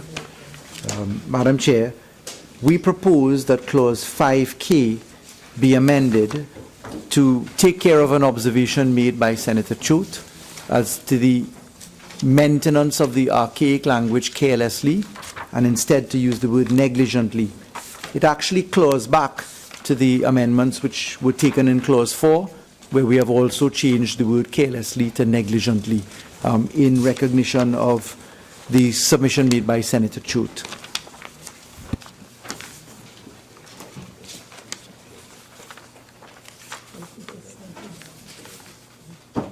Madam Chairman, I'm just curious about one thing, and I don't know if now is the time to raise it, but I had observed that there was a disparity in the description of what is contained in clause 5C81. That's to say, age at which a person being a member of the Muslim community. Comparing that with, if we go to 6B11(1), age at which a person being a member of the Hindu faith or religion. And I was just wondering whether it was appropriate to raise this now to see why there is that distinction, if that's possible. Sure, yes. Much obliged, Senator Choate, and through you, Madam Chair. In response, we looked at the issue as observed. The Hindu Marriage Act and the Muslim Marriage and Divorce Act came about, of course, at different times, 1945 and later on 1962. But the terminology used in the original legislation for the Muslim Marriage and Divorce Act was in fact community, and that used in the Hindu Marriage Act was faith or religion. Insofar as both these two pieces of law gave a formula which clawed back to prescriptive and persuasive elements grounded in a religion which is described outside the Act, it stood apart from what we had in the civil marriage legislation, which doesn't make reference to religion. The Sharia law, which bites in respect of the Muslim marriage and divorce position, and the Dravidic, or forgive me, the reference to the Brahmanic or whichever teachings the Bhagavad Gita provides, and the scholastic experience under the Hindu faith, the term used was a term of art, which has been so settled from 1945 and 1962 that we prefer to err on the side of caution, of not changing something which somebody would interpret otherwise, to say, well, Parliament in its wisdom decided to change this because it meant something else, particularly because there are disparate views in Islam and in Hinduism, so we felt that we would leave good enough alone. I hope that that captures the explanation. Understood. Madam Chair, I'm not sure if the explanation for 5KA was given yet into why we're changing the word 3 to 5 in section 28. Senator Ramkisoon, that's a new paragraph. Okay. So that's a new clause. So we deal with all new clauses after we've dealt with these. I know, yes. 5 key. Okay?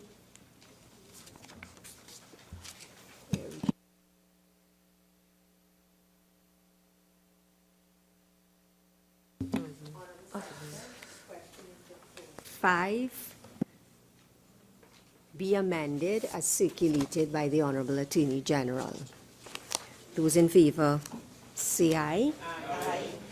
Any against, say no. I think the ayes have it. Senator Mark, your proposed amendment to clause 5. Madam Chair, I think the framers of this Muslim Marriage and Divorce Act,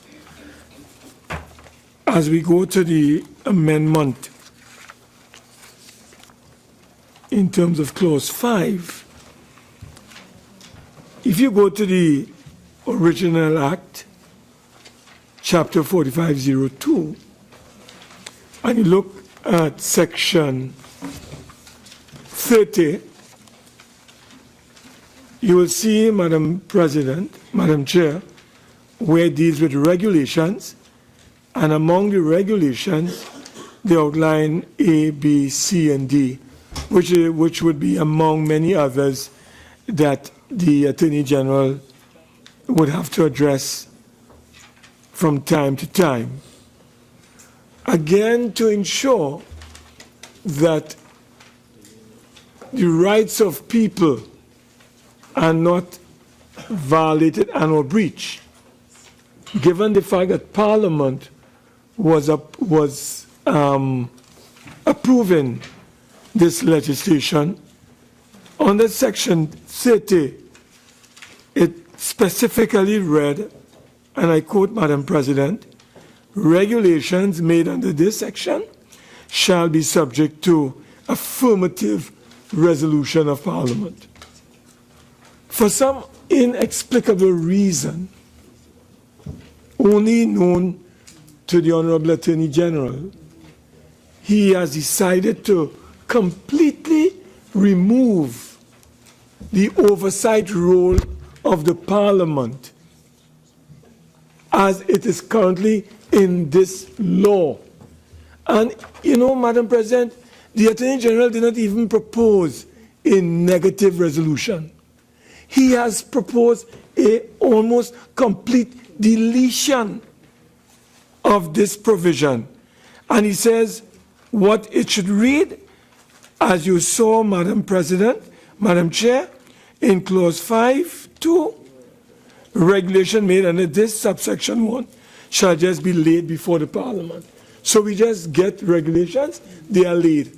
Madam Chair, normally when regulations are laid before Parliament, they are subject to either an affirmative or a negative. And in this act that we are dealing with, the framers of this law made it clear it should be an affirmative. Why does the Attorney General wishes to delete the affirmative aspect completely? So we are suggesting that it be retained as it is in the Muslim Marriage and Divorce Act, Madam. There's no justification or justifiable reason for this deletion as being proposed by the Honorable Attorney General. Thank you, Madam Chair. I had mentioned the rationale for this, but I'll repeat it. And I will remind Senator Mark that there are other people who make observations based upon inequities and inconsistencies of the law. In debating this bill, we have to compare the 4 pieces of law which deal with marriage. Under the Muslim Marriage and Divorce Act, there is indeed, as Senator Mark put forward, the obligation for affirmative resolution for regulations. But under the Hindu Marriage Act, there certainly is not, specifically at Clause 36, Section 36. Further, the advantage of debating these 4 laws together, as we've spent 21 speakers and 2 days and many hours doing, is that a comparative study of the thing which we're debating would also have revealed that Section 27 of the Orisha Act also has no obligation, similar to the Hindu, for either affirmative or negative. More so, the Civil Marriage Act has no requirement at all. So a mere cursory comparison of the 4 laws would show that the Muslims in our country were being put through paces which no other religion was bound to follow or observe. And in fact, the president, when he makes the regulations under the Hindu marriage and Orisha, has no obligation to come to Parliament at all. It's just published. So we think that it would have been obvious to anybody who had done the homework behind this, by a mere comparison of the 4 laws, that we were removing the discrimination put against the Muslim community. But I regret that you've not spotted that. So most respectfully, the observation that no one has given an explanation, I thought would have been apparent by just the mere exercise of homework. Madam Chair, please. That is illogical, to be honest. Madam Chair, the Attorney General is coming down a particular course that is not relevant and necessary. And I'll tell you why. If the Attorney General is advancing that the legislation dealing with regulation is discriminatory against the Muslims, and what the Attorney General is suggesting, Madam Chair, is that he wants to level the playing field because it doesn't exist for the Hindus and the Orisha and the Marriage Act. I would have thought that the argument that the Honorable Attorney General would have advanced is that in an effort to really level the playing field, he would have brought changes to the Orisha Act, to the Hindu Marriage Act, and to the Marriage Act, the Orisha and the Hindu, to bring them in line with the superior legislation enjoyed by the Muslims in the country. But, Madam Chair, you know my brother, my colleague, he has spun the thing all over the place and indicating to us, well, you know what? Well, you know, we are discriminating against the Muslims, and therefore, to level the playing field, what he's doing is removing that discrimination. Please, Madam Chair, please. So I'm now going to put the amendment as proposed by Senator Mark to Clause 5 to the committee. The question is that Clause 5 be amended as circulated by Senator Mark. Those in favor say aye. Aye. Those against say no. No. I want any vision on this one.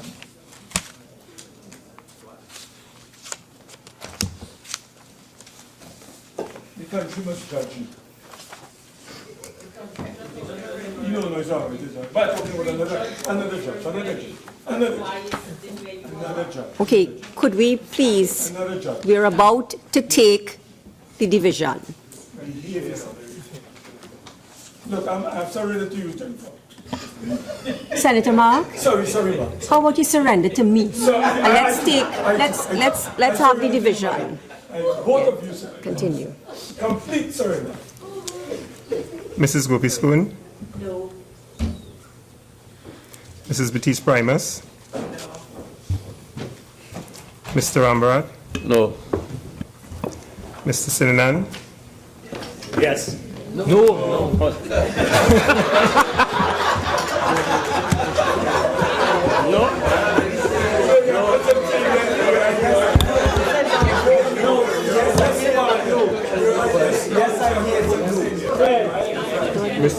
Sorry, I should have said present.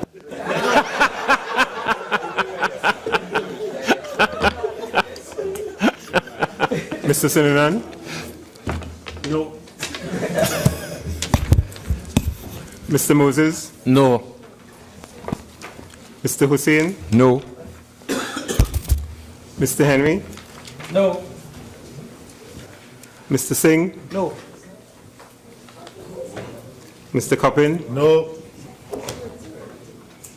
Mr. Cummins? No. Mr. De Freitas? No. Ms. Bash? No. Mr. Duki?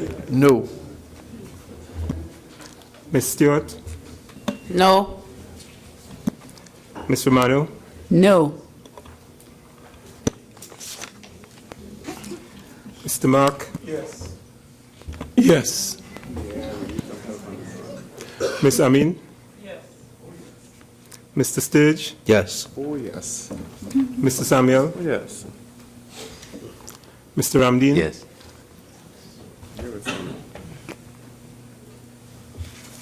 Dr. Mahabir? Abstain. Mr. Roach? No.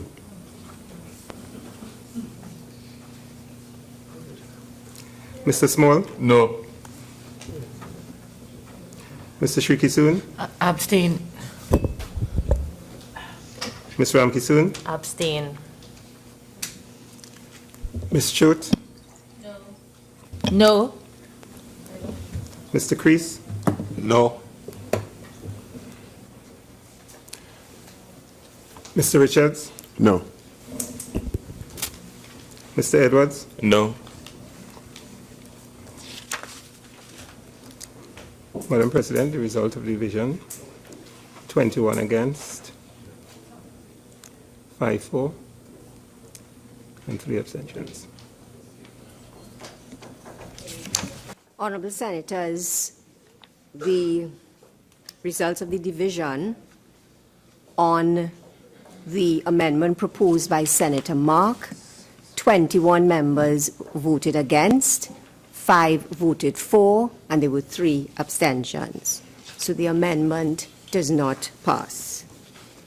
So the question now is, Honorable Senators, that Clause 5, as amended and as circulated by the Attorney General now stand part of the bill.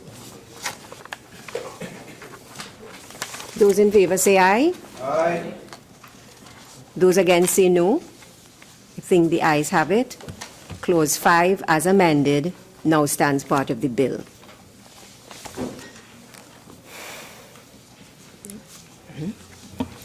Clause 6.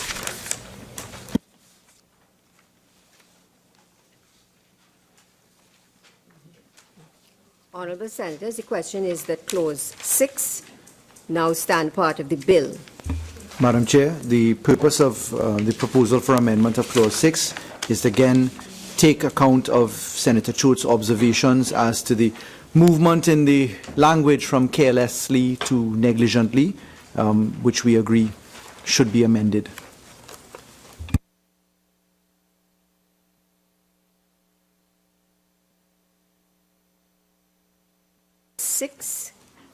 Be amended as circulated by the Attorney General. Those in favor say aye. Aye. Those against say no. The ayes have it. Senator Mark, you also have an amendment to Clause 6. Yes, Madam Chair, I'm proposing that regulations again made under subsection 1. The Attorney General is proposing again that they just be laid before the Parliament, and I'm suggesting that before delete the words laid before and insert subject to an affirmative resolution. Again, you are formulating regulations for the Hindu community in terms of the operationalization of these sections, as well as the Act itself that governs the Hindu Marriage Act, and we feel that it should be subject to an affirmative resolution of the Parliament so that the Parliament can have an oversight role on those regulations, Madam Chair. Thank you, Madam Chair. Madam Chair, if I could just explain in briefer fashion than I did previously. The Hindu Marriage Act, specifically at Clause 36, didn't provide for the method by which the President would have dealt with regulations.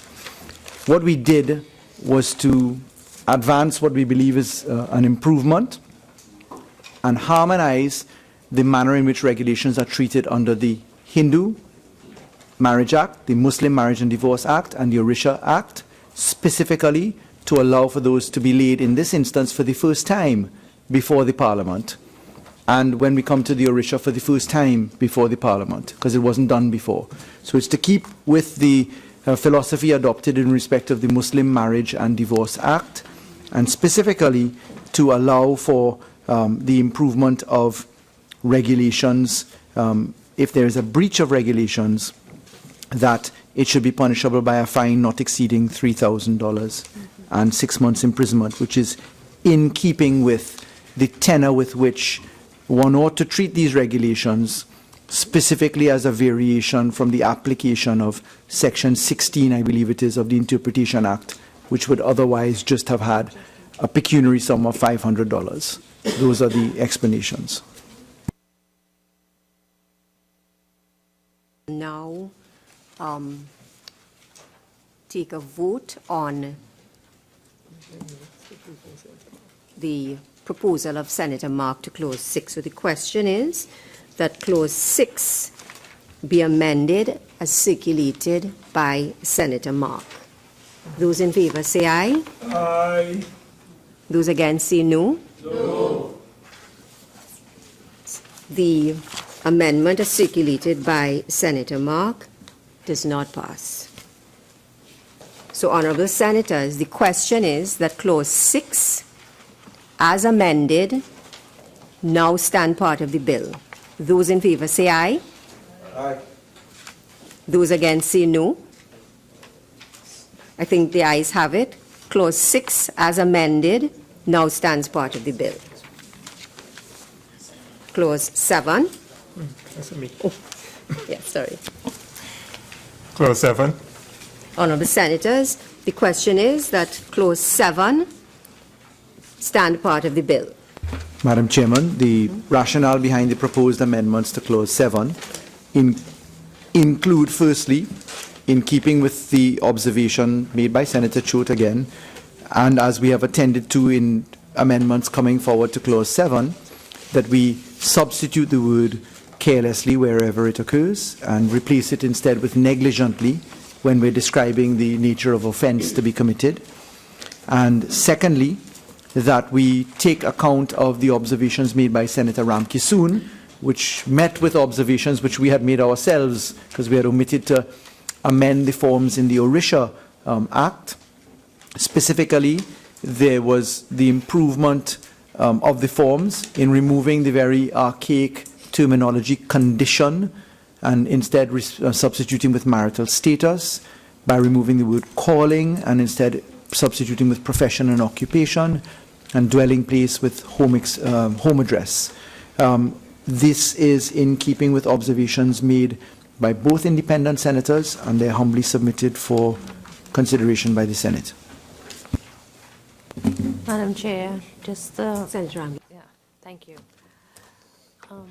Thank you, Attorney General, for taking the consideration to be consistent with the forms. I do have a question in relation to the forms in the Marriage Act, which is also inconsistent with what the changes we're making here. I'm looking through the Orisha Marriage Act and I'm not able to find it, so I'm just scanning it quickly. There was mention of dwelling place in the Marriage Act in Section 8. Now, I don't know if it's also mentioned in the Orisha, so is it that we're going to be consistent in the Parent Act with the forms? Very good observation. The legislation, a lot of the language is archaic across the board, and there are a lot of positions to be amended. What we did is we're specifically building out a whole populated list of amendments to be made across the board to modernize. Again, what we did, we focused squarely and solely upon contract, and we amended forms insofar as we had to, because the original forms provided for consent to be provided. So whilst we were dealing with the consent side of it, we took the opportunity to take the language of the forms into account. But we have observed, as you have expressed, certain inconsistencies in the Parent Act. The amendments which we propose to bring to Parliament will include amendments to the parent legislation and certain other forms, etc. The Registrar General is not yet complete with the tour through the legislation for the final review, so we have not yet come to that, but we expect to finish that exercise very shortly and then to bring it through Cabinet to the Parliament.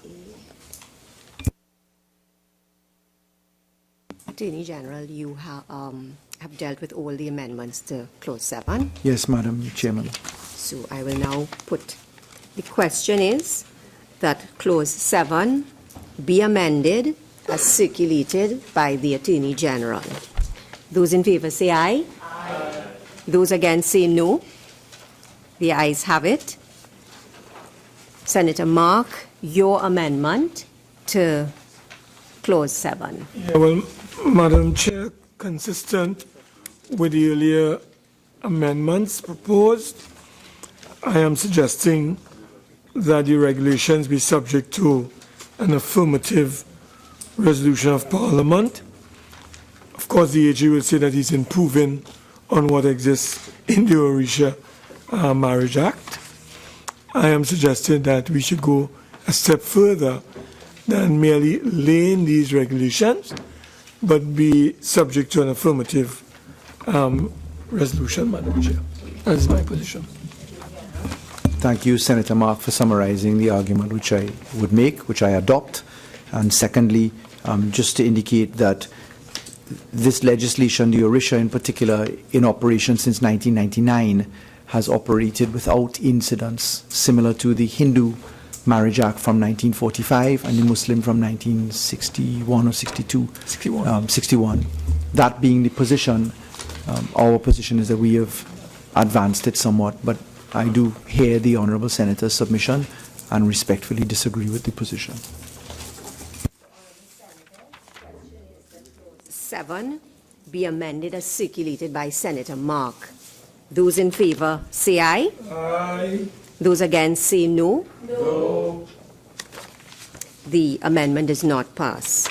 So the question, honorable senators, is that clause 7, as amended and circulated by the Attorney General, now stand part of the bill. Those in favor say aye. Aye. Those against say no. I think the ayes have it. Clause 7, as amended by the Attorney General, now stands part of the bill. So, honorable senators, at this stage, I think we have an amendment to clause 8. The question is that clause 8 now stand part of the bill. Go ahead. Yeah. Go ahead. Clause 8. Honorable senators, the question is that clause 8 stand part of the bill. I don't think there are any amendments, right? So the question is that clause 8 now stand part of the bill. Those in favor say aye. Aye. Those against say no. The ayes have it. Clause 8 now stands part of the bill.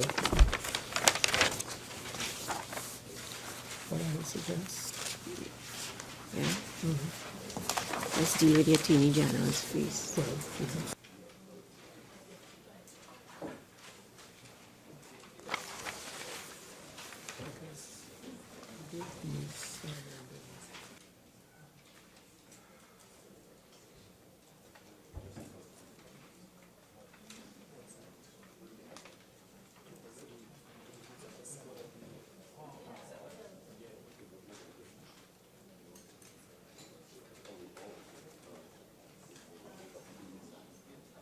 Madam Chair, could I just ask for your guidance?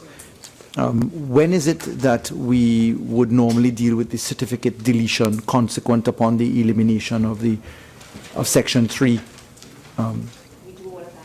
So the certificate will come last together with the preamble by way of a proposed amendment.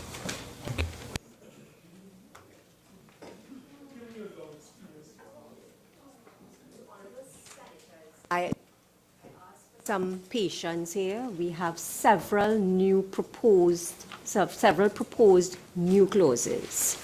We have new clause 4A proposed by Senator Mahabir, new clause 4A proposed by Senator Mark, and then we have new clause 4SE proposed by the Attorney General. So I'm going to deal first with new clause 4A proposed by Senator Mahabir. Yes. Thank you very much. Just for 1 second. Right. Yeah. Yeah. Go ahead. New clause 4A. The question is that new clause 4A be read a second time.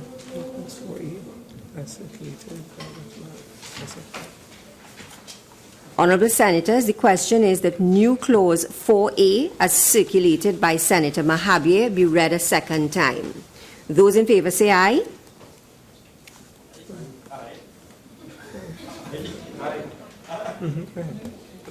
Those against say no. The ayes have it. The new clause 4A, as circulated by Senator Mahabir, will now be read a second time.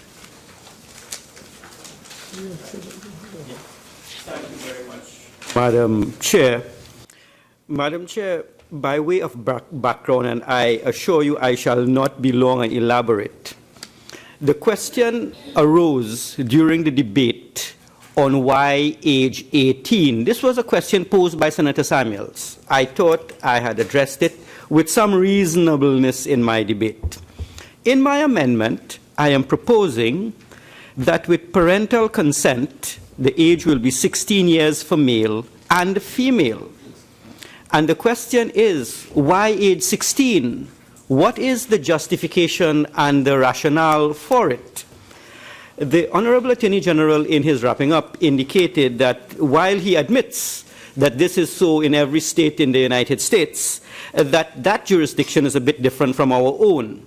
But, Madam President, let me provide a rationale for why I am proposing to this Honorable Senate that we should give consideration to minimum age of 16 with parental consent. I refer, Madam President, to Act number 3 of 2007. Again, I am grateful to Senator Samuels for passing it on to me. This act may be cited as the Miscellaneous Provisions Minimum Age for Admission to Employment Act 2007. The Honorable Attorney General, of course, is quite aware of it. And under Section 2 of this act, it says, subject to this act, a person under the age of 16, this is where the 16 comes in our jurisdiction, shall not be admitted to employment. So according to this act, Madam President, in Trinidad and Tobago, according to Act number 3, 2007, someone who is 16 years old can legally work. He can find himself in employment. He can earn income. He can obtain an NIS number. Once you are employed, you have to pay your NIS, and so on. So, Madam President, the issue is this. What I am addressing in the first part of the amendment is a potential mischief, and that is, suppose in Trinidad and Tobago, since another act of parliament gives 16-year-olds the option to work, I can envision a situation where two 16-year-olds can decide that they are employed, they can run away, they can rent an apartment, and they can live together. And in the public interest, I am simply asking the Honorable Attorney General, with respect to the first part, what is his position on giving parents the option of dialoguing with their children to ensure that this living together arrangement of two income earners in Trinidad and Tobago can be formalized within marriage. Madam President, the amendment continues. It is more policy than law. The amendment continues where I introduce the second issue, and that is this age can be lower in the case of pregnancy. I raised the issue of pregnancy given that in our laws, 110856 makes abortion illegal. So I am saying this age can be lower in the case of pregnancy, and I'm having in my mind a 15-year-old who becomes pregnant. All right, Senator But, Mojave. yeah, all right, I understand, but I want to read it. Once the male is under the age of 18, yes, and there is additional consent from a judicial officer. So I have raised the position. Thank you kindly, Madam President. I await the Honorable Attorney General's policy position on this matter. Attorney General, before you respond, I would like the clerk to read the clause, because that was supposed to be done. So let us just have, yeah. Just a text. Go ahead. Yeah. New clause 4A. Now, Senate, now, Honorable Attorney General, you can, yes. Thank you, Madam Chair. I thank the Honourable Senator for the explanation, which is indeed filled with a lot of bona fide purpose. I would respectfully refer you to the submission volunteered in the course of the wrap-up, that the government's present position on policy is that we have to draw a line at age 18 because we don't find the local circumstance in equal position to allow this, and respectfully I will not be in support of the particular clause as drafted, because we don't think that we're ready as a society just yet for that conversation.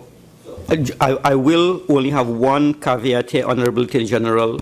Then you envision a situation where two 16-year-olds are employed, earning income, living together, but the state, the government is not going to agree to them getting married, although they are independent. We respectfully believe that the concept of employment, which all children are exposed to, as I was from a very young age, and marriage are two entirely different things. In fact, under the Children's Act, Act number 12 of 2012, the person with responsibility for a child, as defined, a person being under 18 years of age, that runs into issues of abandonment and neglect and other issues. So I wish to caution parents who would have two children living together at age 16, who wouldn't obviously be in the situation of orphans or emancipated children, that is something which would be frowned upon by the law, and that the enforcement of the law is really the next conversation in this country. And Madam Chair, the second part of the amendment, I would like to get government's policy position on this. I have raised the troublesome and vexing issue of pregnancy of a 14 or 15-year-old.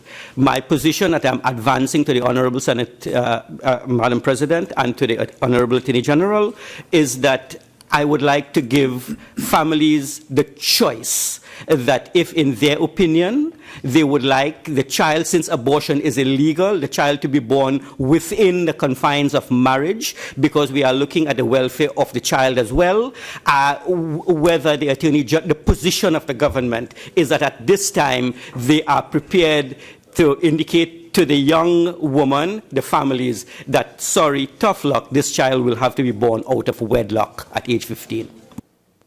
The shortest answer to that is yes, unfortunately, because the focus is now, particularly with the child protection unit of the police, the work by the local government reform exercise, the municipal police, etc., the position is to enforce the application of the law to make sure that children try not to find themselves in those circumstances. We don't obviously have the answer. And I would just end, trying to keep it short, by saying the difficulty in advancing the very noble intention behind the submission, Honourable Senator, is that once that thread is started by way of pull, the other exceptions for equal circumstance treatment, for people in similar circumstances to be treated similarly, or people in dissimilar circumstances to be treated equally, if that is even possible, begins to unfold.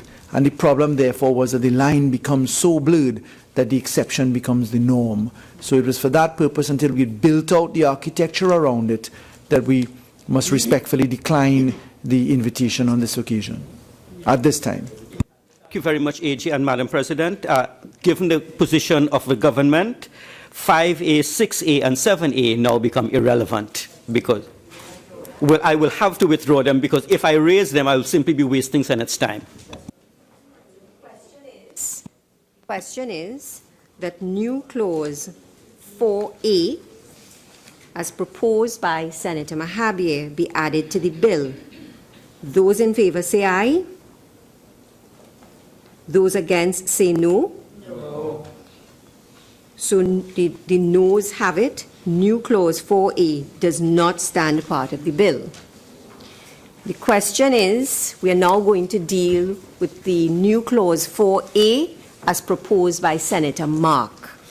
So the question is that new clause 4A be read a second time. Those in favor say aye. Aye. Those against say no. The ayes have it. The clause will now be read a second time. New clause 4E. Senator Mark. Yes, Madam Chair. I am suggesting on behalf of the opposition that we insert after clause 4 the following. Where the parents of a child who has attained the age of 16 but who has not yet attained the age of 18 is desirous of having that child enter into a contract of marriage, he shall make an application to a judge of the family court, who shall take evidence from 1, the child, and 2, the parents. And upon satisfaction that the child is of sufficient maturity, grant a certificate that it is in the best interest of the child to enter into such marriage contract. Now, Madam Chairman, we live in the real world, and it is impractical for us to legislate only standards and not take into account reality.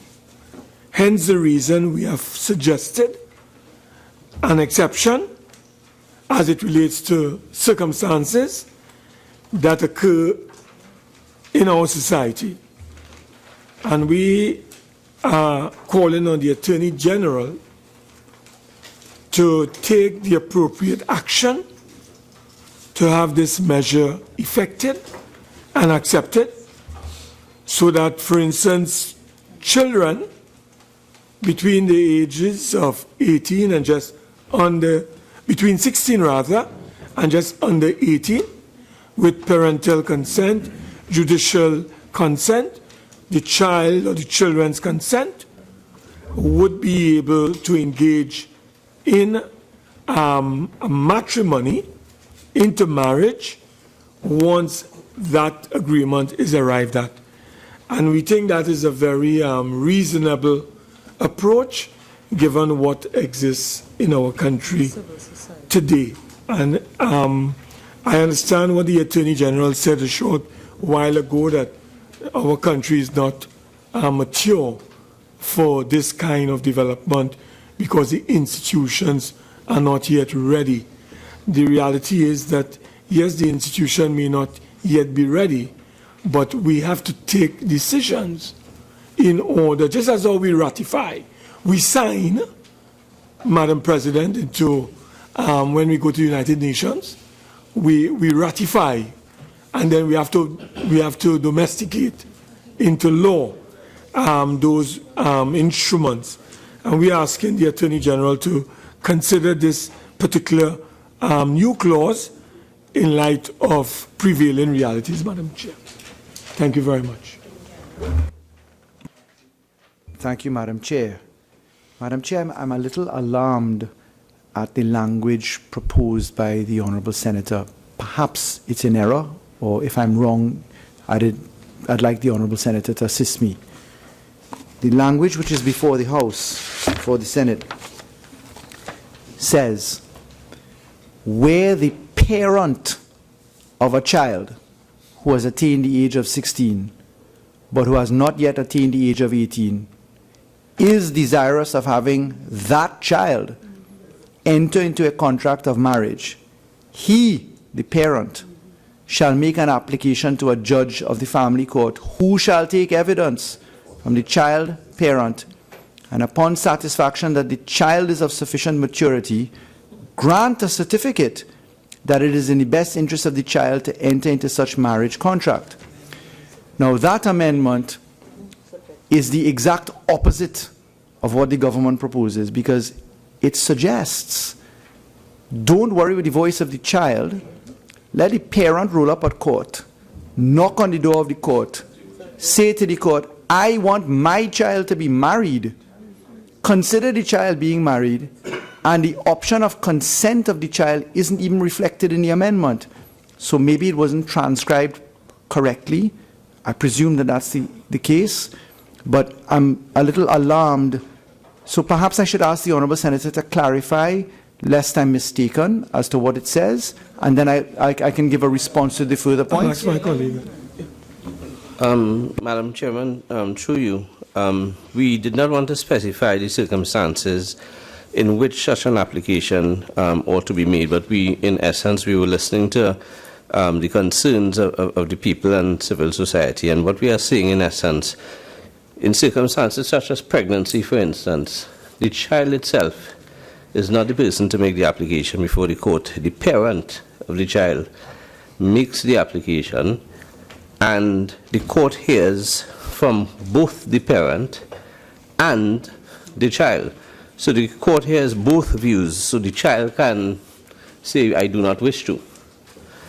The parent can advance his concerns and so on in support of his application, and only if the court is satisfied that, having regard to the circumstances of the application, that in the circumstances the child is of sufficient maturity and it would not be harmful to the child, in those circumstances the court can, in essence, give consent for this child to be married. So there's judicial supervision, and it is judicial supervision based on the person who makes the application, who is responsible for the child, which is the parent, and it's not simply the parent advancing his views to the exclusion of the child, but the court also hears evidence from the child.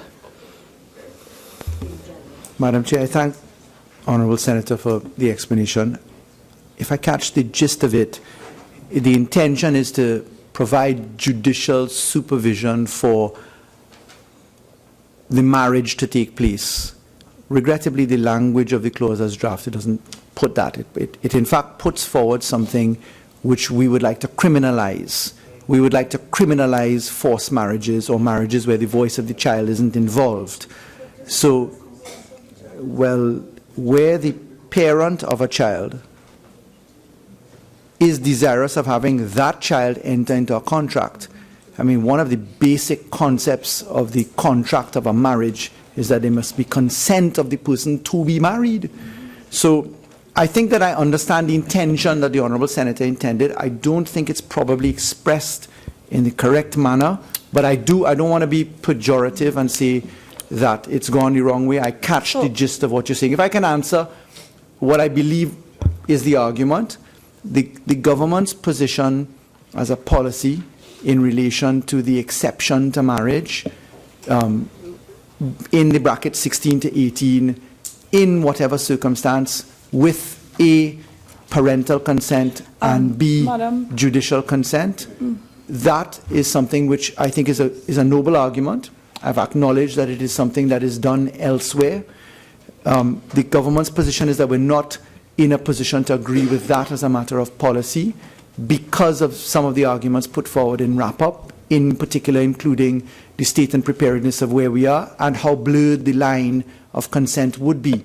So from a matter of policy, regrettably, I must decline the invitation to accept this particular amendment.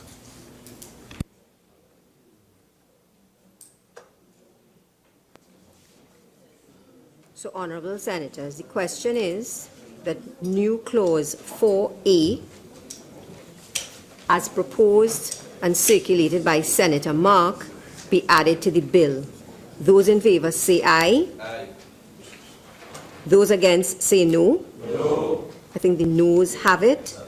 New clause 4A, as circulated and amended by and proposed by Senator Mark, does not stand part of the bill. New clause.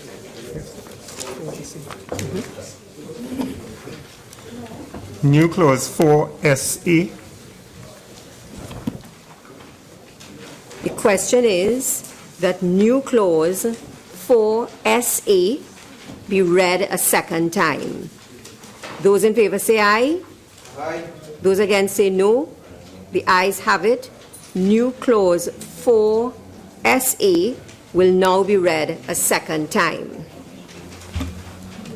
New clause 4SE. Attorney General. Madam Chair, during the course of the debate, Senator Ramkisoon, yes, quite properly noted that the prescriptive period set out in the respective acts, all of them, the Marriage Act, the Muslim Marriage Act, the Alisha, and the Hindu, had a period of limitation of 3 years.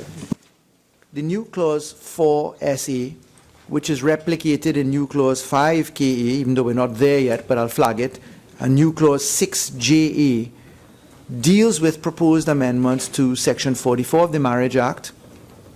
What would be the replica of that in the Section 28 of the Muslim Marriage Act and Muslim Marriage and Divorce Act, and what would be the Section 24 of the Hindu Marriage Act. In each of them, of the Alisha. Similarly, in the last clause, which would be the new clause 7LE.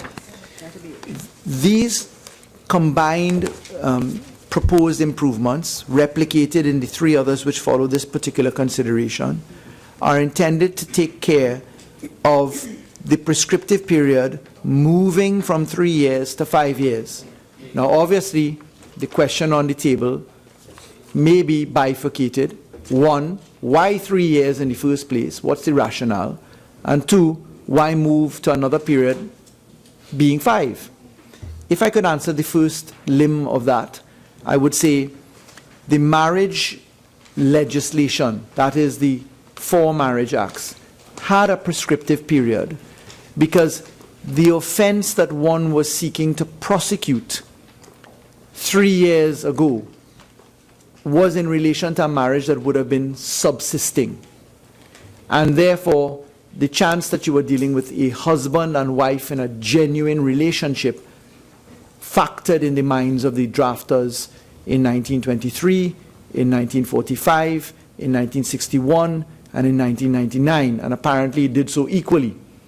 So that whereas there is generally, usually no prescriptive time for a crime to be committed, in some laws we do have prescriptive elements. For instance, the summary offenses may be dealt with within a certain time. You could look to some of the civil, quasi-civil, touching on the nature of criminal, if one could look at it that way, as the Income Tax Act has prescriptive periods for 6 years, and some other laws, albeit civil, at 4 years. Prescriptive periods are dealt with differently. The explanation provided to me is that the 3 years was to take care of the fact that the marriage may have been subsisting and one would be interrupting upon a union which was well on its way and ought not to be disturbed by a prosecution interrupting a bona fide marriage. What we've accepted, however, is that because the information has not been flowing forward fast enough to those who ought to manage the laws, and because there is a significant blockage in the criminal justice system, we thought it wise to balance the perspective between the aim of a 3-year period, i.e. to recognize bona fide relationships and not to disturb them, with moving to a 5-year period. I hope that that satisfies members as an explanation.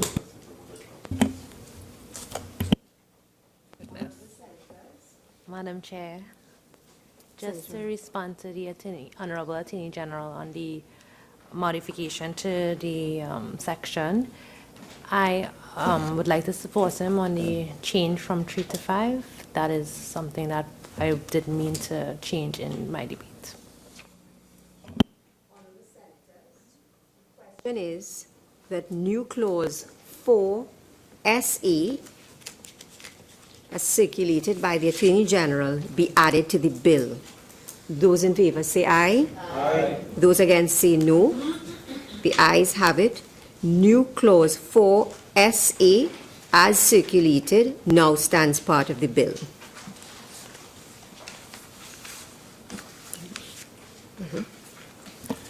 New clause 5A. Senator Mark. Oh, no. The question is that new clause 5A be read a second time. Those in favor say aye. Aye. Those against say no. The ayes have it. New clause 5A will now be read a second time. New clause 5A. Senator Mark. Madam President, having regard to the Attorney General's explanation earlier with regards to 4A, where he indicated that he found objection to the parent making the application, and that the spirit of this, these amendments were really to prevent that sort of forced, any sort of forced activities. I'm wondering if the committee would instead perhaps consider, in all the instances where the suggestions are made, for the child to be able to make the application, and how permissible will that be in law, a child being a person under the age of 18 and not having responsibility for themselves.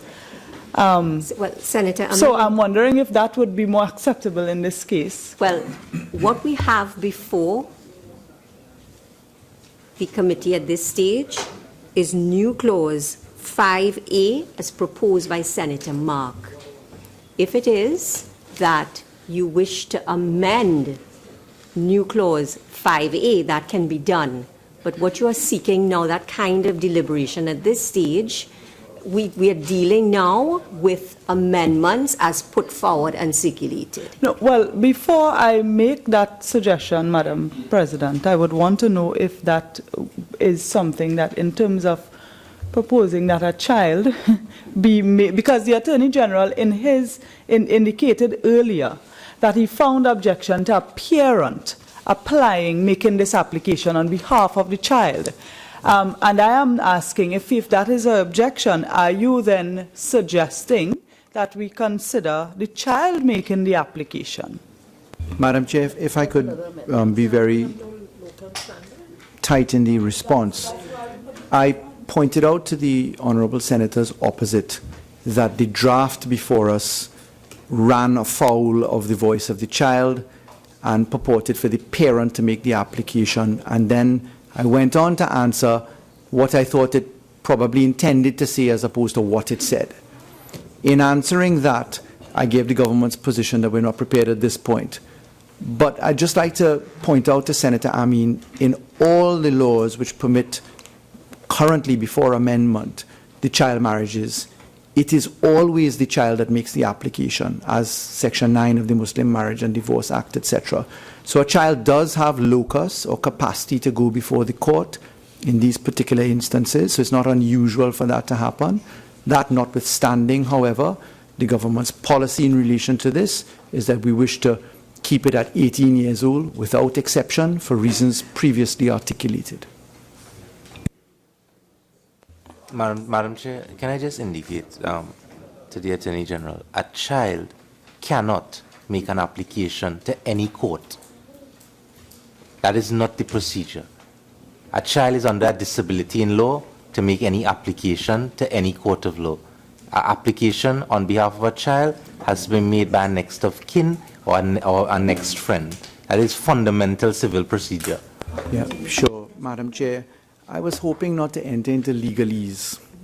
And I'll say this, because one could add a guardian ad litem to that list just offered. So it's not one-upmanship in the law. I was proposing to be simple. If I read Section 9 of the Muslim Marriage and Divorce Act, as it stands, in the case of any person whose consent to a marriage is required in accordance with Section 8, is absent from Trinidad and Tobago, etc., refuses to give consent, the person desirous of contracting the marriage, i.e. the child, can apply. So I was speaking to the context of the law as to how it ought to be drafted. I'm not here to spar on the well-known principles of the law that a child... Listen, yeah, this is not misleading. It is the purpose of the drafting of legislation. All lawyers understand the law of how one approaches the court on behalf of minors, and that's trite law. We didn't need to go there. Honourable Senators, the question is that new clause 5A, as circulated by Senator Mark, be added to the bill. Those in favour say aye. Aye. Those against say no. No. The noes have it. New clause 5A, as proposed by Senator Mark, does not stand part of the bill. Madam Chair, may I suggest? Yes. With your leave, seeing that the Attorney General is not in favour of making any amendments as it relates to exceptions, the two other clauses, which would be new clause 6A and new clause 7A, You will withdraw? it does make sense. Okay. So I withdraw. You withdraw. And Senator Mahabir had withdrawn previously as well. Okay. So those clauses are withdrawn. So new clause 5. Yeah. Let's just go one time. New clause 5A. The question is that new clause 5KA be read a second time. Those in favour say aye. Aye. Those against say no. The ayes have it. The new clause 5KA will now be read a second time. Madam Chair, No, sorry. just one, yeah? New clause 5KA. Madam Chair, the rationale for new clause 5KA is to move the position from 3 years to 5 years and is similar to clause 4 SE. Senator Mark, you want to say something? You? Sure. Honourable Senators, the question is that new clause 5KA as circulated by the Attorney General, be added to the bill. Those in favor say aye. Aye. Those against say no. I think the ayes have it. New clause 5KA, as circulated by the Attorney General, now stands part of the bill. New clause 6JA. The question is that new clause 6JA be read a second time. Those in favor say aye. Aye. Those against say no. I think the ayes have it. New clause 6JA will now be read a second time. New clause 6JA. Madam Chair, the rationale is as exactly for clause 4SA and clause 5KA, 3 to 5 years in the prescriptive period. The question is that new clause 6JA, as circulated by the Attorney General, be added to the bill. Those in favor say aye. Aye. Those against say no. The ayes have it. New clause 6JA now stands part of the bill.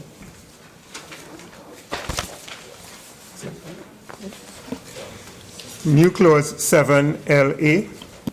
The question is that new clause 7LA be read a second time. Those in favor say aye. Aye. Those against say no. The ayes have it. New clause 7LA will now be read a second time. New clause 7LA. Madam Chair, the rationale for new clause 7LA is as for 6JA, 5KA, and 4SA from 3 to 5 years for the prescriptive period. The question is that new clause 7LA be added to the bill. Those in favor say aye. Aye. Those against say no. The ayes have it. New clause 7LA now stands part of the bill.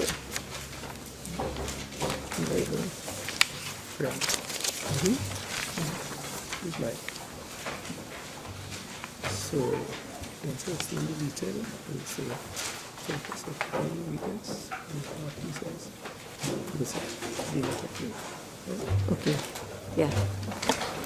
Preamble. You're not, eh? No. The question is that the preamble to the bill be approved. Attorney General, there is an amendment. Madam Chair, we propose that the preamble be deleted and that consequentially also the certificate of the Clerk of the House and the certificate of the Clerk of the Senate be also deleted. Honourable Senators, the question is that the preamble to the bill be not approved. Those in favour say aye. Aye. Those against say no. The ayes have it. The preamble to the bill is now deleted and it is not approved. Madam Chair? Yes? Is it that the bill as it stands now will have no preamble as passed by the committee? Preamble deals with Correct. special majority. Yes. So the preamble, which dealt with the requirement of the special majority, has been deleted.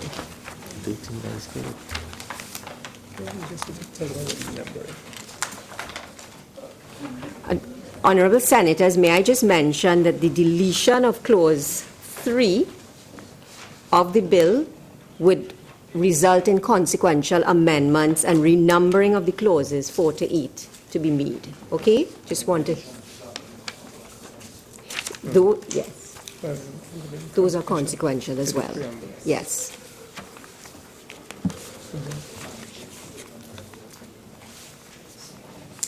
Madam Chair, I was just noting for the record that with the deletion of the preamble, yes, so too falls by way of consequential amendment the certificate of the Clerk of the House and the certificate of the yes, that is correct. Clerk of the Senate. It is, yes. Thank you. The certificate that dealt with the passing by the 3/5 will now fall by the wayside. It's no longer. It's a consequential amendment. Yes. Okay, so we can here, right? Yeah. Honorable Senators. Madam Chair, may I ask, so are we saying that the bill is now with those deletions, a simple majority now is required, based on the deletions? Correct.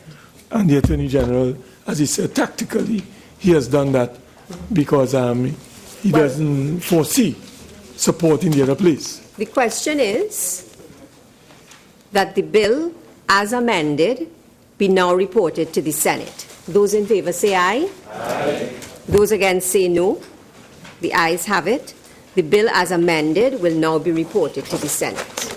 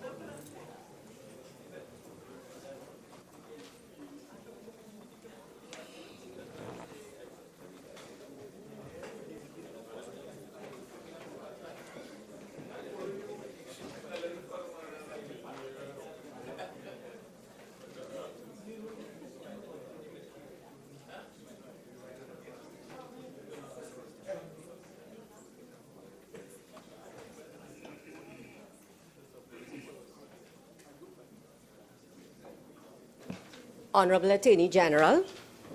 Madam President, I wish to report that a bill entitled An Act to Amend the Marriage Act, Chapter 4501, the Muslim Marriage and Divorce Act, Chapter 4502, the Hindu Marriage Act, Chapter 4503, the Orisha Marriage Act, Chapter 4504, and the Matrimonial Proceedings and Property Act, Chapter 4551, was considered in committee and was approved with amendments. I now beg to move that the Senate agree with the committee's report pursuant to Standing Order 69-1.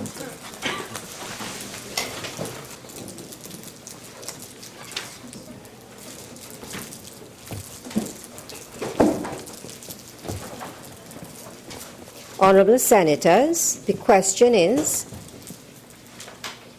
that this Senate agree with the committee's report on a bill entitled An Act to Amend the Marriage Act, Chapter 4501, the Muslim Marriage and Divorce Act, Chapter 4502, the Hindu Marriage Act, Chapter 4503, the Orisha Marriage Act, Chapter 4504, and the Matrimonial Proceedings and Property Act, Chapter 4551. Those in favor say aye. Aye. Those against say no. The ayes have it. Attorney General. Madam President, I beg to move that a bill entitled An Act to Amend the Marriage Act, Chapter 4501, the Muslim Marriage and Divorce Act, Chapter 4502, the Hindu Marriage Act, Chapter 4503, the Orisha Marriage Act, Chapter 4504, and the Matrimonial Proceedings and Property Act, Chapter 4551, be forthwith read a third time and passed. Honorable Senators, the question is that a bill entitled An Act to Amend the Marriage Act, Chapter 4501, the Muslim Marriage and Divorce Act, Chapter 4502, the Hindu Marriage Act, Chapter 4503, the Orisha Marriage Act, Chapter 4504, and the Matrimonial Proceedings and Property Act, Chapter 4551, be now read a third time and passed. Those in favor say aye. Aye. Those against say no. Division.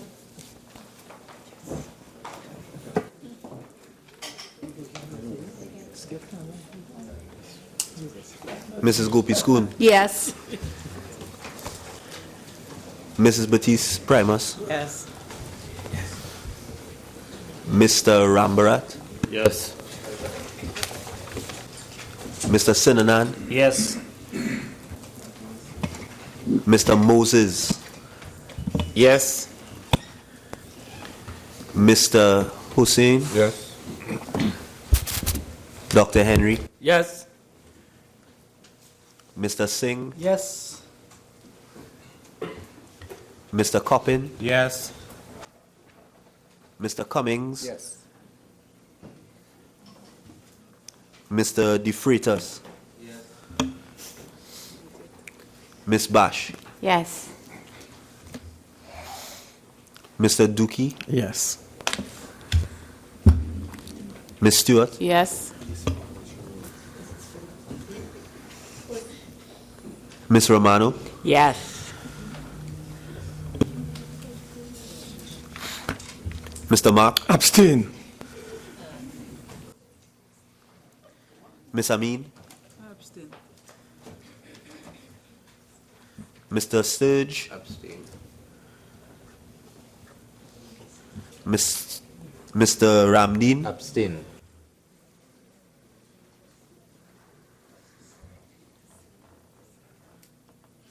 Dr. Mahabir. Abstain. Mr. Roach. Yes. Mr. Small. Yes. Mr. Shrikisoon. Yes. Ms. Ramkisoon. Yes. Ms. Choate. Mr. Creese. Yes. Mr. Richards. Yes. Mr. Edwards. Yes.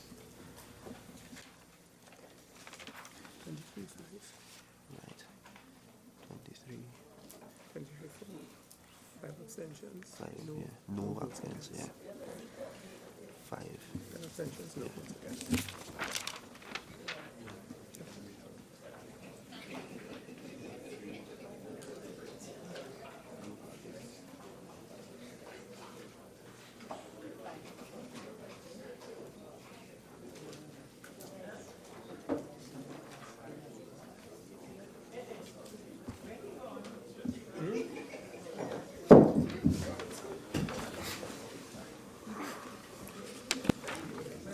Honorable Senators, the result of the division is as follows. 23 members voted for the bill. There were 5 abstentions and no one voted against the bill. The bill has therefore been passed.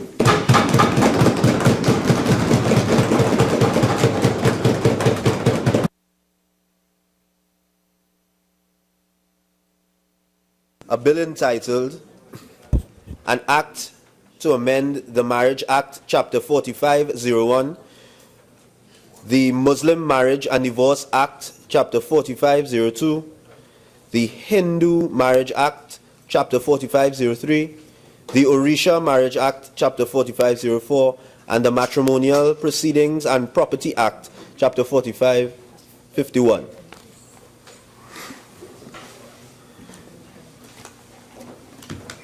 Acting Leader of Government Business. Madam President, I beg to move that the Senate do now adjourn to Tuesday, January 24th, 2017 at 1:30 p.m., when we will discuss the finance variation of appropriation, financial year 2016, Bill 2017. Thank you. Honorable Senators, before I put the question on the adjournment, leave has been granted for a matter to be raised on the motion for the adjournment of the Senate. Senator Roach, you have 10 minutes. Thank you. Madam President, thank you for allowing me to raise this matter on adjournment. That is the need for the government to inform the public of the status of repairs to the Hazy Crawford Stadium and advise on whether such repairs include the provisions of amenities for persons with disabilities. I raise this matter not only because of what is said to me by members of the public familiar with the Hazy Crawford Stadium and other persons who use the sporting facilities, but also because of my personal observation as recently as yesterday. I happen to frequent the stadium as a parent to support the endeavors of my daughter and other young athletes who train there and also go there to get some exercise. Even the roads and pathways of the stadium must be repaired, as they are full of potholes and in need of urgent repaving. The repairs I have noticed have been taking place in the outside field have been going on for months now, and I wonder what exactly is the scope of these repairs, and there is still not a 400 meters track being laid down or the evening out of the grass surface for the throwers to use. I am anxious for the welfare of our athletes who train there in such deplorable conditions, yet I expected to excel come competition time, which is soon approaching us within weeks and months. I lament the apparent lack of urgency in executing these repairs, the scope of which I hope the Honourable Minister will be able to tell the public shortly in his response. As a differently able member of the public, I am yet to be advised or see what remedial initiatives or actions have been or is proposed to be done to alleviate the plight of persons similarly circumstanced, like me, who are also entitled to adequate access of the Hazel Crawford Stadium, like any other able-bodied person like yourself or other members of the government and the Parliament. For 3 years now, I have been raising this issue of the inadequate amenities and access for the differently able members of our society, and yet nothing has changed since then. This Chamber of Parliament still remains unfriendly to any wheelchair-bound person. I am now a bit jaded from the talk and more talk and little or no action to address the very unacceptable situation in the country as a whole. So, Madam President, through you, of course, I would like the Honourable Minister of Sport, Youth and Youth Affairs to clearly enlighten the Senate and to the listening public on what is the state of repairs at the Hazel Crawford Stadium and the specific provisions being made here, if any, for persons with disabilities. Madam President, I am heartened in seeing the presence of the Honourable Senator Kazim Hossain, who was recently elevated from the mayor of San Fernando, the city of San Fernando, to the position of Minister of Rural Affairs and Local Government.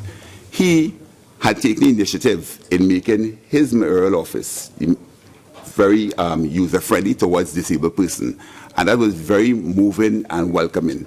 The fact that he has been elevated now to a minister with a greater and larger portfolio that can have a greater impact upon the society, and hoping that what he has done for San Fernando, that I hear so many people speak about so admirably, will be duplicated in Trinidad and certainly in Port of Spain. The Hazel Crawford Stadium facility as a sport facility presents a good opportunity and a significant opportunity for members in the community to participate and benefit from it in many ways. Our young people go down there, young athletes, other persons use it, and sports have a very beneficial and positive effect on members of the community for where the stadium is located. And I am very jaded by the fact that, as I said, since 3 years ago, in the stadium, the elevator was to be replaced or repaired, and that has not been done today. I have heard on numerous occasions comments and undertaking that it's going to be done, it's been done. But, Madam, 3 years, I have been to a facility where 2 elevators repaired in the space of less than 6 months. This is the government with resources. And one cannot consider all the time solely economic consideration in the use, who should use the stadium,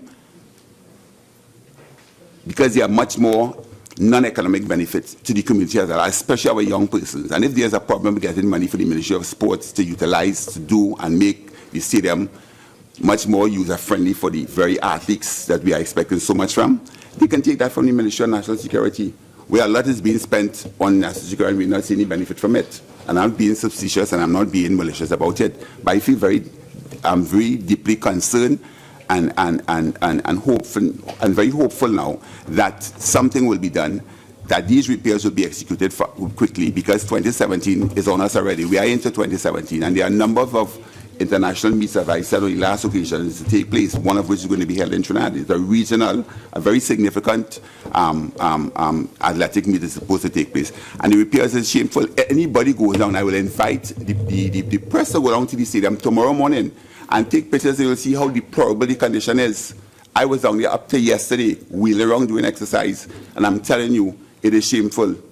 So I would like the minister to tell us, tell the public, tell the Senate what is being done and how fast these repairs are expected to be completed. I thank you. Thank you.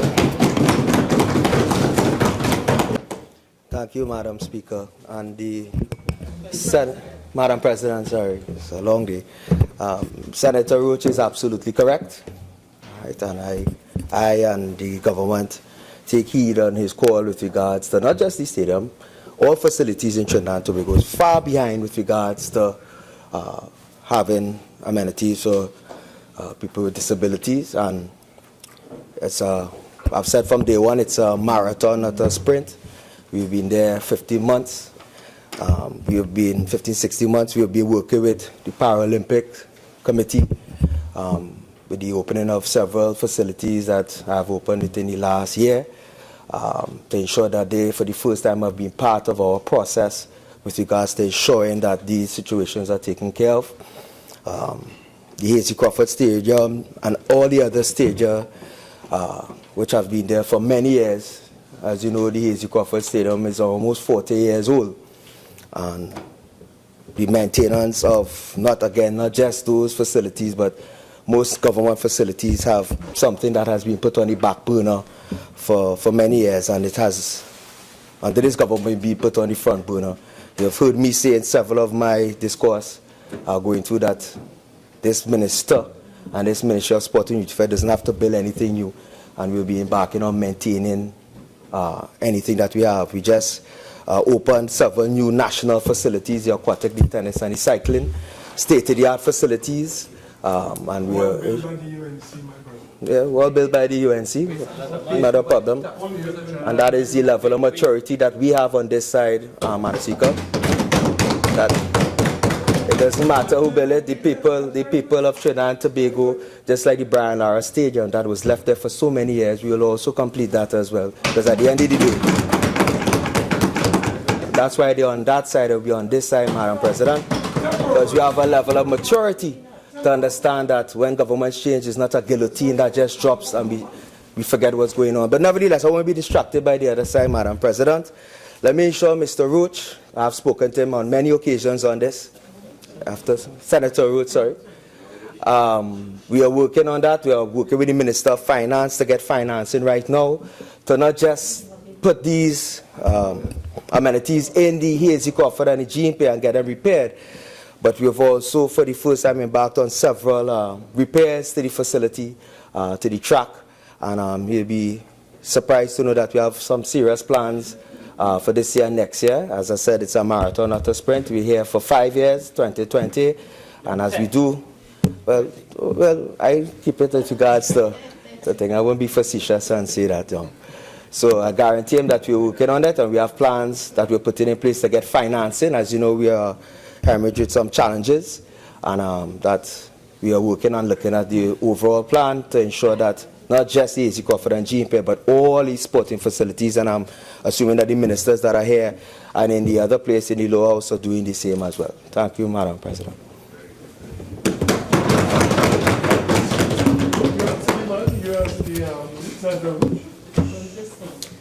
Honourable Senators, before I move the adjournment, there was a statement made earlier in the debate that is on the record.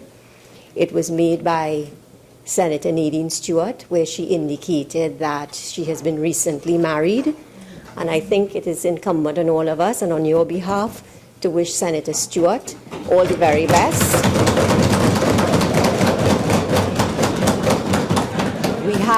We have after all spent most of the afternoon discussing marriage, and I am being prompted to also congratulate Senator Singh. The question is, who's next? Alisha. So, Honourable Senate.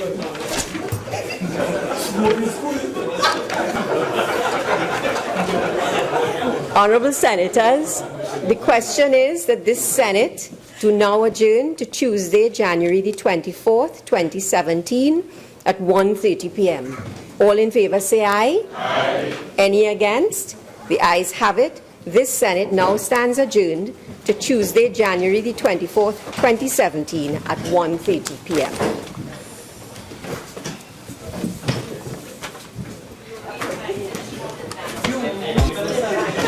If you don't invite me,